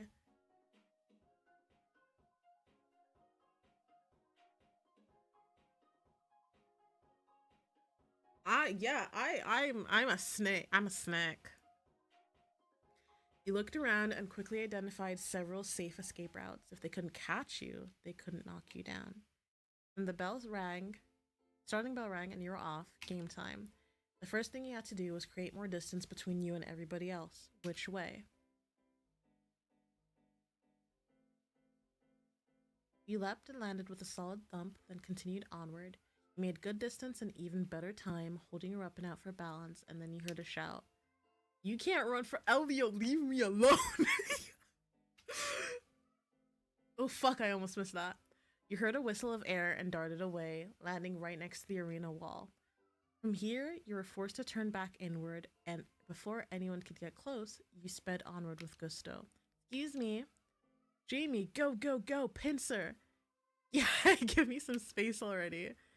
You veered sharply, speeding up to avoid getting caught. You'd have to up the pace if you're going to stay out of reach. As the game wore on, you defended any position you took, finding a rhythm as you kept away from corners and dead ends. A discordant jumble of voices, thuds, and squeaks filled the air until finally all was quiet. A final breeze swept across the arena, carrying on its spring-scented wings the cries of those you'd slaughtered to get this far. And across from you... Oh, Cam. Sweetheart, I'm gonna have to take you out. Who would have thought? Come to this. Cameron stood with their lance lowered, looking aside with a delicate sigh. Wisps of their hair caught in the wind, and they struck the perfect picture of a heart-sick, weary soldier. Had I known, or how... Why are y'all throwing big words? Let me... How cute. Guys... Oh, it's a bird. How do you pronounce it? Halcyon. It's pronounced halcyon. Had I known our halcyon days would come to an end, I don't think I would have ever picked up a blade. You remember the days of our youth? We were just children then, playing with sticks, and now we've been through too much together. Lilac eyes glimmered from behind lowered lashes as they looked mournfully up at you. Slowly their weapon came up, pointing unerringly at you. War changes people, but FOMOR destroys good people like you and I. And we were good, weren't we, Yuri? Oh my god, get on with it already. No, this is important. Ilya was right. You took your time lifting your own lance, earning your best and your last, friend. Pink petals showered down, torn from faraway trees. No bird, what the fuck is going on? No bird dared to sing. The only sound was that of your twin heartbeats. So alike and yet so different. We'll meet again, no matter how long it takes. This land needs a ruler, but so does the Valley of the Afterlife. And I'll send you there because destiny commands it. Even if it breaks my heart. Know this. They lifted a curled fist to their chest, fighting back tears as they met your eyes. Know that it was an honor, a privilege to have been your friend.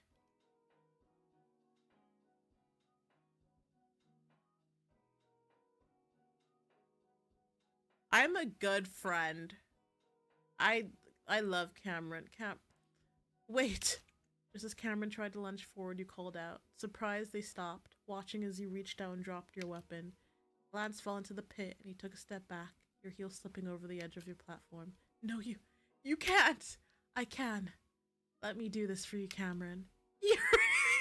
You forced your expression into a grim, regretful smile, even as laughter threatened to bubble up. I couldn't. I'll go to the other side first, but when you get home, you tell everyone that we made it to the end, together. No more fighting, no more loss. I'm counting on you. Cameron reached out, but it was too late. Crossing your arms over your front, you stepped back into thin air, falling into the blocky abyss. No! The foam cubes accepted you into their embrace, and you sank out of sight with a stifled giggle. When you resurfaced, you spotted Percy tossing a water bottle, which Cameron promptly caught and upended over their own head. Their knees hit the platform and they reared back, yelling their despair to the pitless heavens. No!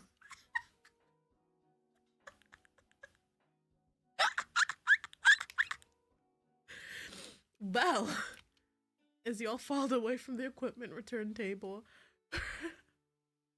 Percy clapped his hand with a satisfied sigh. He had a particularly refreshed smile, looking for all the world as he'd just emerged from a spa instead of a foam pit battle royale. I don't know about you, but now that we've been beating the shit out of each other with big sticks for a while, I feel like our friendships are stronger than ever. I agree. I'm just tired mostly. Not that it wasn't worth it. Your wanderings took you to the other end of the green, where students sprawled on empty patches of grass to catch a break. The food trucks were nearby, but before that... Alright, step up, get dunked by a friend or dunk your friends. It's the SGB quiz show spectacular here on the green on this fine spring day. You there, you fine individual. You look like someone with an unfinished college education. Who? Even through a megaphone, you knew that drawling voice. Up on a raised platform nearby was someone wearing a wide-brimmed straw hat, swinging a cane lazily back and forth. Behind them was the festival's dunk tank, a sturdy cylindrical pool with an open-top mesh cage around it. Inside, an empty seat on a hinged arm, waiting for its next occupant. How fucking dare you set me up? No takers. Shame. Oh, hey, Yuri, and Cameron too. Don't think I don't see you down there. Is that? It certainly is. Come on, get over here. Don't forget, I literally know where you live. I will literally call campus security on you and have you escorted off campus, Mace. They leaned down from their raised seat, gesturing with a sweep of their cane for you to approach. What gleam they lacked in their eye, the she-her pin on her collar certainly made up for it. Hey, Macy. Friend of yours? She's my RA. Righto. How's my favorite kid? Having fun, Yuri? What are you doing out here? Counting the seconds, filling in for someone else? Deja roped you into this? Mm-hmm. Dropped this cane in my hand and here we are. Who are these guys? Percy, nice to meet you. He, him. I'm Elio, also he, him. Amy, the same as the other two. Nice.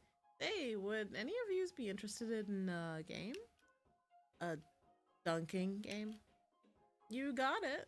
I'd rather not be yelling for people to step right up all day, and you kids look like you'll boost the energy for me if you get my drift. I think we get it, but oh, come on. You don't want to send a friend into the drink? Yuri, talk some sense into your friend, would you? I'll be up here. She waved the megaphone languorously, and you turned to the others with a rueful look. Macy was so even-keeled. What the fuck?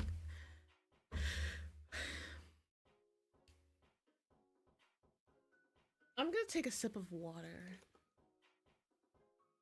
Please never forget to drink water, guys.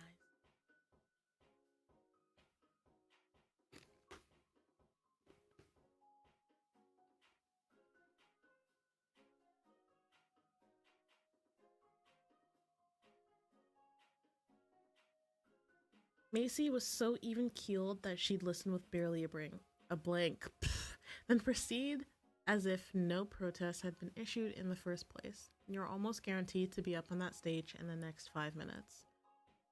So what are we thinking? I'm thinking this is unnecessary. I think it's a classical festival thing. We might never get a chance to do this again. I'm with Elio on this. Could be fun if we can play that quiz as a group. JB! Baby boy. We're playing. There's no way. Put me in, coach. Okay, well, who's joining Yuri for a swim? I'm not. Let's throw for it. Yeah, okay. Sorry, Jamie. Are you? Not if I beat you fair and square. Alright, put him up. Rock, paper, scissors, what the fuck, guys? 3 completely nonsensical gestures land in open palms, and you and Cameron stood quietly aside as the other 3 descended into a whirlwind of philosophical discussion. Jackhammer beats Boulder. Oh, no, this isn't boulder, it's balloon. I just fled out of the way. Nuclear fission beats both of you. I thought we made a What the fuck is wrong with boys, man? I didn't say atom bomb. Might as well have. The argument flew completely over yours and Cam's head in a flurry, requiring another 2 rounds of play to resolve. Somehow, when the dust had settled, Jamie ended up on the chopping block, having been consigned to a stint in the stunk tank for playing non-existence in the final round. You 5 got it settled? Which one of you's coming up? Climbing into the seat was the easiest part. You settled your hands around the nylon straps that held it steady, while Macy popped the door shut and climbed back into her own chair. How's the water, Yuri? Under me? Not for long. You're a bitch. Okay, and we're officially off. Pardon me while I put on my festival voice. Ahem. Our challengers outside the tank will have 4 chances to send their friend here into the water. Whichever side answers my questions faster will tip the scales in their favor. Get it? If our defender inside the tank answers fast enough, they stayed high and dry. If the challengers answer faster, you're going down. Easy as that. Make sense? Can you repeat that? You'll learn as you go. Let's start. A stack of flashcards appear in Macy's hands, and she flicked to the first question without ceremony. Question 1. I'm putting a $100 sweater on a 35% off on sale. Say we have a promotion too. An extra 10% off sale price. What's the new price tag? So we have $100, 35% off. So that's just going to be minus 35. That is going to be 65 with an extra 10% off. That extra 10% off is $650. So the price is going to be $59.50.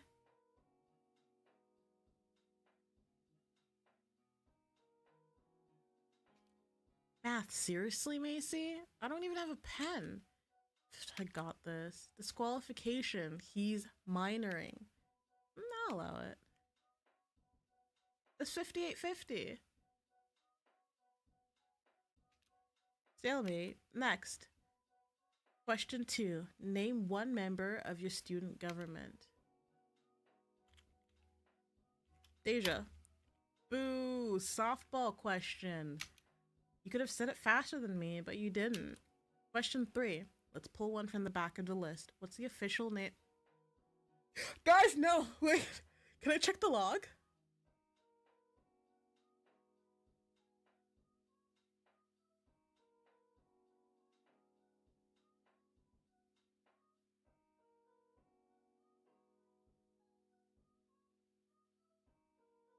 I can't go that far up. Y'all are fucking me over.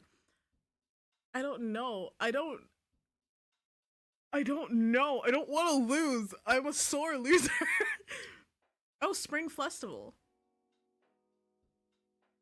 I pressed the right answer but said it wrong. Spring Festival. How do you say that so fast? They've just been talking about it for months. I haven't memorized. And a good thing for you too. And our last question. What's the campus fight chant?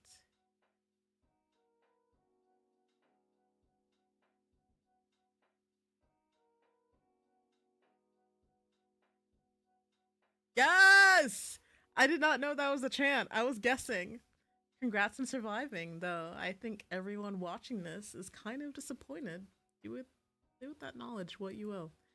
And who's our unlucky participant for round 2? Jamie's turn. Oh, good. I'm so excited. All his protests aside, Jamie was a good enough sport to climb up.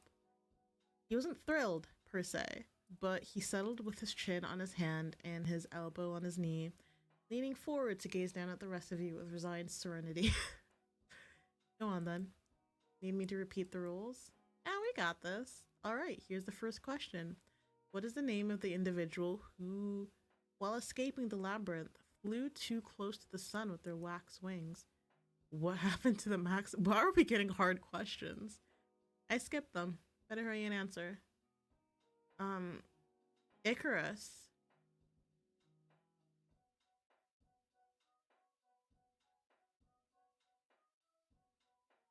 Is it a white cap chickadee? Oh fuck, I got it wrong. How much does it cost to roll a ball?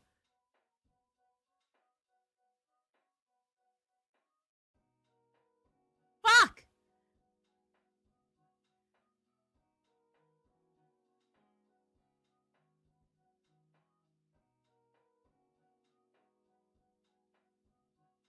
I got them all wrong. I'm so mad. I wanted him to get wet.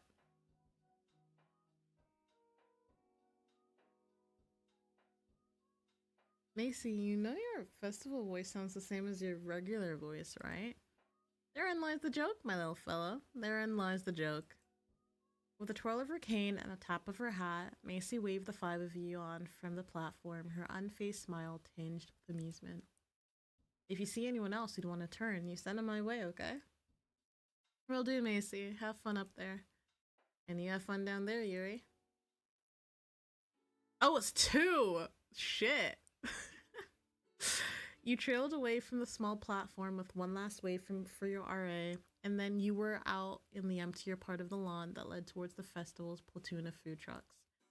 It's been a while. How about we grab something to eat? There was a chorus of assent, and so you hurried over to the back end of the green. Here, overlapping aromas of savory and sweet vied for attention, undercut with a current of greasy, fried goodness. Thanks to the SGB, you were eating for free.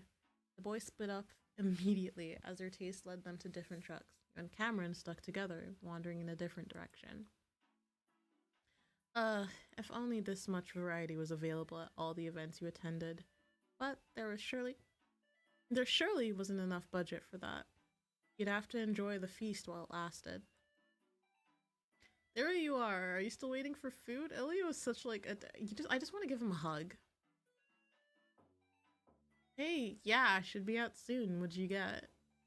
Luckily, every vendor here worked fast. By the time you and Cam had each gotten your meals, Elio, Percy, and Jamie had reappeared with their own food and drink in hand.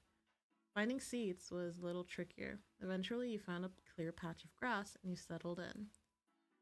Elio, tell me you didn't get 5 of the same taco. There were 6. I ate one while I was walking. Trade you? Yeah, just here, take a bite out of this side. Jamie, I have to know which truck you went to. Why?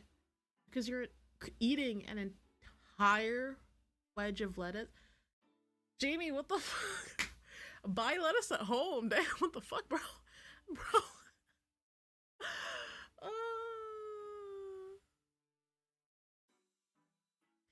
It has dressing on it. That's literally just a salad.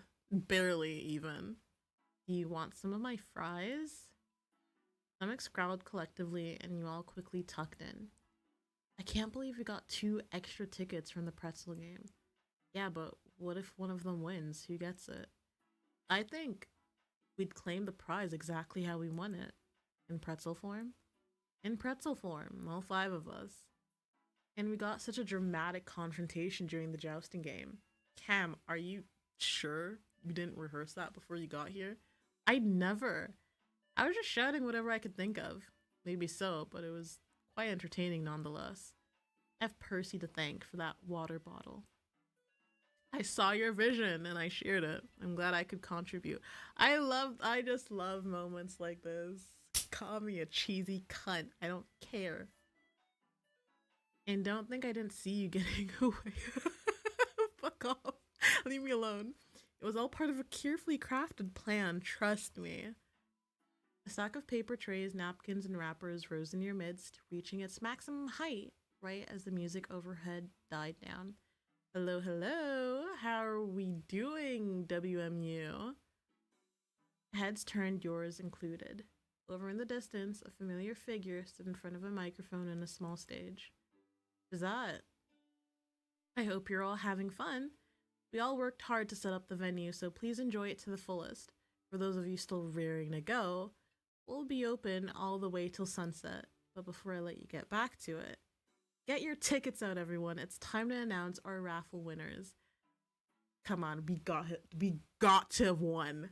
It is. Come on, come on. This man. Elio bolted, and the rest of you followed, gathering up the last of your meals and running after him. Like hell, any of you were about to miss this. You made it to the edge of the crowd right as a giant clear plastic ball was unveiled, filled with paper tickets. I'll be drawing tickets one at a time. If you get a match, let us all know. Be loud, be proud. Then you'll head over to the SG booth to pick out a prize. Just look for the banner. Now are we ready? A corresponding crescendos of whoop whoop whoop whoop rippled across the green. You quickly dug into your pockets for your own ticket, holding it up with your thumb, underlining the numbers printed on it. And our first prize will go to... As the first string of numbers was read, you sat back with a sigh. It wasn't the end of the world. Not yet. There'd be more drawings. Any luck? Believe me, you would have known if I won. Elio only groaned a little, watching as the winner ran off towards the prize tent. That's gonna be us soon. Yeah? I feel it in my gut. You're feeling a lot. You're feeling athletic. You're feeling food, but to be honest, I understand why he eats a lot. He's a very athletic person and he probably burns a fucking ton of calories. This boy needs to eat. Enjoy your spoils. Let's get our next winner over there too. Anna's voice was an effortless siren's call, and the crowd kept quiet as she pulled the next lucky ticket. This time, when she was done reading, nobody stepped up. Guess they left. Bummer. We move on, folks. And she dunked her hand into the ball once more. The suspense was all but killing Elio, who hunched over a pair of tickets with grim focus. Percy was lying back in the grass, barely paying attention, either because he trusted Elio or because he'd sunken into a food coma. It was hard to tell. On your other side, Cameron glanced anxiously at their ticket every few seconds. Jamie was more discreet, managing to wait a few minutes between peeks at his tickets. Alright, give it up for, like clockwork.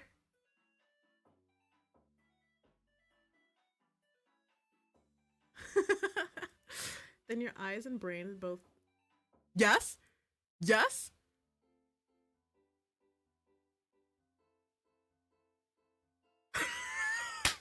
I'm the luckiest person alive. Luck comes easy to me.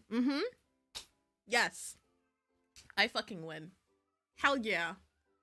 You hollers and cheers was all it took to alert Reina, even from this far. You had a way to go to the prize tent, and as she waved you onward with a smile, Elio and Cam turned with wide grins.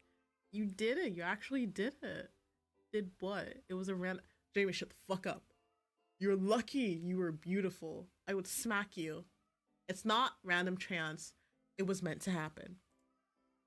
Exactly. It's the victory of victories. Okay. It doesn't look like we can come with you, so meet up later? Yeah, of course. With that, you hurried by the stage, grinning sheepishly as Reina shot you a fond, exasperated smile. The SG booth was a short walk beyond, and he was waiting for you there, while there was only one answer. Well, I can't say I'm surprised. We already knew you have the weirdest luck. Deja gave a rare, unfiltered chuckle, shaking her head as she stood with one hand on a cocked hip. You knew your win had been purely by chance, but when you saw the smile on her face, you couldn't help but wonder if, just maybe, did you put my number in there more than... She snorted.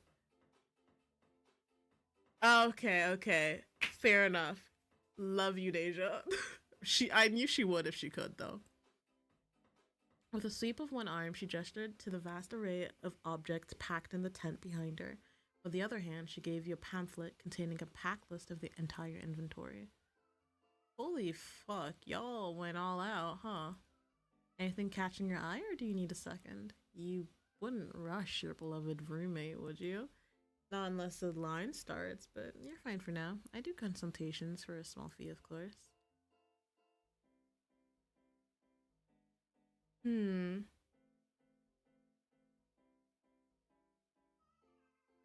I'll share because I'm a compassionate person.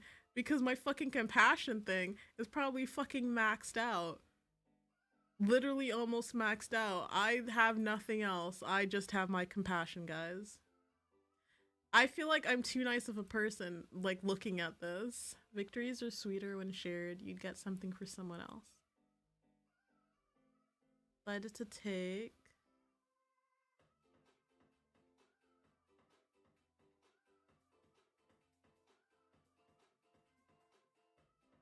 an open world video game.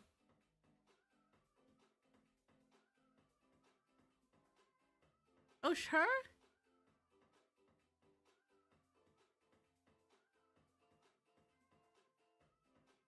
Oh, fuck it. Yeah, no, they're just my girl.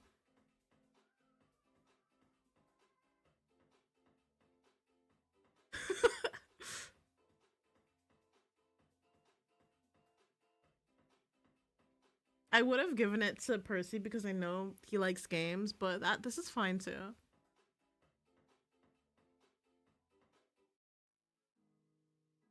I'm back. Are you guys okay? Right as rain, just give us a moment. Oh, they lost. They didn't get anything.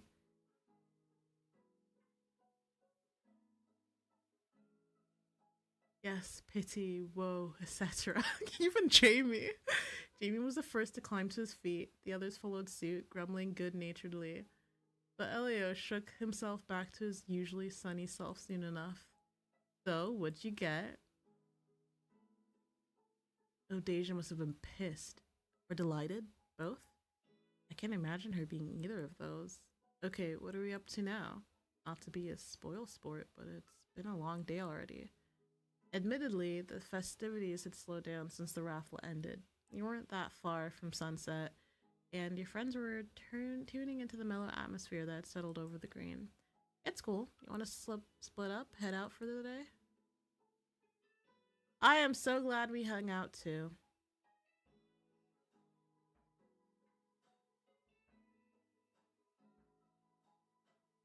This was fun. Thanks for coming out, everyone. You make it sound like we didn't want to come, right?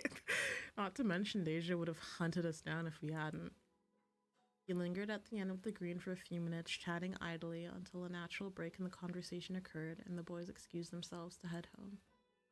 Alright, I'm parked that way. I'll let you know when I'm home.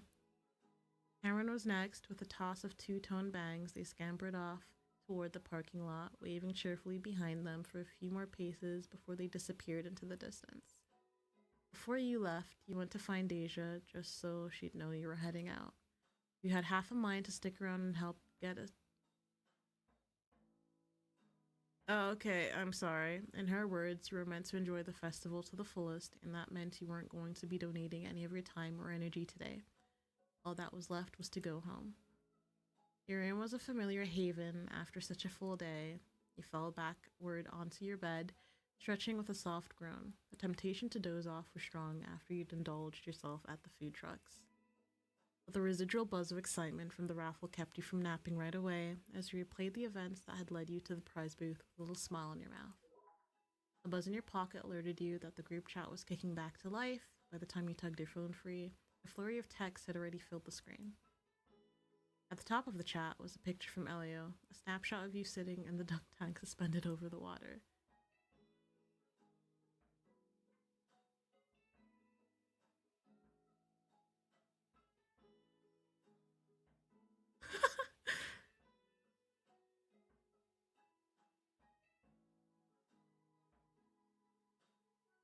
I love this!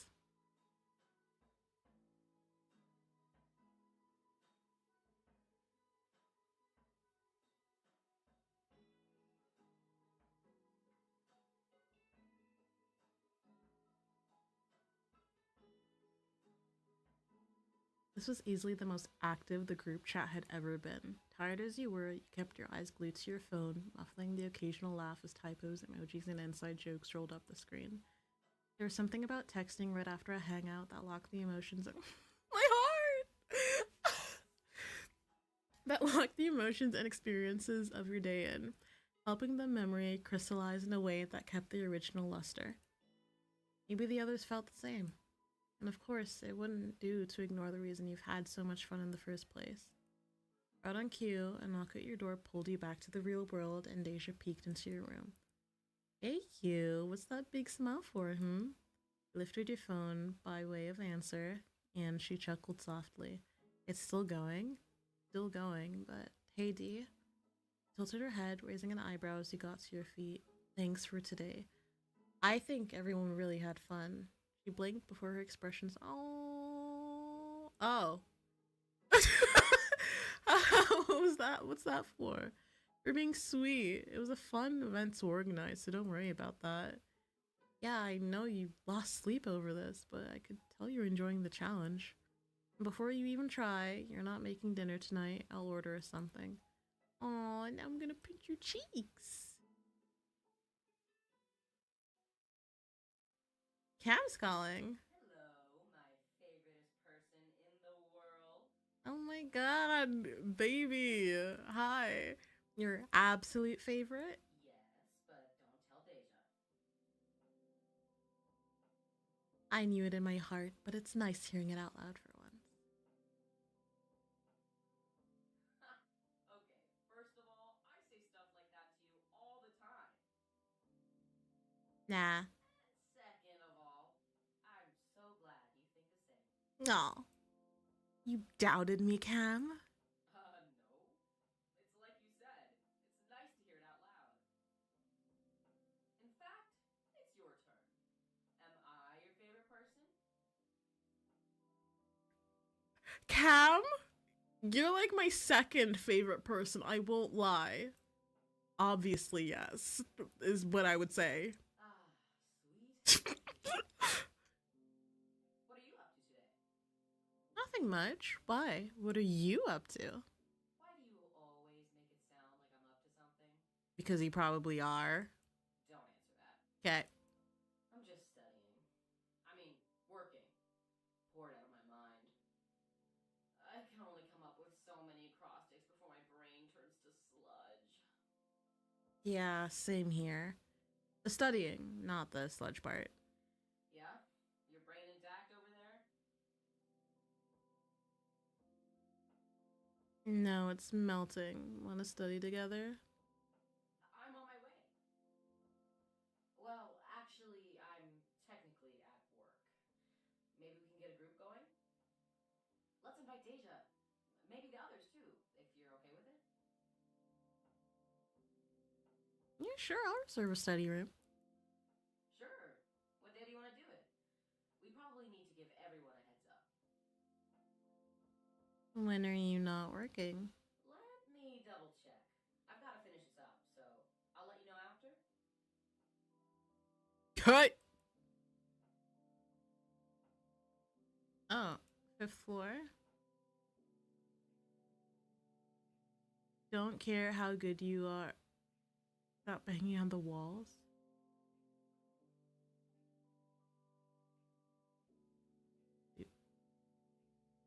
Are you sure?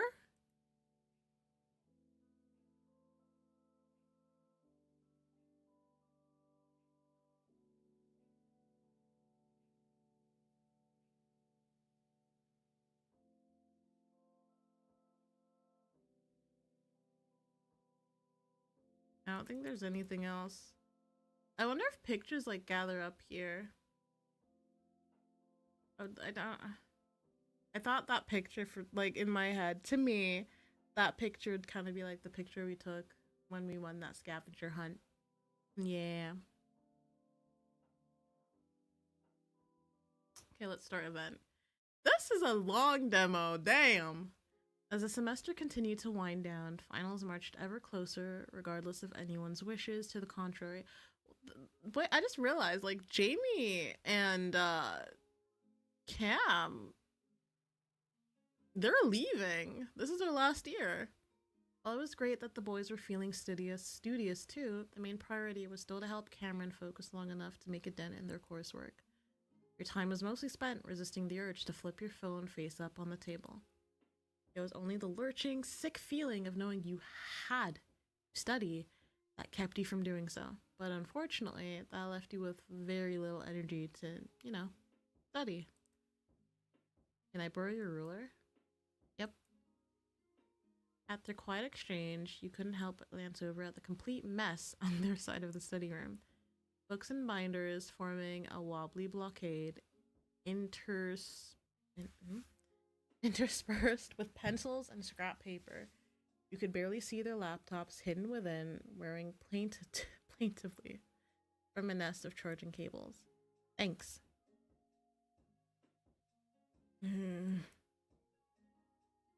From next to you came the irritated scratch of lead as Cameron crossed something out. You peeked down with half a mind to ask what was wrong when Deja caught your eye. Raising a hand as if to adjust her lone earbud, she instead touched a finger to her lips, signaling to let them keep trying. Gave her a soft smile, grateful for her help as always. Still, you couldn't help but feel bad for Cameron. They were trying, and despite that, you had a feeling their focus was fraying fast.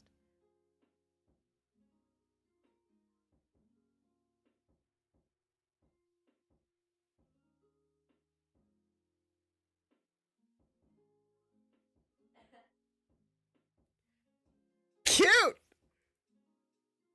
There was a tiny conspirational laugh muffled out of consideration for the others in the room. Still, it was nice to see the worry leave their face for a moment. Hang in there.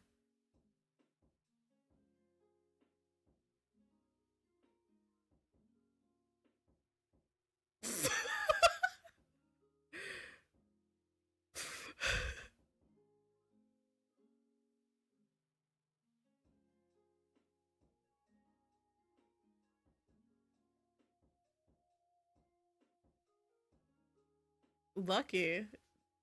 What does he study? He was clearly not studying despite showing up the session. Was he planning to do it later? As if detecting your train of thought, his gaze shifted to meet yours. Something wrong? You broke the silence easily and without remorse, holding your eyes steadily. Staring at him like this, you couldn't miss the faint crease of an...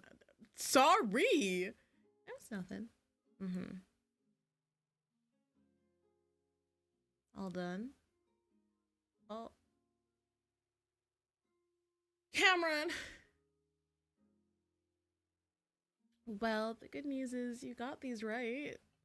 Sliding their paper back over to them, Deja gave everyone at the table an appraising look. Stretch break? Water too. Instantly, Elio nudged his laptop away and stood before folding himself neatly back. Ooh. And way too flexibly. I wish I could get into a bridge from a standing position. Fucking no.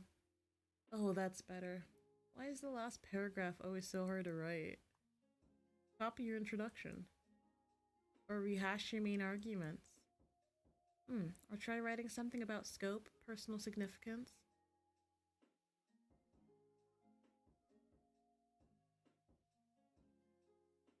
Fair enough.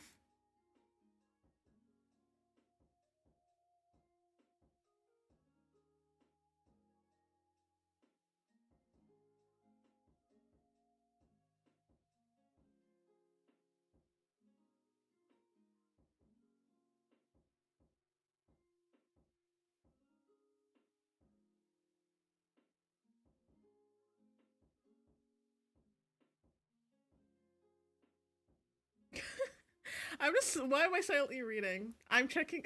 Guys, leave me alone. Don't talk to me. What was he doing over there, still scribbling away like that? You slid out of your seat and rounded the corner of the table, intent on taking a peek. He didn't notice you right away as you approached, slouched over his notes with his head propped lazily in one hand. You couldn't help but brush your eyes furtively up. Oh, we're staring him down.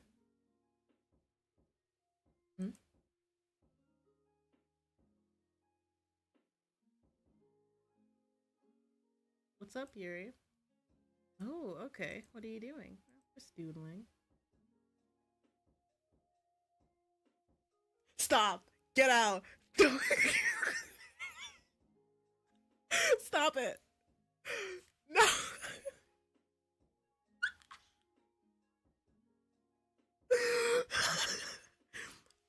my god.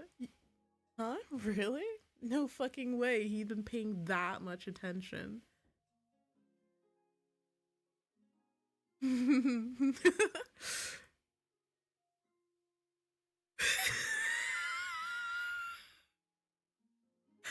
going to kill you, Percy.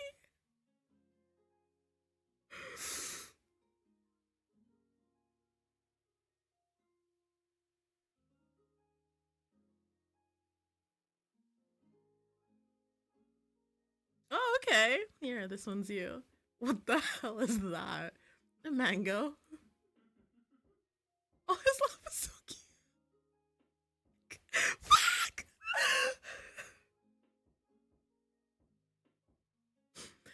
With a twist of your wrist, he made the leaf on top of its head twirl in an imitation of Percy's hair, then lifted the pencil with a flourish. That is not a mango.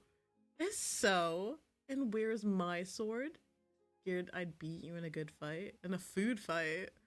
Got to admit, a pout looked good on him. Oh, so we're just straight up, like, we're acknowledging that we like him. Fine, fine. He scribbled a quick sword into his hand to match.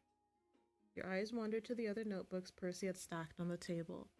As if he was reading your mind, he reached out and flipped quickly through the one on top, giving you a quick look at the sketches scattered on the margins. Whoa, so this is a regular thing. I'm impressed.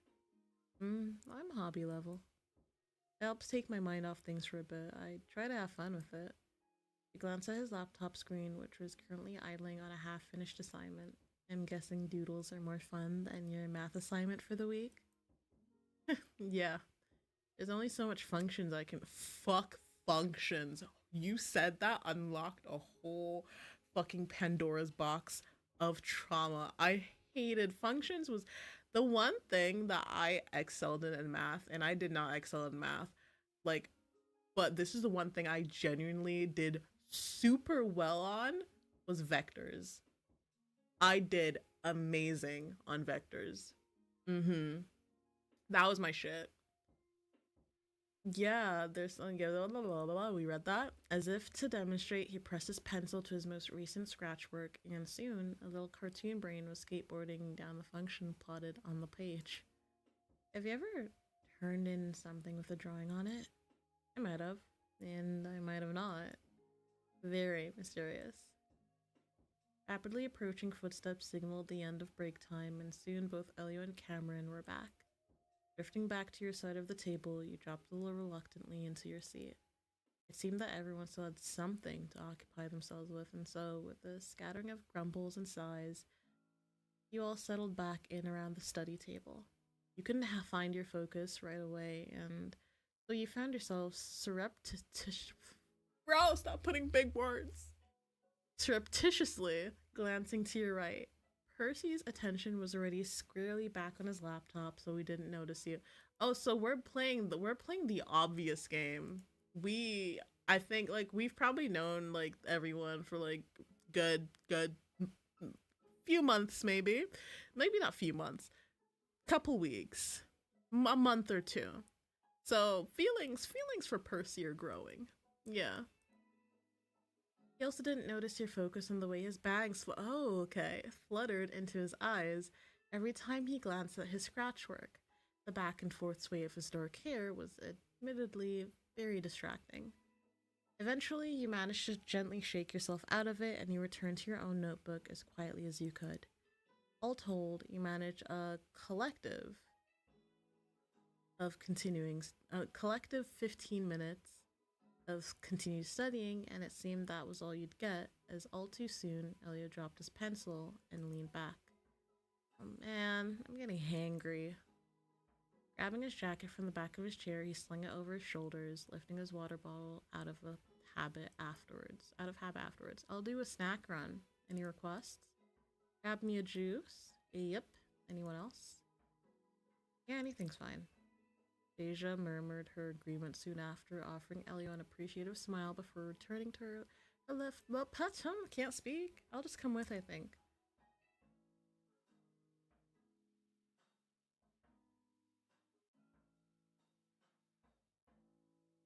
I'll come with. if I'll tag along if that's all right. Of course. Oh, well, have fun. Deja! Okay. I thought she was like being really obvious.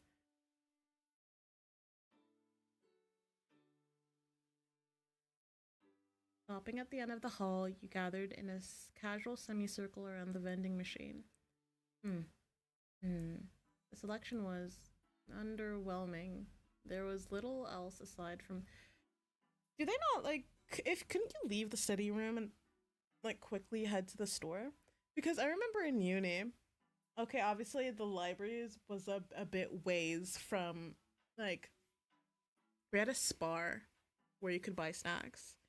So, to be fair, yeah, it would have been more beneficial to buy snacks beforehand, but it happens.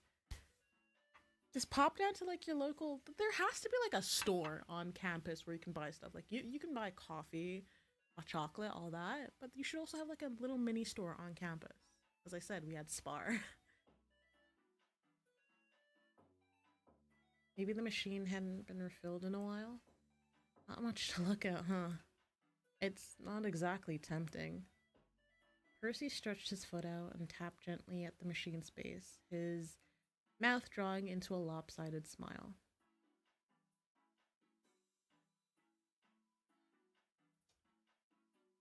Elios, is the music? I'm just trying to figure out, is the music being picked up? I feel like nothing is being picked up. Hold on. Now I have to like turn the game up because what the fuck? I just realized like it's been quiet. This fucking game.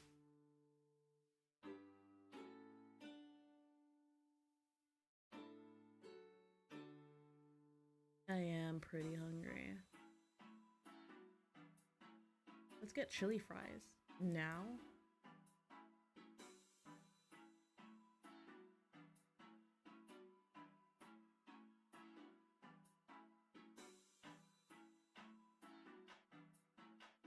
Okay.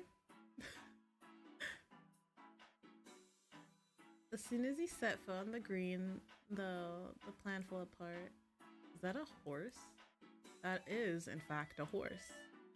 Following their line of sight, you turned to confirm what needed very little confirming. That there was, yes, just an entire living horse standing on the grassy lawn. Oh, that's a horse. You failed somewhat to keep the surprise out of your voice, though a quick glance along the rest of the quad revealed the rest of the story. It didn't take much to figure out what was going on. Now that you look again, the horse, a handsome chestnut, was standing by a table on the lawn, manned by a student in neat riding clothes.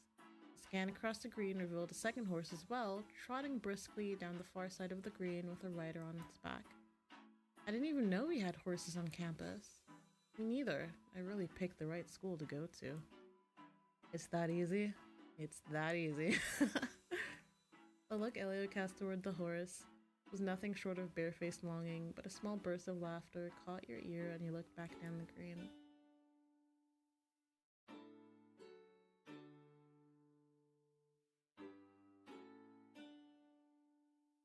Aw. Lucky them, having so much time on their hands. Hey, you never know. Maybe they visited the coop recently. Coop like a birdhouse? No, wait. You don't know what the coop is? You shook your head no, and he pressed his fingers to his mouth, failing to mask the smile growing there. What are you doing? You can fix that. I'm surprised you haven't heard about it yet. It's a Rinmeyer ritual. Pardon? Why is that? Why else?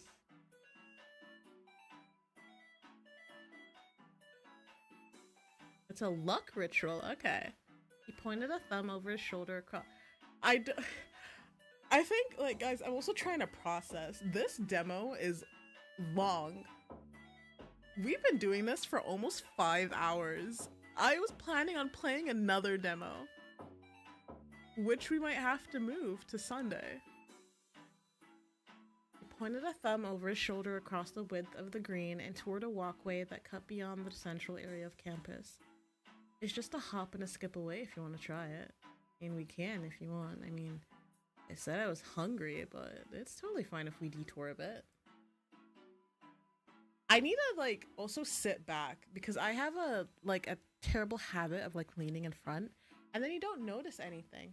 I keep forgetting that I'm using a live 2D model now and I'm not like using my typical PNG where I can do whatever the fuck I want and it's a-okay. Now I need to pay attention to like the way my face is moving, to the way I'm seated. Oh my god. That was a life, but c'est la vie. C'est la vie.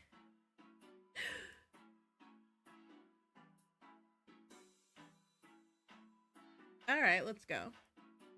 Trust me, I don't want to go back inside any more than you do. He shot a chipper finger gun at Elio and he clenched a okay. Yeah, that's the spirit. Elio obviously wanted to pet horses and Percy seemed keen on introducing you to the coop. As for you...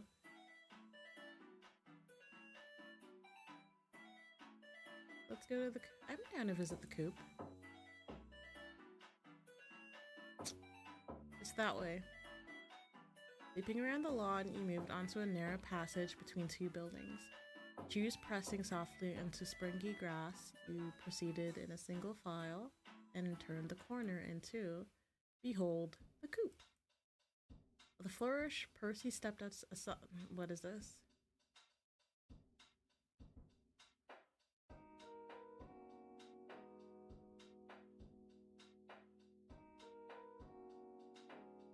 Oh, is that why it's called the coop? What's with all the...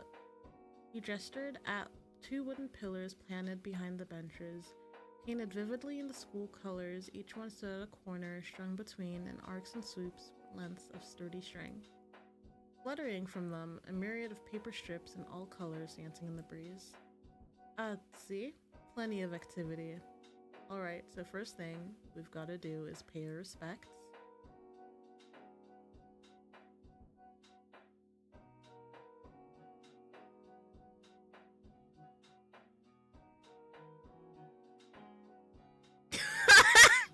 Okay, thanks. Only then did the three of you cross the courtyard, allowing you a closer look at the wooden structure and its many paper bags. Did I read that correctly, or am I just, like, blind? Paper tags!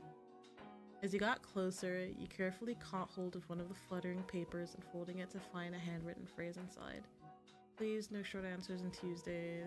I'm so tired. Try that one. He pointed to a neon orange scrap and he reached to oblige him. Please get degrees, but I can no longer see this degree. Please, Coop Gods, have mercy on me. So basically, the statue's for an alumnus who donated to set up a scholarship fund. Obviously, it's called the Coop because of all the birds. Ah, okay. There are much smaller statues scattered all about the seated figure. Stooping slightly, you get a closer look at one yourself. Of course, they were all chickadees. Now, the Coop Co-op. I told you it's a luck ritual, right? It's for exams, projects, presentations, you know, school stuff. The baseline method is you bring a piece of paper with your request written on it and you tie it onto the strings here. From there, it varies. Some people clean up around the courtyard a bit, other people touch up the paint job on the arch, or they'll play music, chat to the birds, anything to lift the Coop's mood. They referred so casually to the statues as living things that you almost believed him right away, or at least, you could almost believe that he believed in what he was saying. Why is it called the Coop Co-op, though? Because even if everyone asks for help differently, we all generally agree to keep the place tidy. Plus, it's a students-only tradition, no oversight from the university. And you know, Coop, Co-op, it stuck really easily. You chanced another look at the display, rows and rows of notes, all painstakingly fastened in place, each one an entreaty for confidence, for courage, or for luck, plain and simple. And just by the way, I do have a witness account to back me up. Oh, you mean... Yeah, go ahead. Well, there was one time he shifted a little on his feet, searching for the right words, and folded his hands contritely in front of him. A time when Jamie took something from the coop. Something. I think it was a bookmark he lost, and he happened to find it in this courtyard. Once you're in coop territory, you follow coop rules. Percy's expression darkened dramatically as he added to the building tension. And he lost 10 points off an assignment later that week. Oh, my. Yeah, see? Jamie Porter, the man who could afford to read He glanced back at the wishes tied up row after row, perched like paper birds on thin wires. There were clearly plenty of people across campus who did believe in the coop's potential. Present company included. Well, I'm not passing up the chance, as long as we're here, I mean. Okay.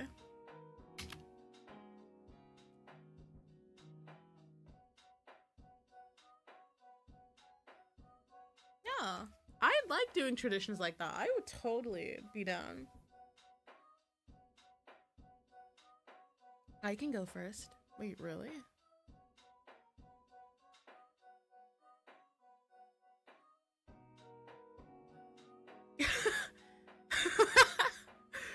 You chuckled and raised a shoulder into a half shrug.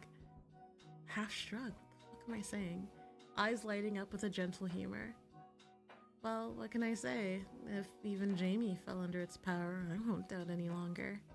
Besides, do you think this is my first good luck ritual? I mean, I have been here before, but I've helped Karamer do something similar. And by help, do you mean you'd watch them do it? You mean here at school? Last year, they had a presentation coming up, and, well, they weren't looking forward to it. Oh. The mere concept of giving a prepared speech had sent them into anxious fits for weeks, even while an abject fear of failure had kept them working on the presentation itself the entire time. I'm not quite sure where they got the idea from. All I know is the day before go time, they told me it was time to take drastic measures. So, you shook your head solemnly, raising a palm to ward off any immediate protest. I'm sworn to secrecy on the details, just know that involved.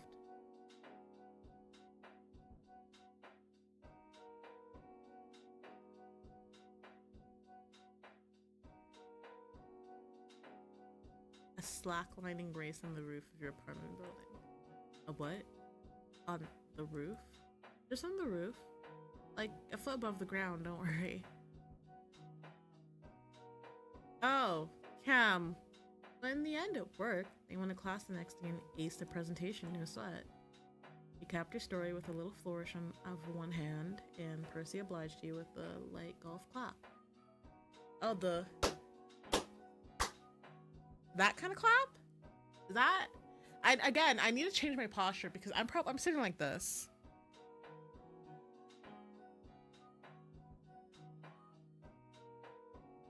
And nothing is being picked up. Alright, you got me. As much as I'd love to pester you for details, I now declare you fit for coop duty. Hat and pen in hand, you crouch next to a bench to write. Nearby Percy and Elliot were figuring out what they wanted to ask for, but you bent your head to concentrate on your own request. Please! Please, please, please. A butterfly flapped slowly to life. Oh. As you penned your request, thankfully you remembered to keep your handwriting light to avoid leaving any hands pressed onto the next page. Lifting your hand, you examined your handiwork, then nodded. You recapped the pen and tucked it behind your ear for safekeeping, then folded the paper and carefully tore your wish free. Who's next? I'll go. You trotted over to take the notepad and pen, then stepped a little away so he had room to write. Elio swayed ever so slightly back and forth while he wrote, as if guided by an internal song to craft this quest. When he was done, he meticulously tore his note out and passed the notepad to Percy. With wishes in hand, you each stepped behind the benches to add them to the display. Following the boys' example, you looped your folded note carefully over an empty space and tied a simple knot. All done. Unless... There always was more to the picture with him, wasn't there? Unless... Well, most effective offerings aren't paper wishes. They're things that matter to you. Favorite books, lucky pens, almost anything goes. Since it's something you carry around or use a lot, it has more impact. But I don't see much around here. Oh.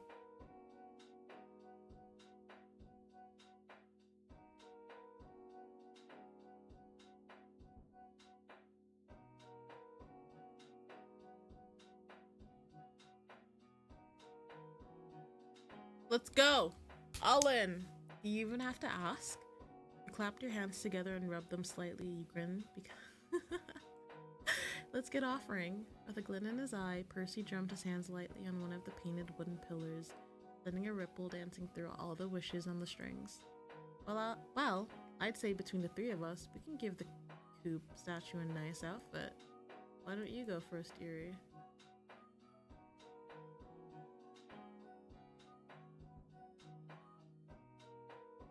A bracelet.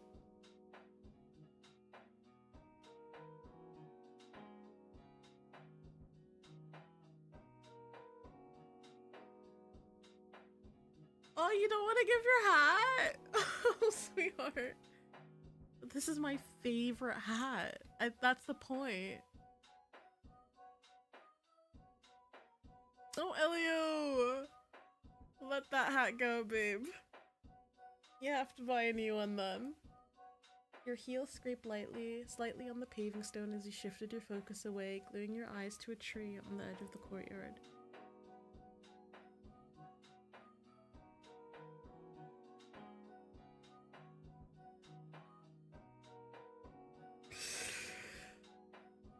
Lord, I am not your strongest soldier.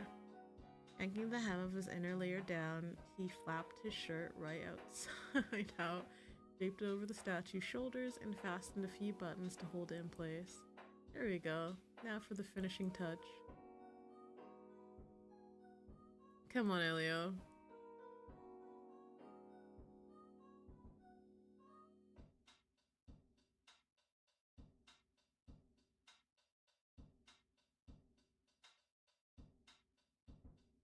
Why don't you leave something else, like? Oh, what's in your pockets?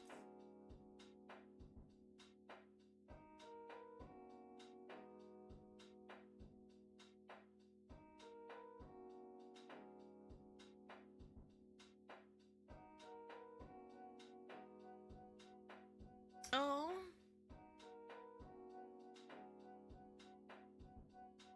I want to buy him a new hat now. We wasted so much time. Everyone's gonna be like, bro, where the fuck is my shit? Forget it. Forget about it. The little Brutus instead of Little Caesars. I like that.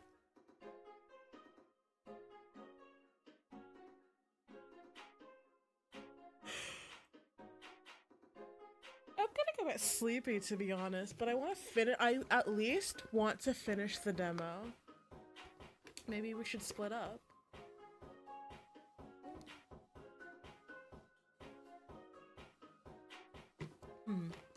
Depends on what we're getting, doesn't it? What did everyone else want again? Cam wanted a juice. I know Deja's usual, and Jamie. He shrugged, and Percy took over with the air of someone used to dealing with Jamie's cavalier approach to snacking. I'll grab him something. Things aside, we should bring back some food for everyone. Oh, hold up. What's he up to? Guess we just have to wait and see.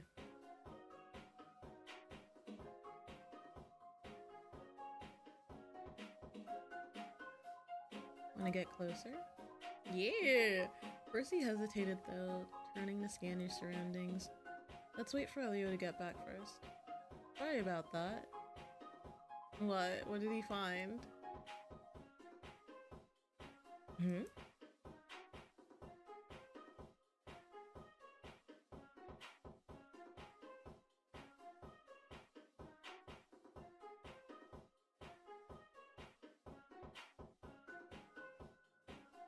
Oh, those sequin like bags that kind of like.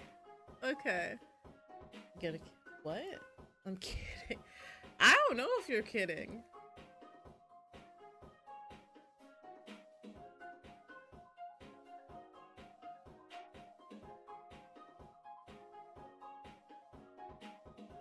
I'll stay behind. When I have my eyes set on a target, that's all I go for. Also, I really need to work on my posture because why do I still end up in like such a weird position? Sure, if you want. Percy gave a slight shrug, his expression welcoming and his posture loose. Alright, I'll be back in 5. Elia was gone in a flash, giving you the window you needed for a secret detour. Still interested in those boards? Let's go! Pleased at having read him correctly, you followed after him, and the two of you settled? Let's go. Up close, the exhibit was made up of 4 narrow chalkboards attached by hinges as if to create a folding screen. Printed across the top of them in blocky letters was a single prompted.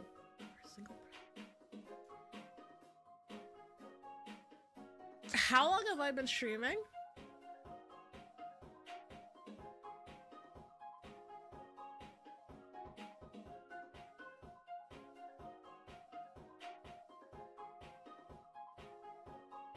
Guys, I think I'm done.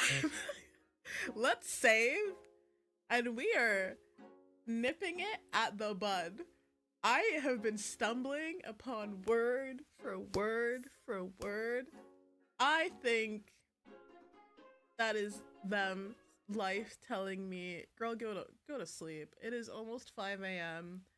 I will in fact go to sleep.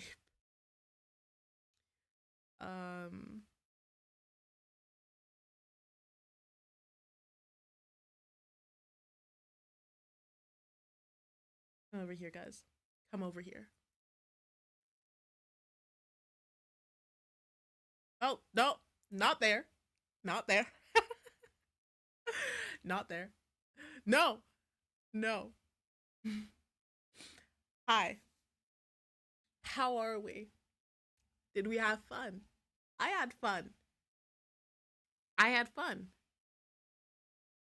I'm just annoyed that like after some time I just can't read anymore, and it's kind of like okay. But y'all get heart eyes. But yeah, I'll be streaming again on Sunday. I might stream earlier on Sunday because I'm home alone, so that shouldn't be an issue to actually stream earlier. But yeah, again, thank you so much for tuning in. I really, really appreciate each and every one of you. I hope you have a wonderful morning, afternoon, evening, night, and we will speak again on Sunday. All right. Bye-bye. Bye. Where's the music? Cue the music. Bye.